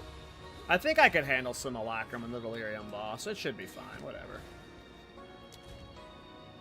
What up breach stuff do I have? No womb gifts, 2 belts, and 6 rings. I need belts bad.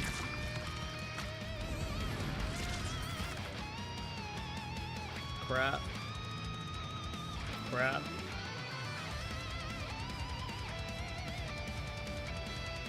That's not bad for a character that just hits mats. It's only got a single resistance, but that's got a lot of armor and max life with strength.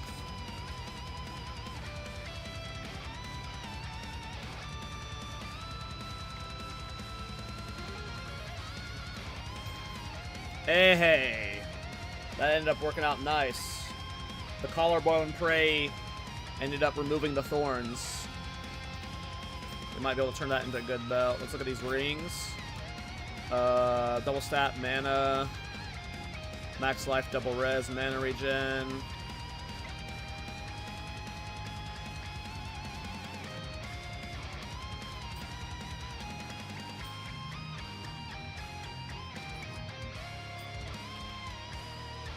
Let's go. See if that hits something nice.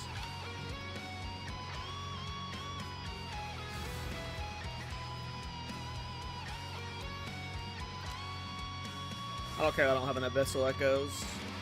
We'll just pray it hits something good. Resistances would be nice for sure.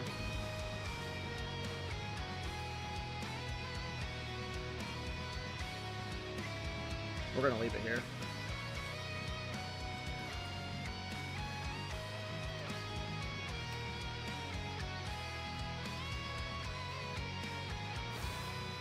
There's absolutely no reason to keep that. Get it out of my sight. Get it out of my sight. Alright, so...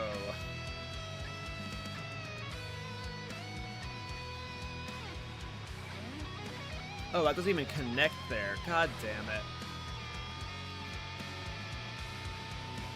Wow, there's like nothing that connects this way. I don't want to go through that raised field, so I guess I'm going through the sanctuary.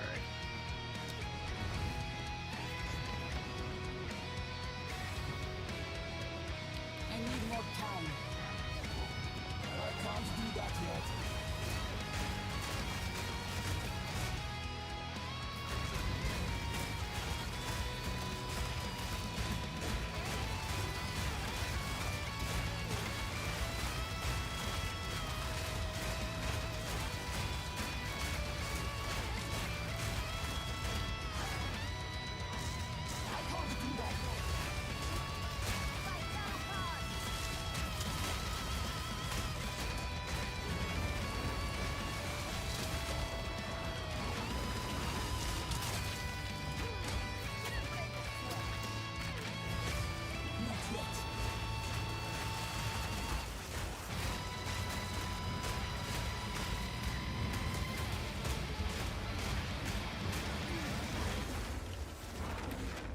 Not yet.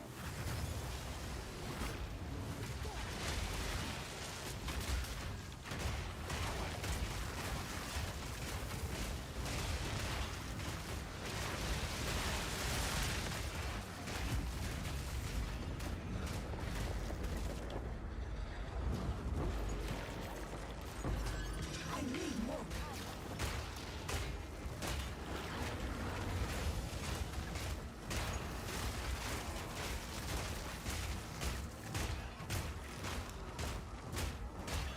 I need more time.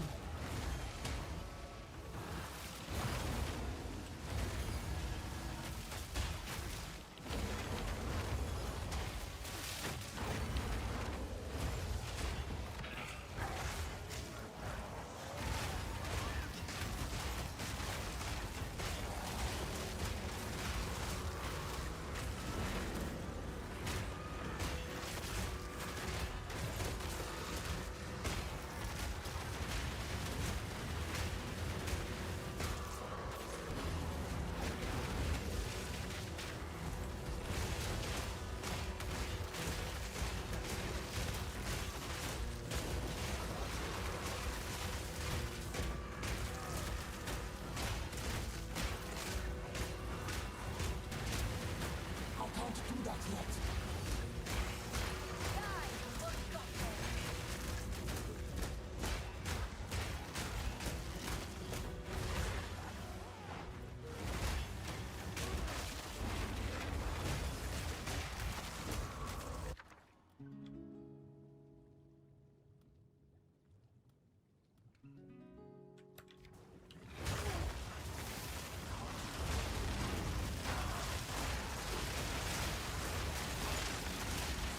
Sorry, podcast Timmy, that was some good fun. I'm glad you like it.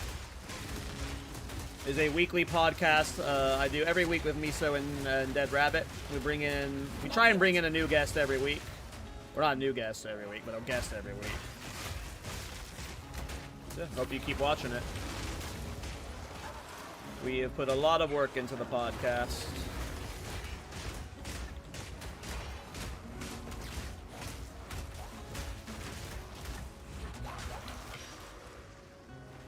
Not yet. No, I failed the breach. I was not paying attention. Get your brain off.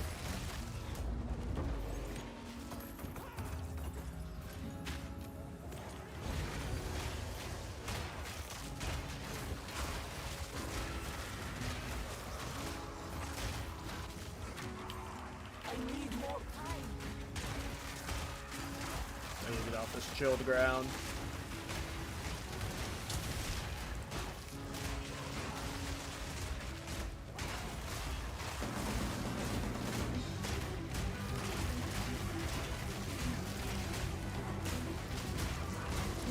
Yeah, hoping to bring Timmy back around this time every league, you know.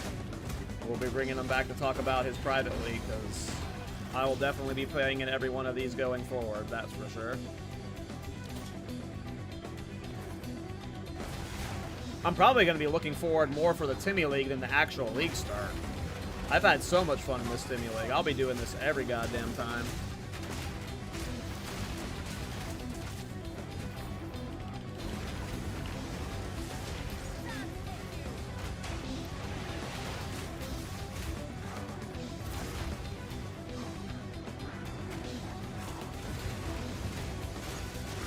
League start's fun and all, you know, but the Timmy League hits different when you got, like, the community aspect of it. And there's, like, no way a real league ever feels like this because of how many players a real league has. There's always just, like, a disconnect. You don't have to interact with people. There's no reasonable world where, like, the Timmy League would have to get, like, 50,000 plus people for it to, like, have that impact, and even then it would take hundreds, like 1,000 people to be, like, degening it hard. So, like, Timmy League should always have, like, a very fun community feel, and that's what I've enjoyed the most about this shit, is just interacting with the community.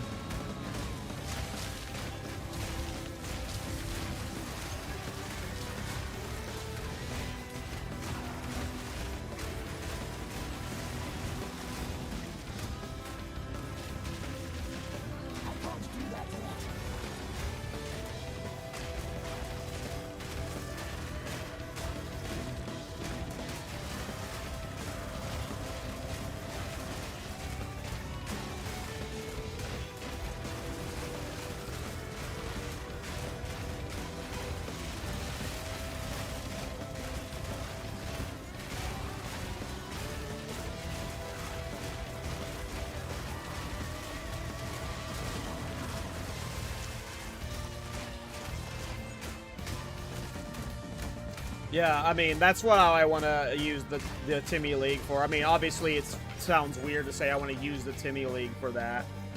Like as if I have ulterior motives or something, but I really just want to use the Timmy League to, like, it's what got me into hardcore, and I, like, again, I agree with what Miso said on the podcast. Hardcore's not going to be for everyone. But the Timmy League might be for everyone. Because the Timmy League has a little bit of a different feel to it. I'm not trying to use the Timmy League to convert people into, like, hardcore Andes, but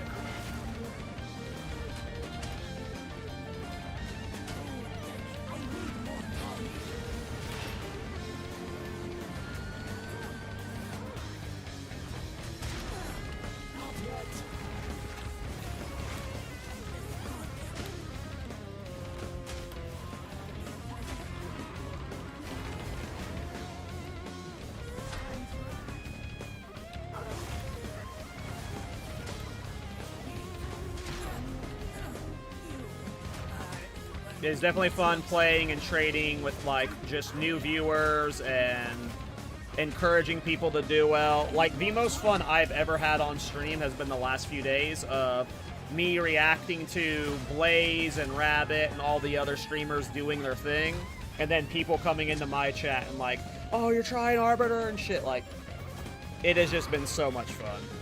It has been so much fun.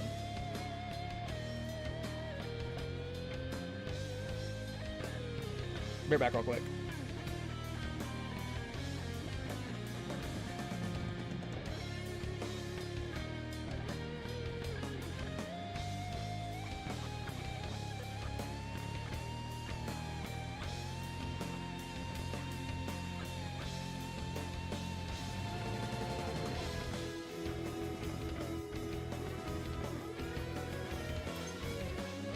Wanted to join a Timmy League, but I'd already played in softcore and hardcore SSF.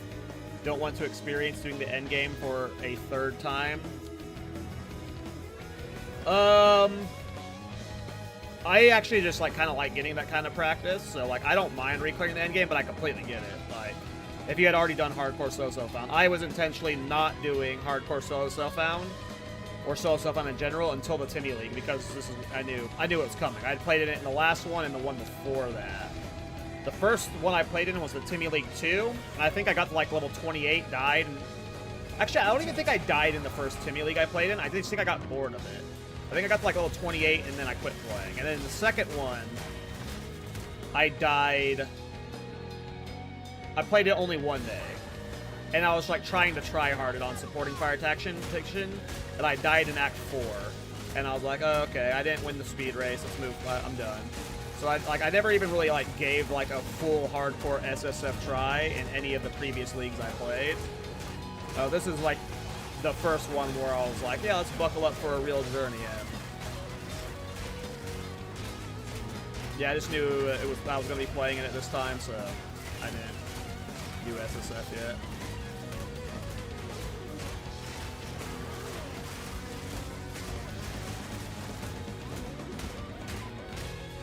But I get that, not wanting to re-clear all the Atlas again for a third time.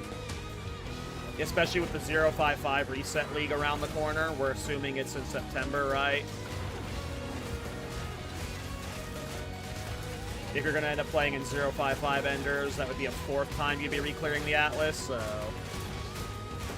I don't think you're necessarily wrong in skipping the Timmy League.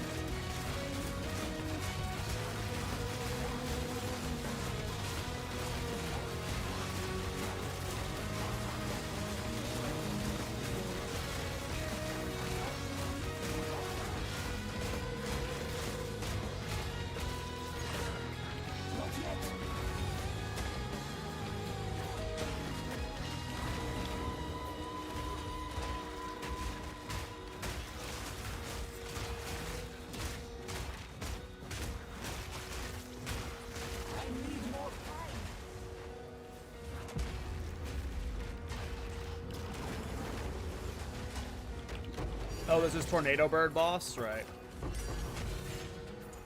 I need more time. Campaign done? Nice, grats. Did you finish interludes too, or are you in maps?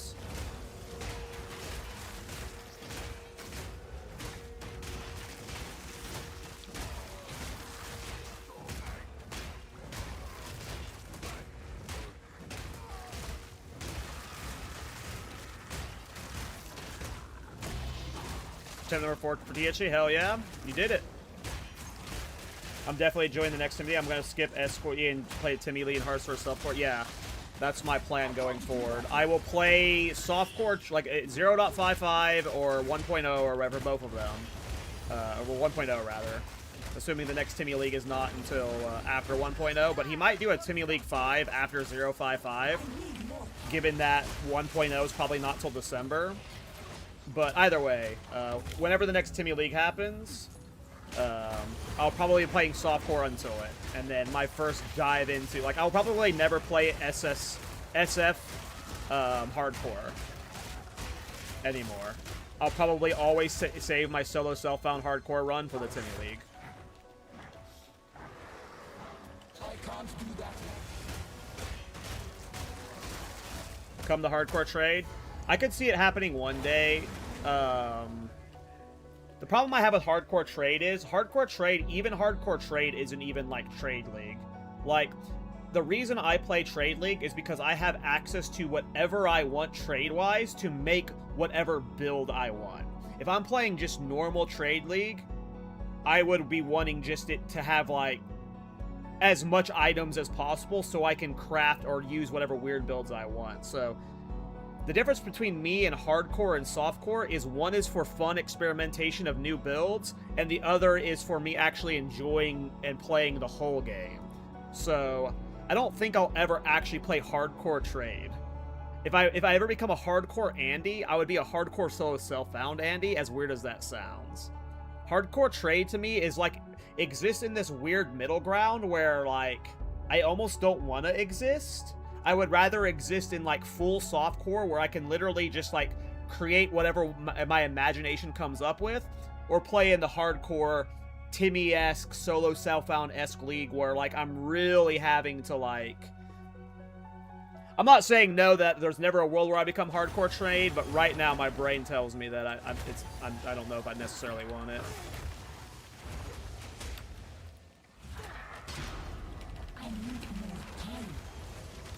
What? Are you kidding?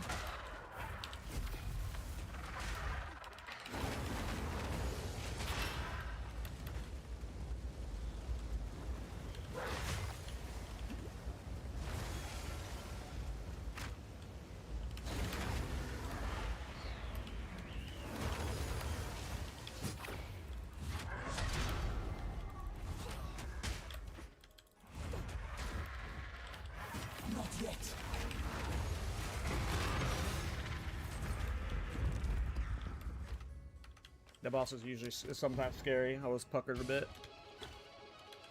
Alright, we need to find out the rituals.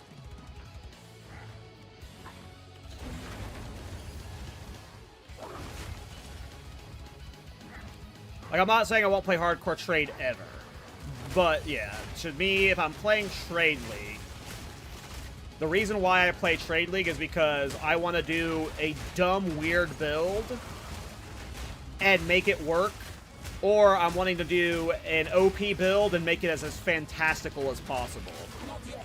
And the best way to do that is just by having as many people in the trade league as possible. And that's softcore trade. The amount of like items in the market in softcore versus hardcore is astronomically different.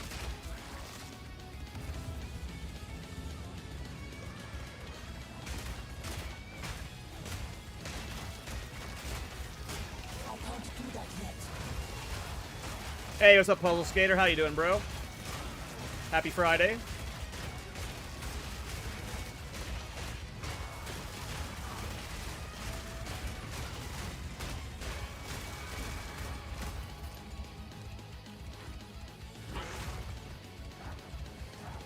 I'm doing good. I am having a blast with the build. Despite it being as goofy and weird as it is, I am genuinely just having such a good time playing it. Ooh, a perfect Essence of Abrasion.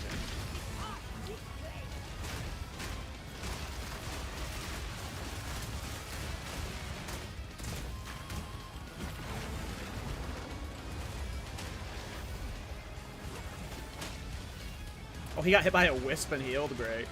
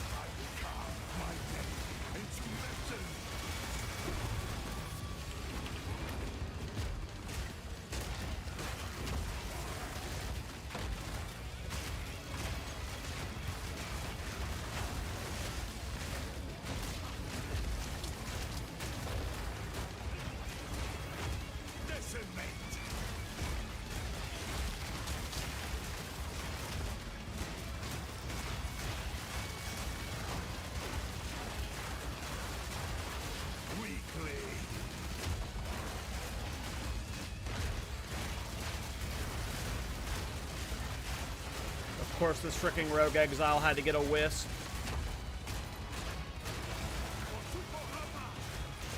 Ooh, a tower shield. Nice.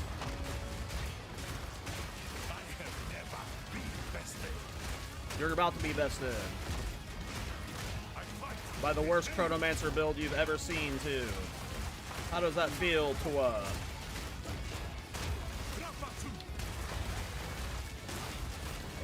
Oh. Let myself get heavy stun. I can't do that yet.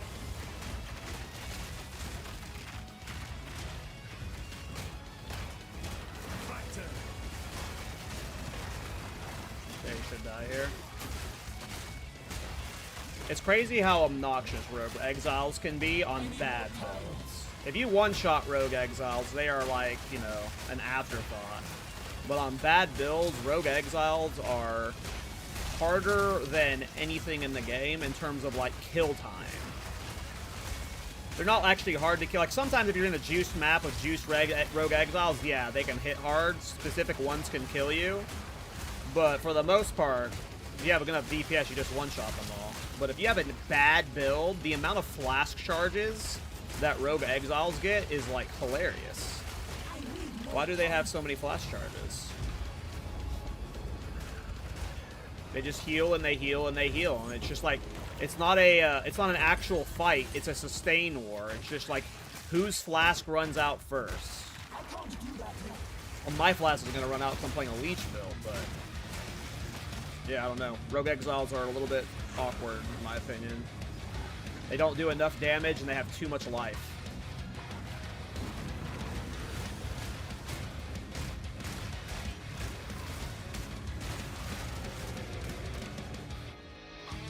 I also saw the build of the week for Hollow Form Shield Wall, and I'm trying that. It is very tanky. Yeah, it looked crazy. It looks so good. Westy West cooked with that build. Again, I saw whatever media playing it on stream, and I was like, bro, what is this build? And he was like, check out this Westy West dude. And I was like, oh shit. Oh shit.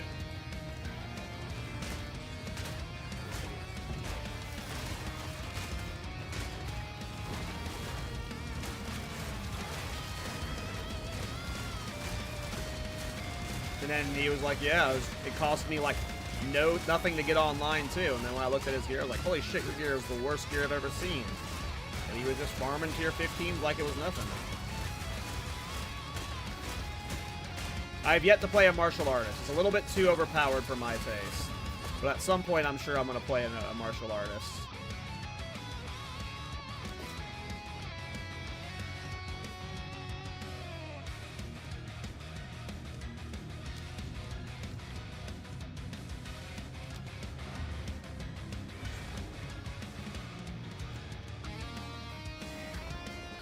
It's a bit lower right now. Do people... Oh, I mean, I have no idea what the current numbers are, of course.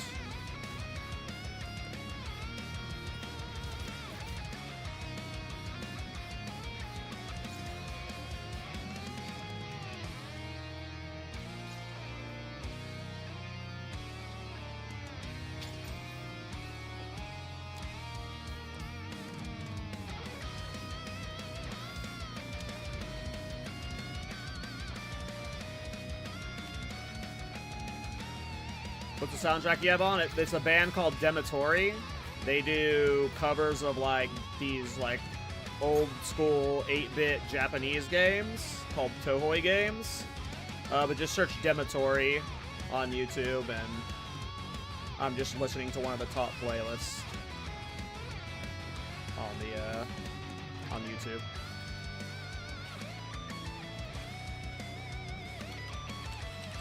I just typed it in Twitch chat for you. I've never actually played the genre called Tohoi before. It's like this weird, it's like a top-down 8-bit type game. I'm sure you'll recognize the style when you see it. And in all those games, they have like awesome 8-bit Final Fantasy music, and this band... Again, I've never played any of those games, but this band does covers of those 8-bit songs.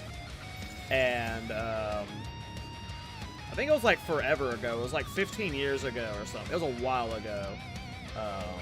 But one of their songs was used in a WoW PvP video. And, oh,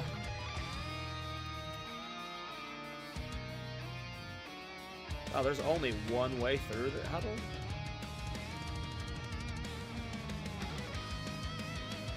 I guess that area gets opened up. I guess I'm doing this wrong.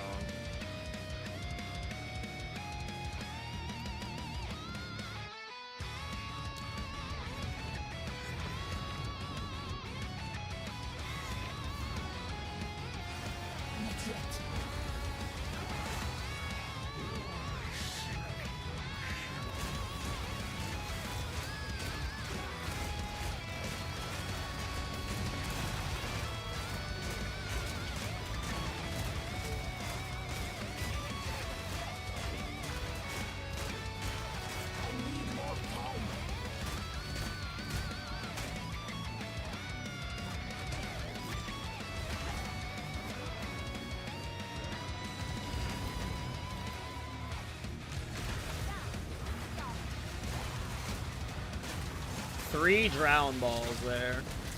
Wonderful.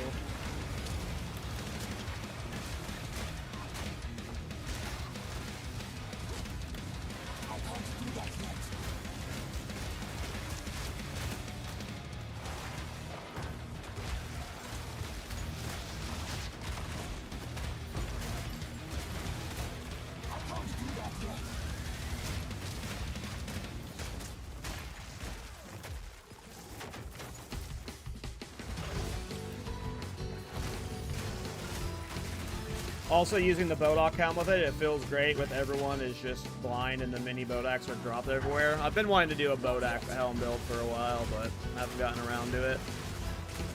There are those weird items like that that are like, they're fun, but they're not cool enough to where like, I want to like giga scale them in softcore, so I skip playing with them.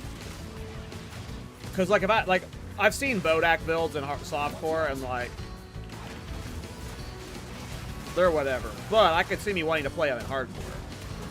Very different in hardcore. Your ceiling is way different. The way you approach builds is way different, and I could see me wanting to mess with Bodak helm in hardcore. Like, hardcore is going to be like a different level of playground for me, which I'm excited for. All the stuff that like can't be fantastical enough for like a trade league economy where you're just getting the juiciest gear. Fucking hag witches, man. Always make me fucker. I'll be playing those kind of builds in hardcore though.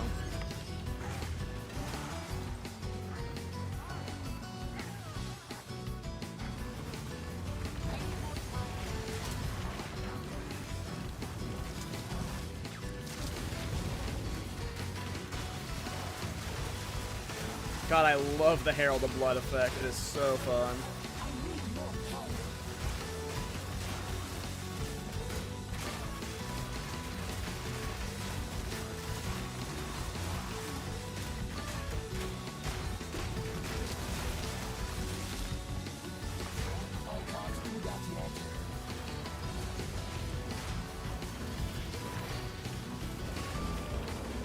Sorry, I don't have the chat command set up the link to my build, and I don't have a guide for it. It's just some nonsense I've been playing in hardcore. I can link the ninja when I'm done here. Alright, I'll come back for the breach. I actually kind of need to rush for the boss for the Delirium quest.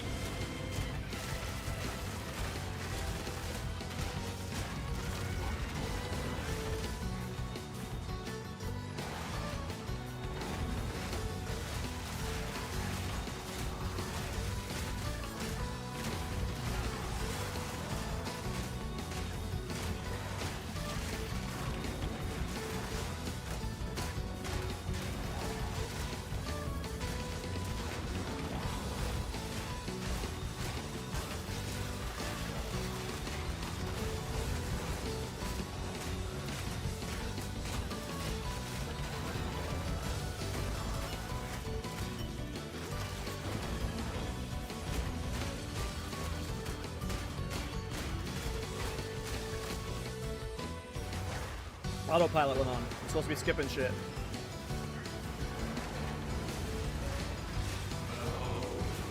I gotta rush to this boss, so I need to be clearing delirious bosses for the quest.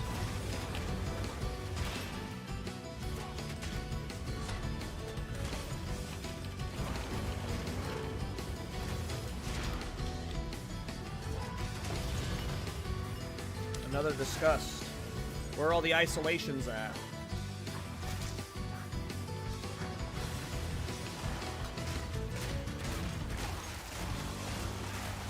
God, I love the Herald of Blood bleed prolification. It's so satisfying.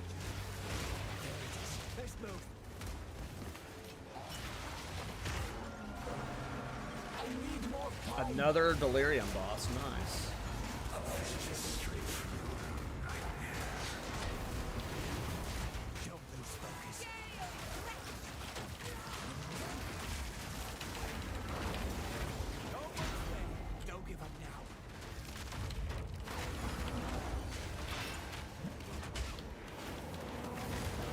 I don't have time to be fighting all these bosses. Like, the Delirium quest chain is fucking ridiculous. You have to, like, kill bosses that are under Delirious, but that requires you sprinting to the boss because it ends so fast. It's just super unfun. I failed, like, 8 different bosses because my DPS sucks. I just feel like I have to run backwards. It's leading to so much backtracking when doing the quests. God damn it.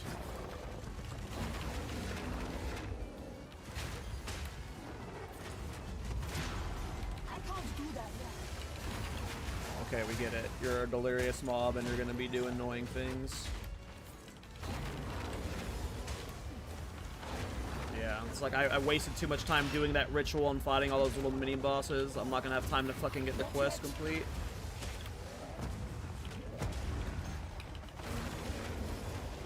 God damn it. Oh, I'm so tilted. We didn't get quest credit. It's such a shit quest, Shane. GGG, please. You're like designing it to where I have to skip every league mechanic, rush to the boss, and then backtrack. Like, Not yet.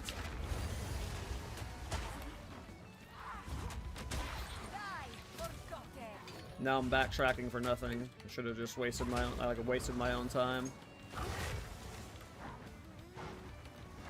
Not yet.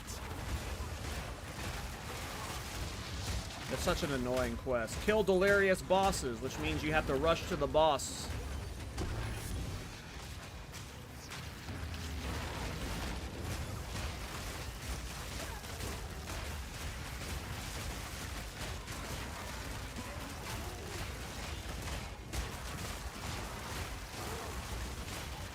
That's whenever the resonating shield snapshot hits, it's just so satisfying. I gotta be trying to time it more. I'm doing it sometimes, but sometimes I forget. But when it snapshots, it's so nice.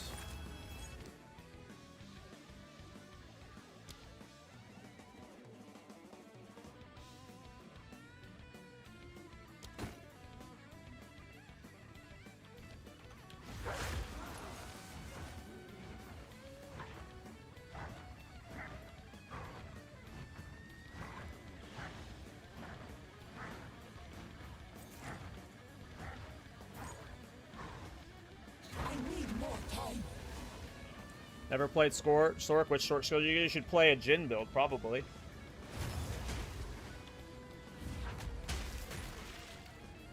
This is one of the most safe and meta hardcore builds right now. Just played Disciple of Varashta Jin. That is a very good point, Anchovy. I remember during League launch when like, I was so frustrated with Delirium. Like, it took me, like, 2 days to understand what was going on, and if I didn't have my chat with me, I would have had to look up a guide online. Like, Delirium initially, like, with how they reworked it, made no sense to me, like, all the little crystals and stuff. I think it was also super bugged at this launch, too, that made it extra annoying. Didn't break a sweat.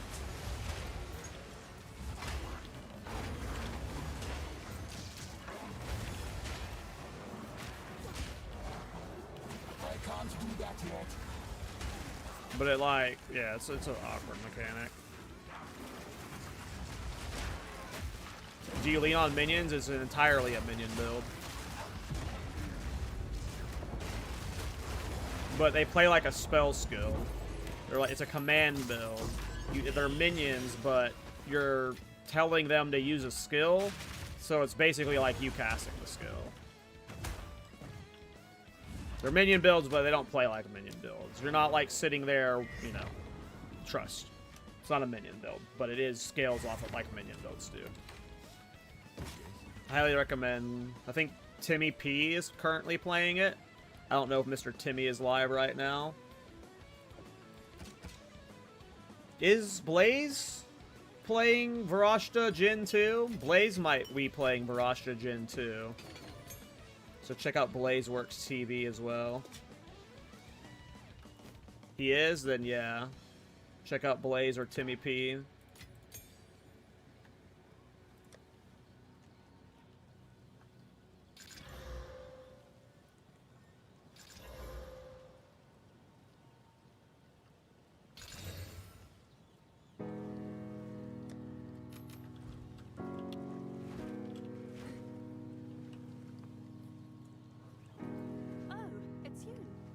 Never really done anything monk, merc, or druid. Well, if you are looking for a merc build, you should, or a merc build, you should check out Blazeworks TV's Pin to Win Tactician.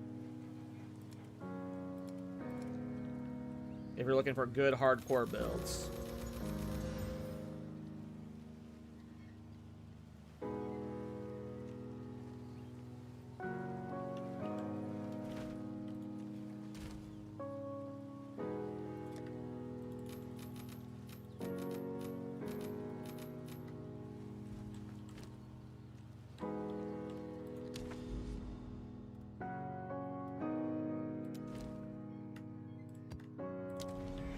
Okay, Bastille, I should be able to clear the boss and complete this Delirious quest. And then I'll stop whining like a baby.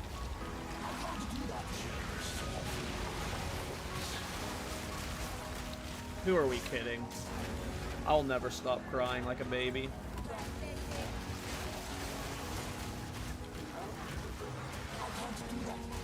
God, I love the Herald of Blood Poison Prolif. It's so satisfying.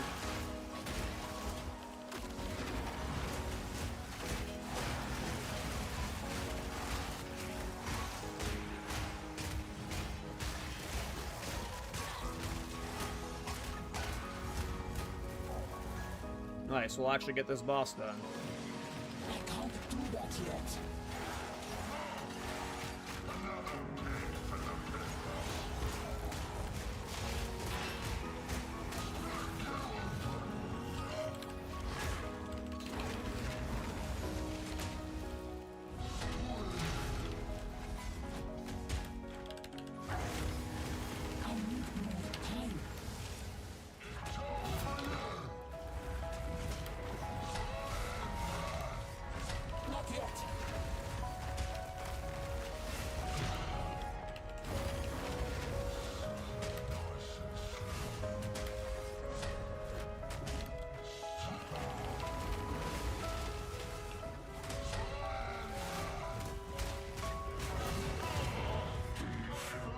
Okay. One more Delirious boss to go. And then we are done with that quest. And then we can start clearing. I think you have to. Next would be clearing the 200% Delirious for Simulacrum. Then we do Simulacrum, and then we can do the Raven boss.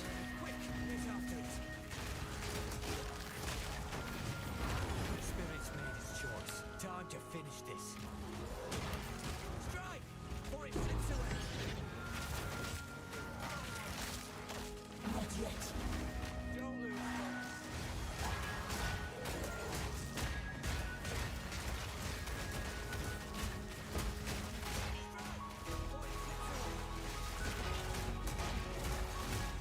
But yeah, if you're looking for build advice in hardcore, I'm the wrong person to go to that. Not yet.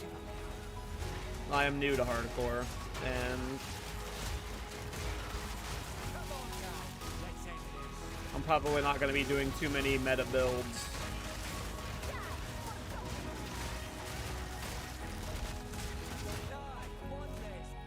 I do not recommend this one for a normal person.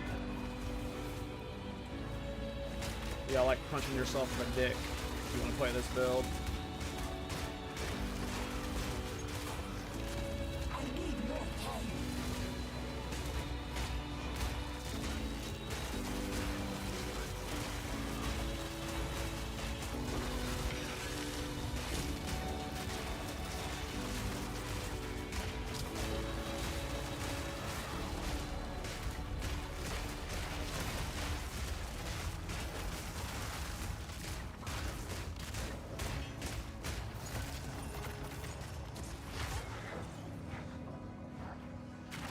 I need more time.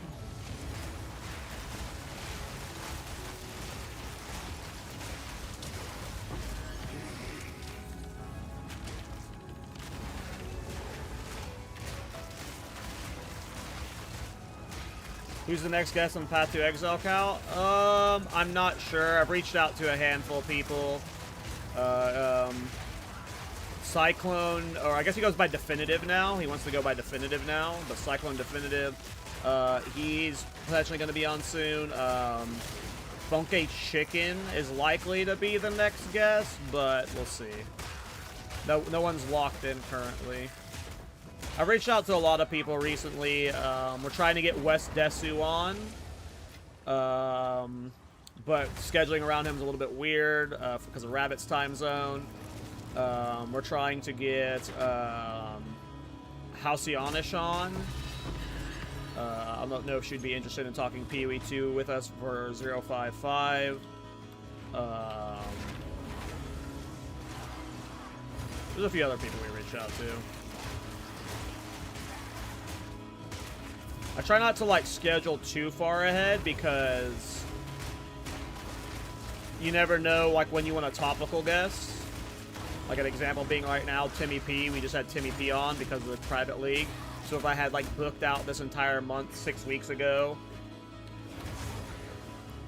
like and that's happened before. There was a period like I at one point I had like 2 months of guests booked, but what it led to was an awkward moment where it was like we wanted to bring somebody on at a specific time, and by the time we could have brought them on, they were playing like I think it was PoE 1 or something at that point. They moved on to a different game. So like, but with the speed races going on right now, it's possible we bring on a speed runner, guy that dies or something, or one of the people that wins one of the races. So, but yeah, I think Funky Chicken has confirmed he is down to be on either this next week or the week after.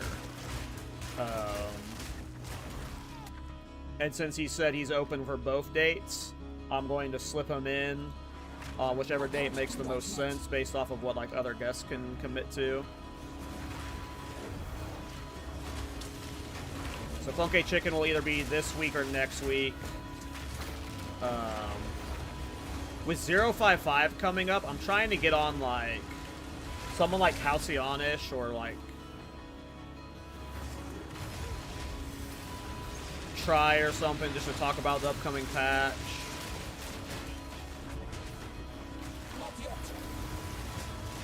But yeah, we just kind of play it by ear.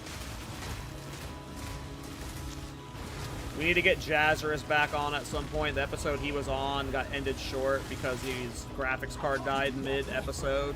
Crazy enough.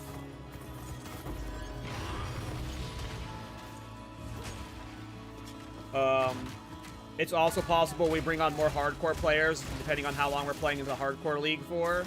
You know, so maybe Anthony comes on the podcast, maybe Everseen. I don't know if either Anthony or Everseen would be interested in coming on the pod, you know.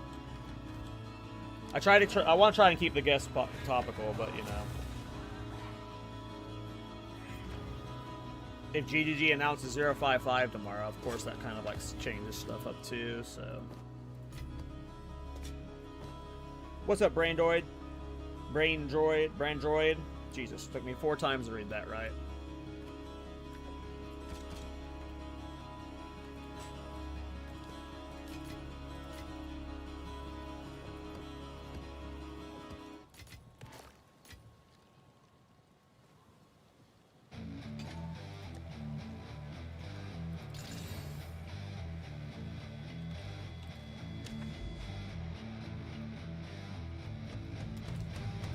Alright, this is the boss we can rush, and this should complete my quest. I can't do that yet.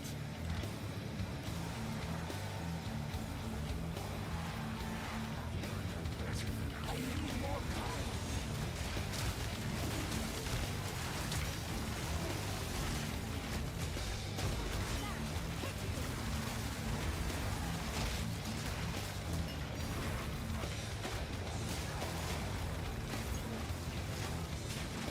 Not yet.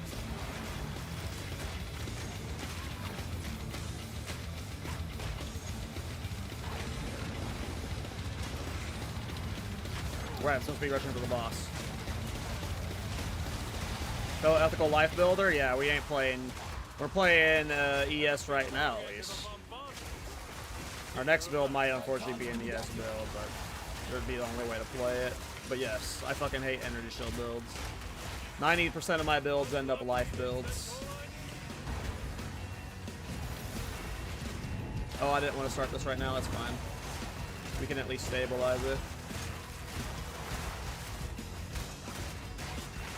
Yeah, I love me some life builds. I love me some life leech builds. I love me some armor builds. Definitely my favorite defensive layer.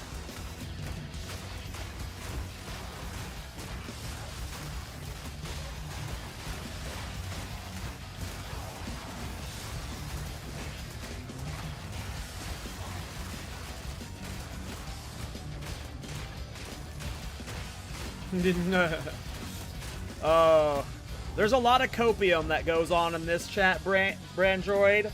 That might be the most copium take I've seen yet. That might be the most copium take I've seen yet. If only. If only. If they do, man, that would be amazing.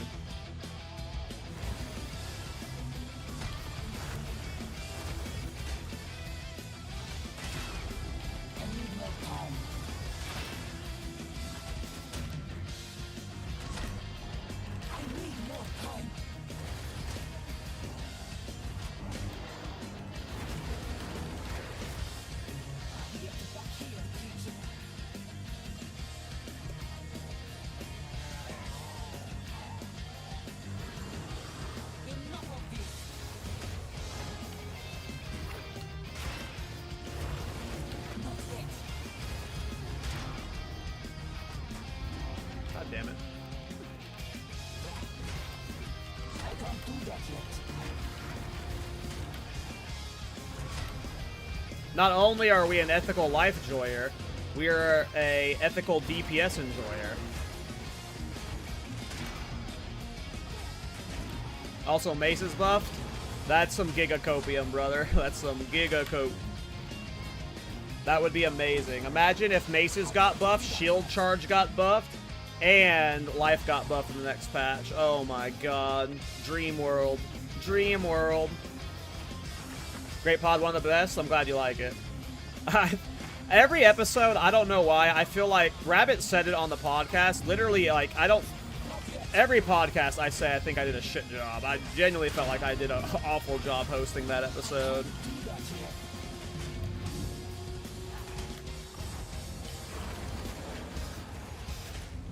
Luckily, we're just three nerds talking about a video game, so me doing a good or bad job doesn't really impact things.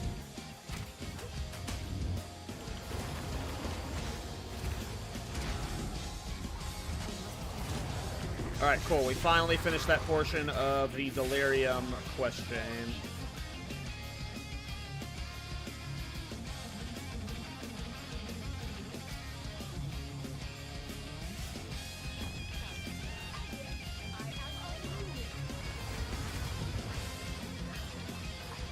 Well, to me, the problem is one-handed weapons, not two-handed weapons. One-handed weapons fucking suck. In what world are you using a rare one-handed weapon versus a rare two-handed weapon? The only world you're doing that is in a world where you don't have the strength for Giant's Blood yet. And once you get the strength for Giant's Blood, game over. You never use a one-handed mace before again. Well, I just need one-handed weapons to get just some more loves. There needs to be like something that like scales them better.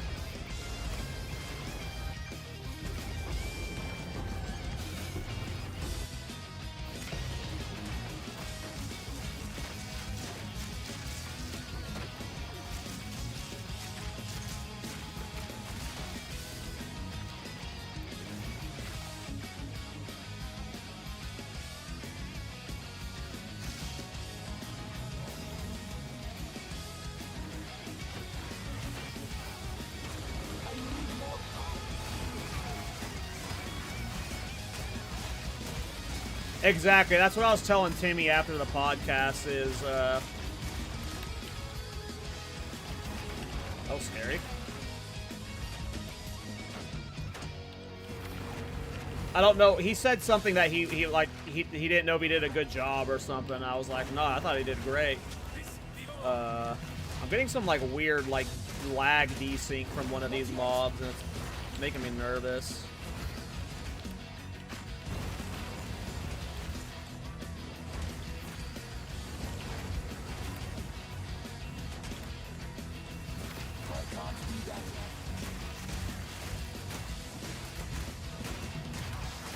But yeah, Timmy was really good at being engaged, is what I was trying to say.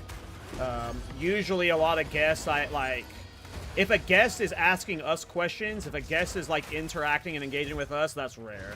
It's usually like, because keep in mind, a lot of the time when we have a new guest on, most of the time it is our very first time talking like in a phone call in voice with that person. And at most, usually, one of us has met this person beforehand and had brief interactions before them. But a lot of time, a guest is somebody that's like, only one of us knows the person when we bring them on. And a lot of it's like, you know, very like, when you're a streamer and you raid somebody, it's like, oh yeah, dude, I like your stuff. Like those are the interactions we have with these people beforehand sometimes. So, like, a lot of the podcasts, especially with a first-time guest, is, like, feeling out the guest and, like, figuring out how interactive they are on their own.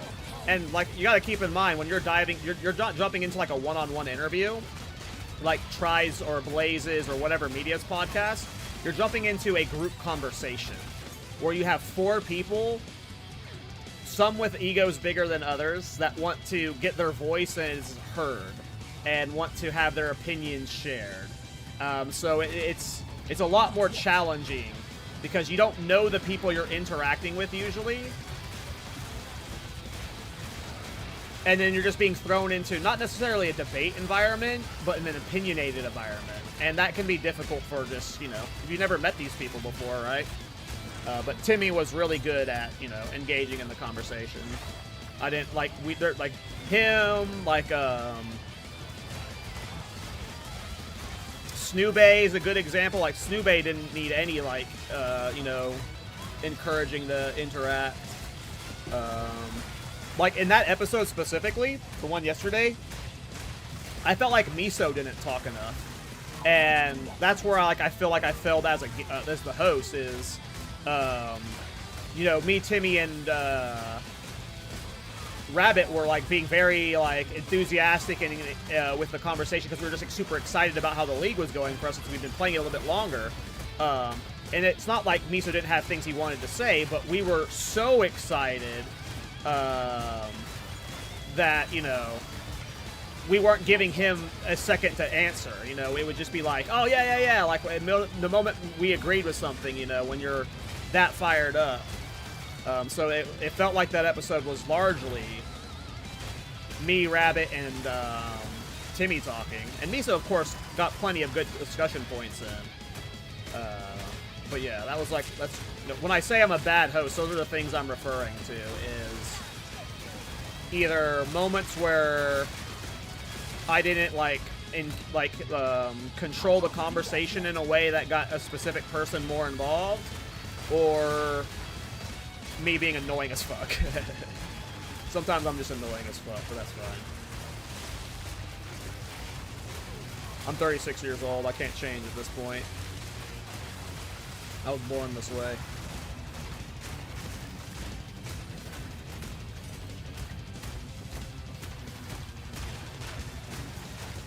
Four is an odd number for a combo? Yes.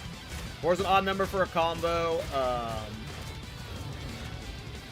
And it's tough, too, because, like, when I watch podcasts, a lot of the podcasts I watch that I'm a fan of are generally speaking, one-on-one, sometimes two-on-one conversations where there's 2 hosts interviewing a guest. It is very weird with 4 people, and it leads to these awkward moments where it's like, it shouldn't be, which, this is what some viewers want. They want it to be like Rabbit talks for 3 to 4 minutes, Miso's talks for 3 to 4 minutes. Like, they don't want anyone interjecting or, like, they just want, like, to hear someone talk. But that's not how, like, most of the podcasts I watch go, and we've talked about this privately. We don't want our podcast to be that way either. We want it to feel like a conversation. And if you're ever in a conversation with somebody, and in a debate with somebody, sometimes people talk over each other. or they get excited and they're like, yeah, I agree. Like, that's how normal conversations flow, and it's tough when I'm the host where, like, I'm naturally talking more, just because I'm the one trying to segue conversations, doing the intro and stuff.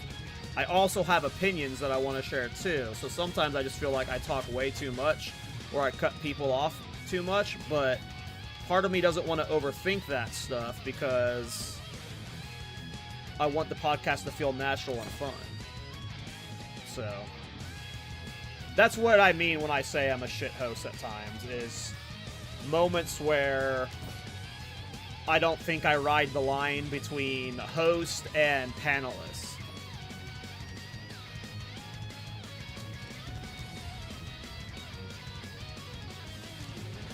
Or, like at the beginning of that episode, I just fucking blew the entire intro. In the 55 episodes we have done, I don't think I've ever stumbled on the intro, and I stumbled on that intro like 5 times. That was by far the worst intro I've ever done.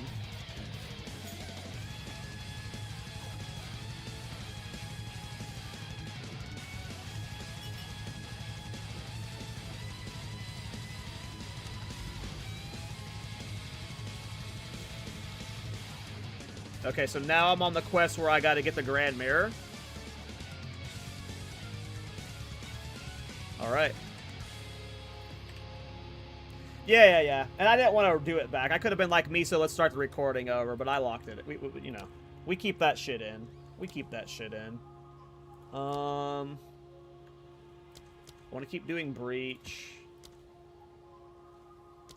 I kind of want to start getting some Temple Tablet going. Like, at this point, level 92, the fact that I'm not running around with limbs in hardcore is probably stupid as fuck.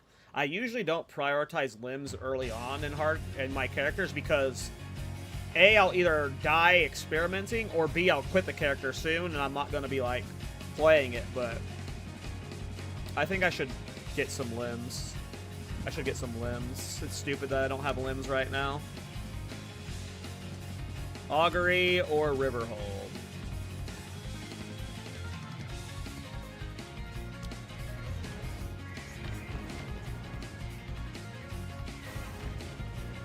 Oh, this map's not contributing to the 200% Delirious. I gotta get inside that circle. That's lame.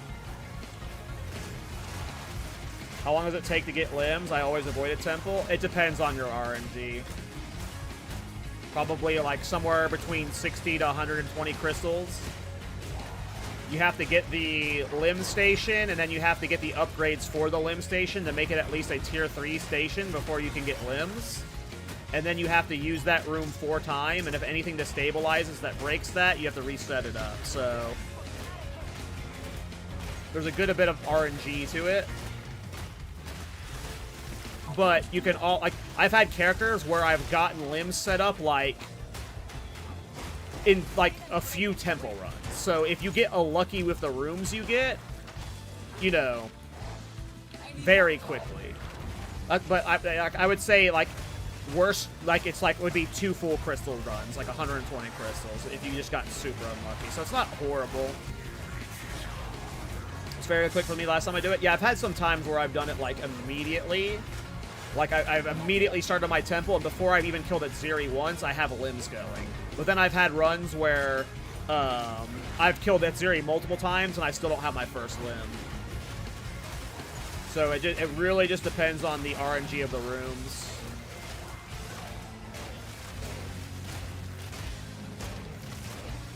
I need more time.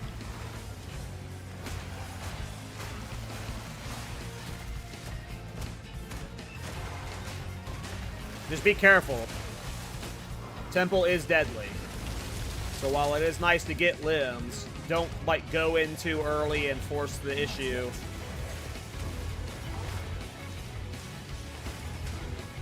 When you're not ready.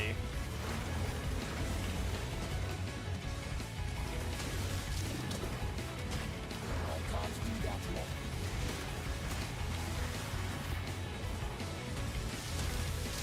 I need more time.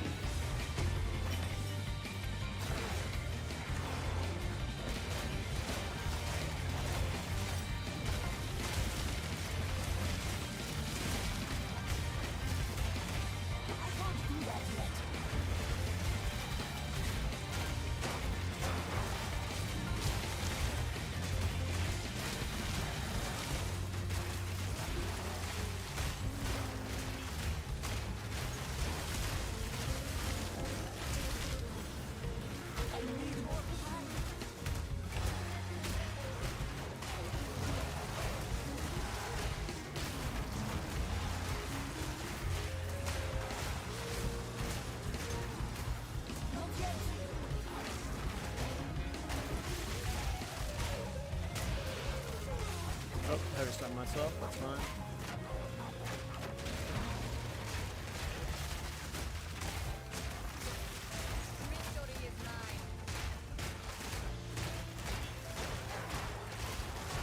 Can you shoot loot with a new player in this game? Yep. And in this private league we're playing, we have a lot of people who like are just giving away loot to people who are starting out to try and get them started off on their hardcore journey. But yeah, you can group play in Path of Exile. There's full trade. Like you can do carries. Like there are people who do ascendancy carries. Like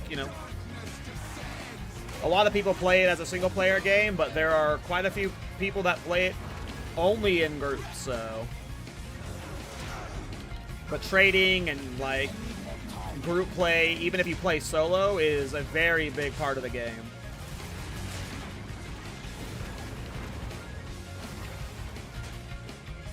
For most people.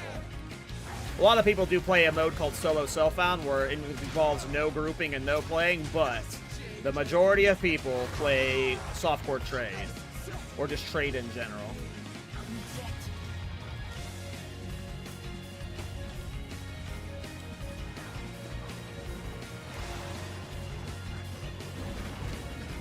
Some level, did you give me a +2 life sprig earlier? Yeah, you see people giving away stuff in global all the time. If you were to play the private league right now and you were just the type, it's like we have a, oh shit, hold on, I gotta focus. Got a life drainer on me. I can't believe I got out of there that way.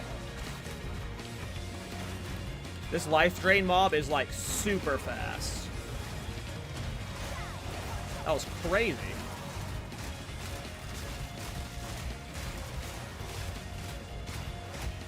I was kind of scared there for a second. I almost logged out, but decided against it. If I would have died, that would have been fine.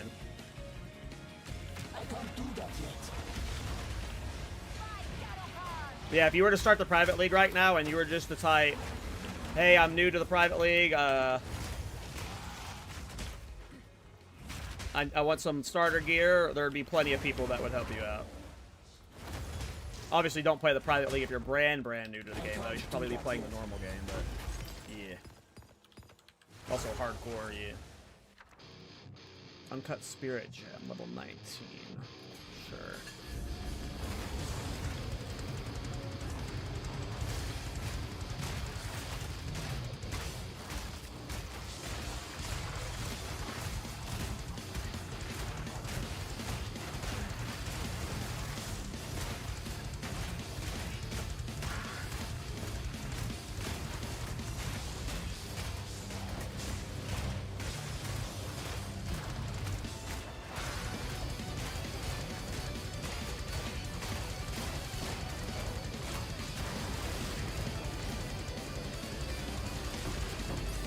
Solar and game mechanics, yeah, if you're brand new, stay away from hardcore, but yep, there's trading, there's grouping, there's everything, you know. A lot of people do play with their buddies, they'll level through the campaign and group play and stuff, so.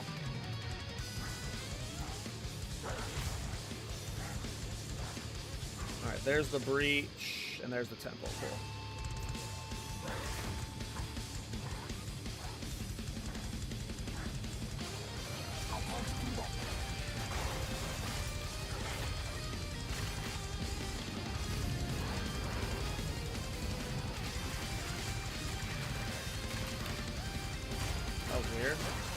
Resonating shield for some reason.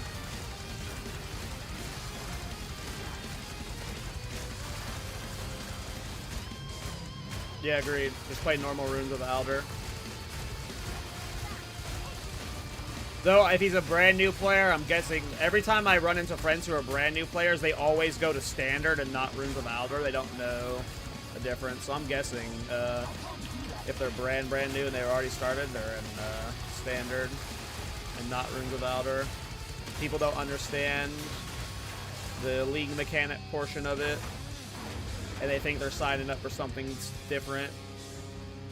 Standard is like very intuitive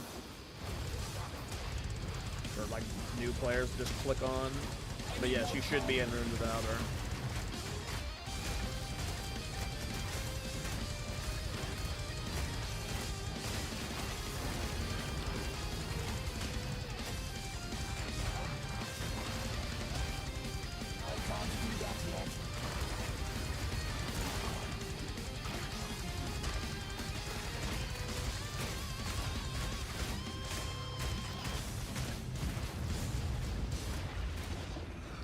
I mean, that's just like, you know, if you played like any like RTS game or MOBA, you're good at watching the mini-map in general. So like mini-map like gameplay, that's just like muscle memory from other games for most people.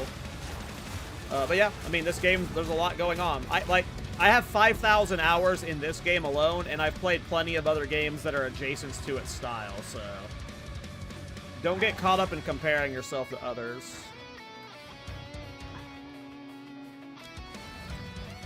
Go at your own pace, enjoy the game the way you want to enjoy it. At some point, you might hit a wall, and you know, if that ever happens, I recommend looking up a build guide and following some creators like Super Meta Build, Dead Rabbits Plants Build, you know, shit like that. It's very good for new players. But for now, you know, just follow your own heart, play the way that the game you want to, and you'll have a good time.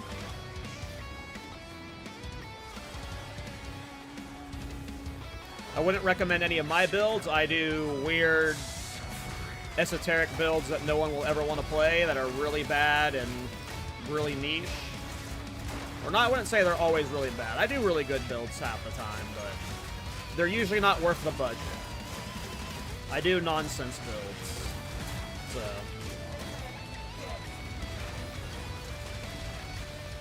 if you're a brand new player, I usually don't recommend my builds.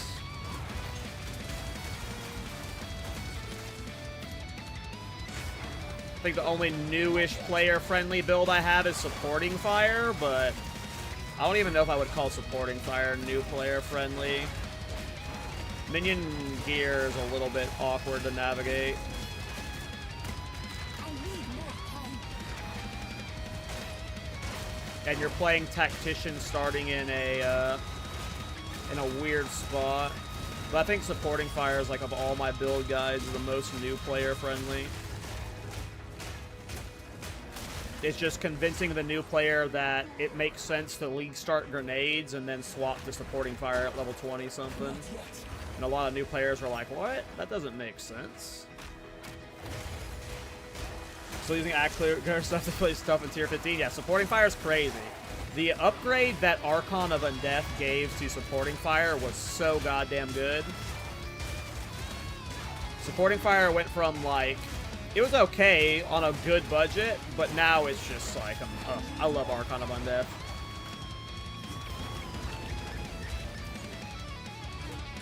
Timmy was saying he was thinking it was going to get nerfed. I hope it doesn't get nerfed. I just hope Jhin gets nerfed. The Supporting Fire feels like balanced with Archon of Undeath, kind of. Maybe it's a little bit too good, but I don't know. Supporting Fire at its best is not better than, like, you know, the best of the best builds.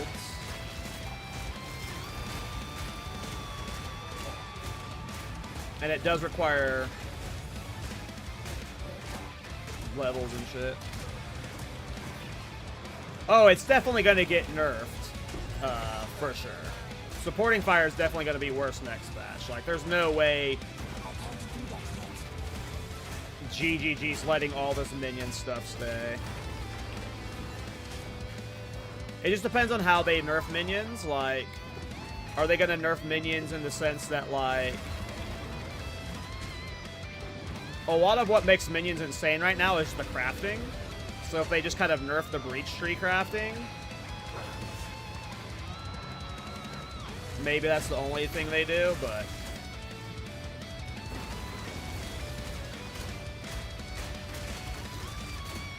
we'll have to see.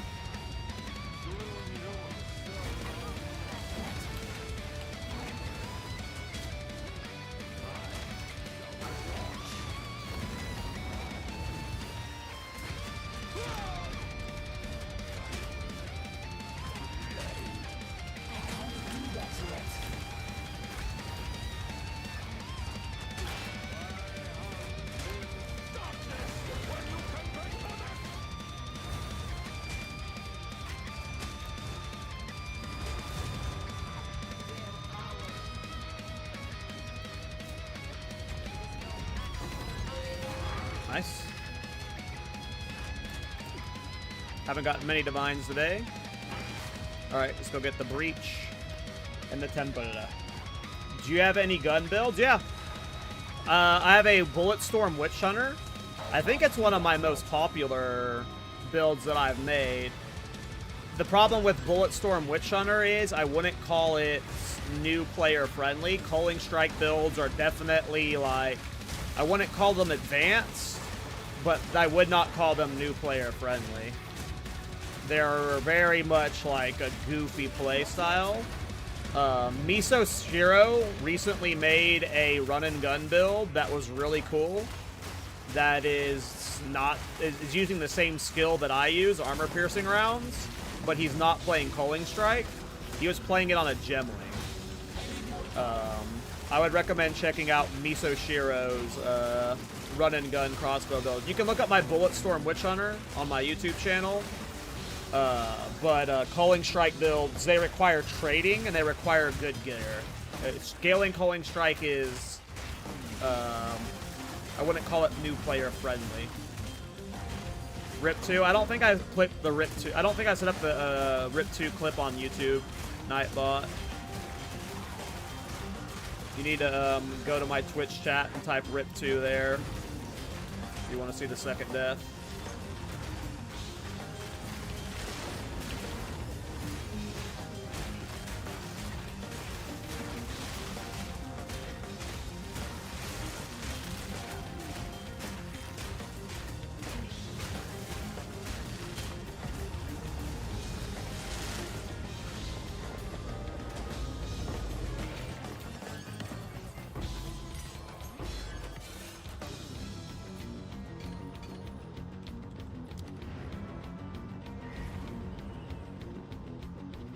Yeah, Glacial Bolt's a really good button build for sure. Yeah, a lot of people love Glacial Bolt builds. I mean, it's hard, like, in terms of fun, if you're playing any of the shot builds with a proper build for the shot builds, they're fun. Grenades are where people, it's hit or miss on whether they like playing grenades, but a lot of the shot builds are really fun. I like a lot of the crossbow built shots.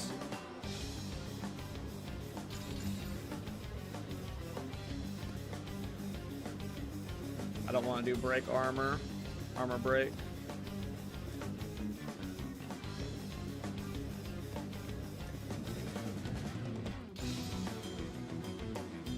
I don't like less rife and recovery rate, but that's fine. Off to work now. Thank you for the session. I'll try them later on when I get home. Have a good one, chat Cal. Later, Popya. Jesus. Have a good one, man. Grenade Master Race. There are a lot of people who love grenades.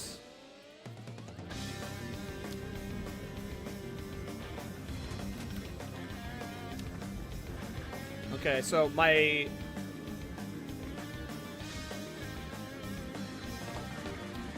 Is this real life?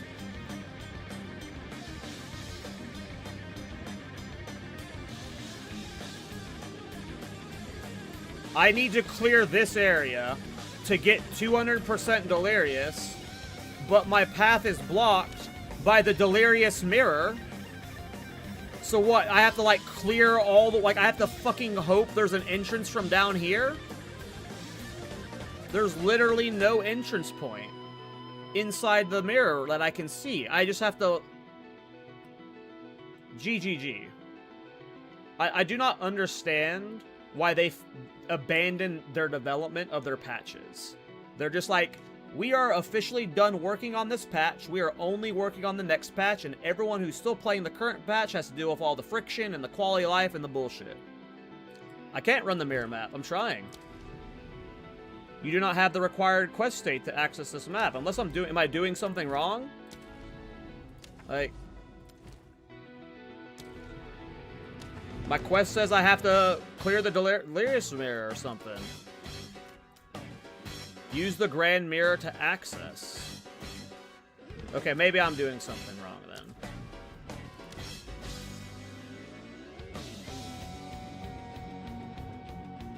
What am I doing wrong? This is clearly a user error. Where's my quest say? Oh, I bet I have to go talk to that dipshit. Alright. No, I have to go talk to the idiot. I'm gated because I haven't talked to him. And he's not the idiot, I'm the idiot. I've got to go talk to Maddox, and then I should be able to exit that, the map. My fault. Oh, I can do Anoints now, at least.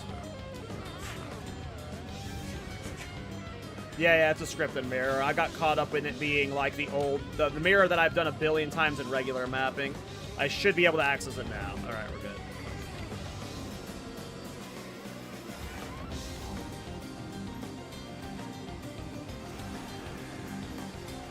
That minion ring is crazy in chat.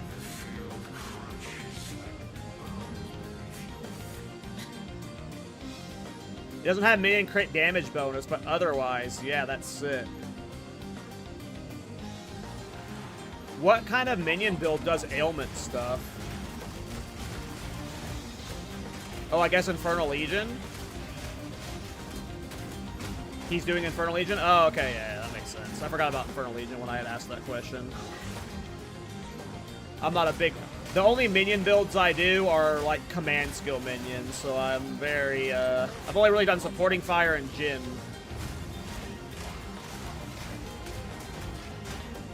Poison SRS? Oh, that's cool. That sounds really fun.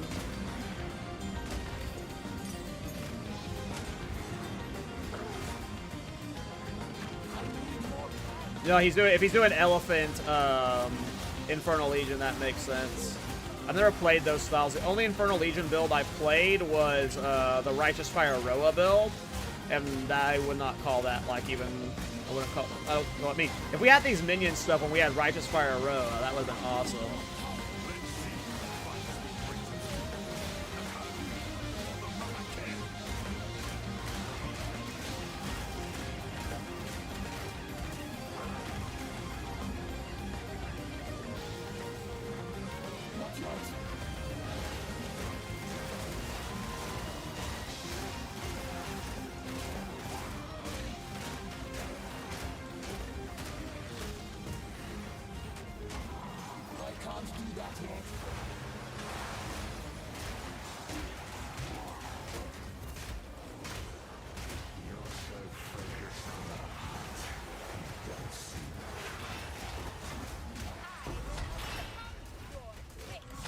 This is good, scary.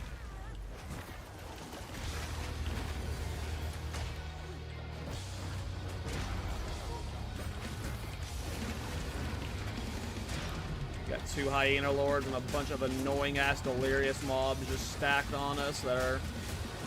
I just really, like, hate Delirious mobs. Like, the fact that they don't have corpses is so obnoxious. Anytime you're using, like, anything that's enabling AoE via corpses, your build just feels so much worse in Deli maps. I really hate that.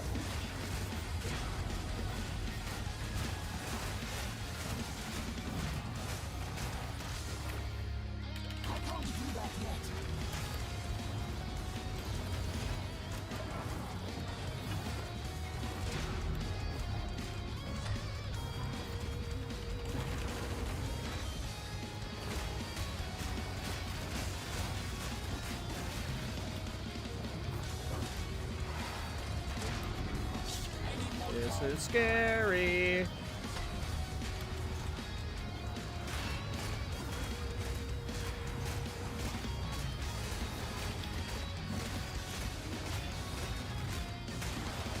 you just keep getting these Delirious mobs.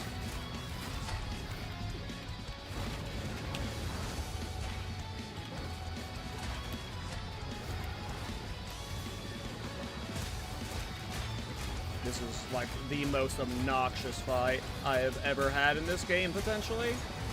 It's just... I'm relying on Herald of Blood to clear stuff, but there's a constant flow of minions coming in that aren't being cleared because of it, and it's just like, oh, wow.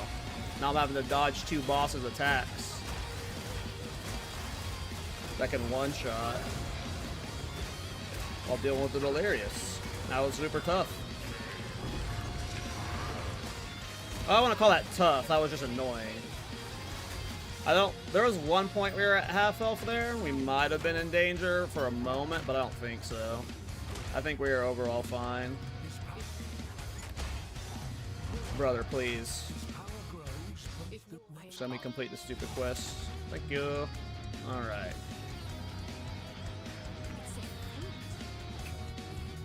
Ah, Carradine, no. F.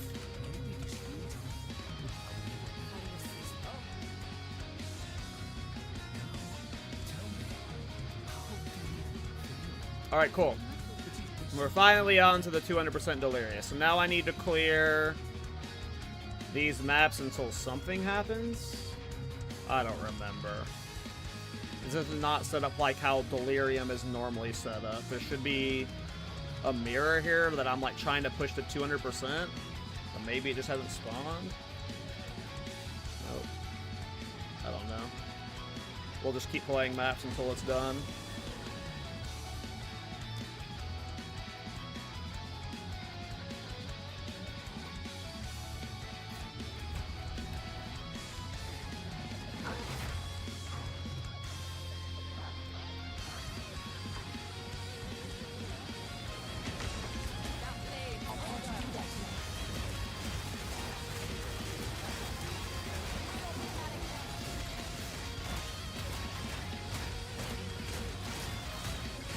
That was dangerous. She is fucking me up. And she's chasing my ass too. She hit me with that flammability magnitude and it is actually chunking me. She's one of the dangerous ones for sure. Or that LE weakness, whatever you want to call it.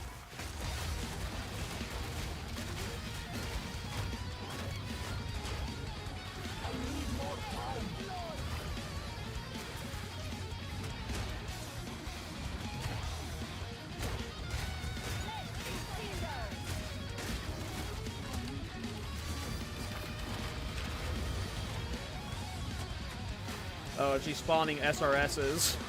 She's spawning freaking skulls that are blocking my shield charges, so like I don't even want to fuck with her.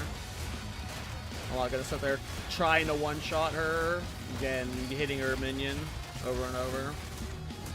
We will find the breach and leave.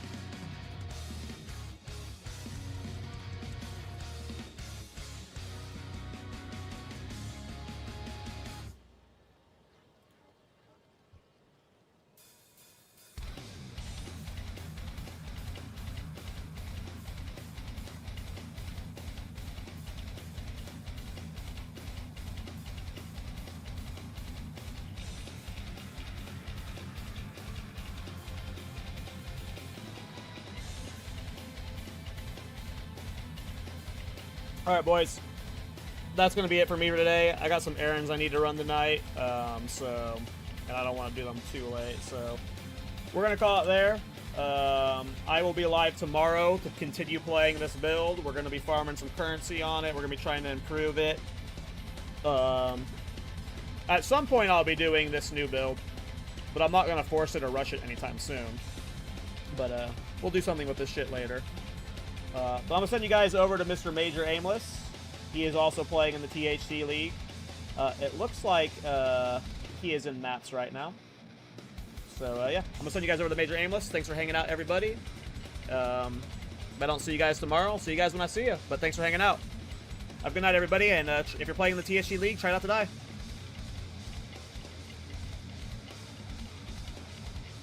I will see you guys next time.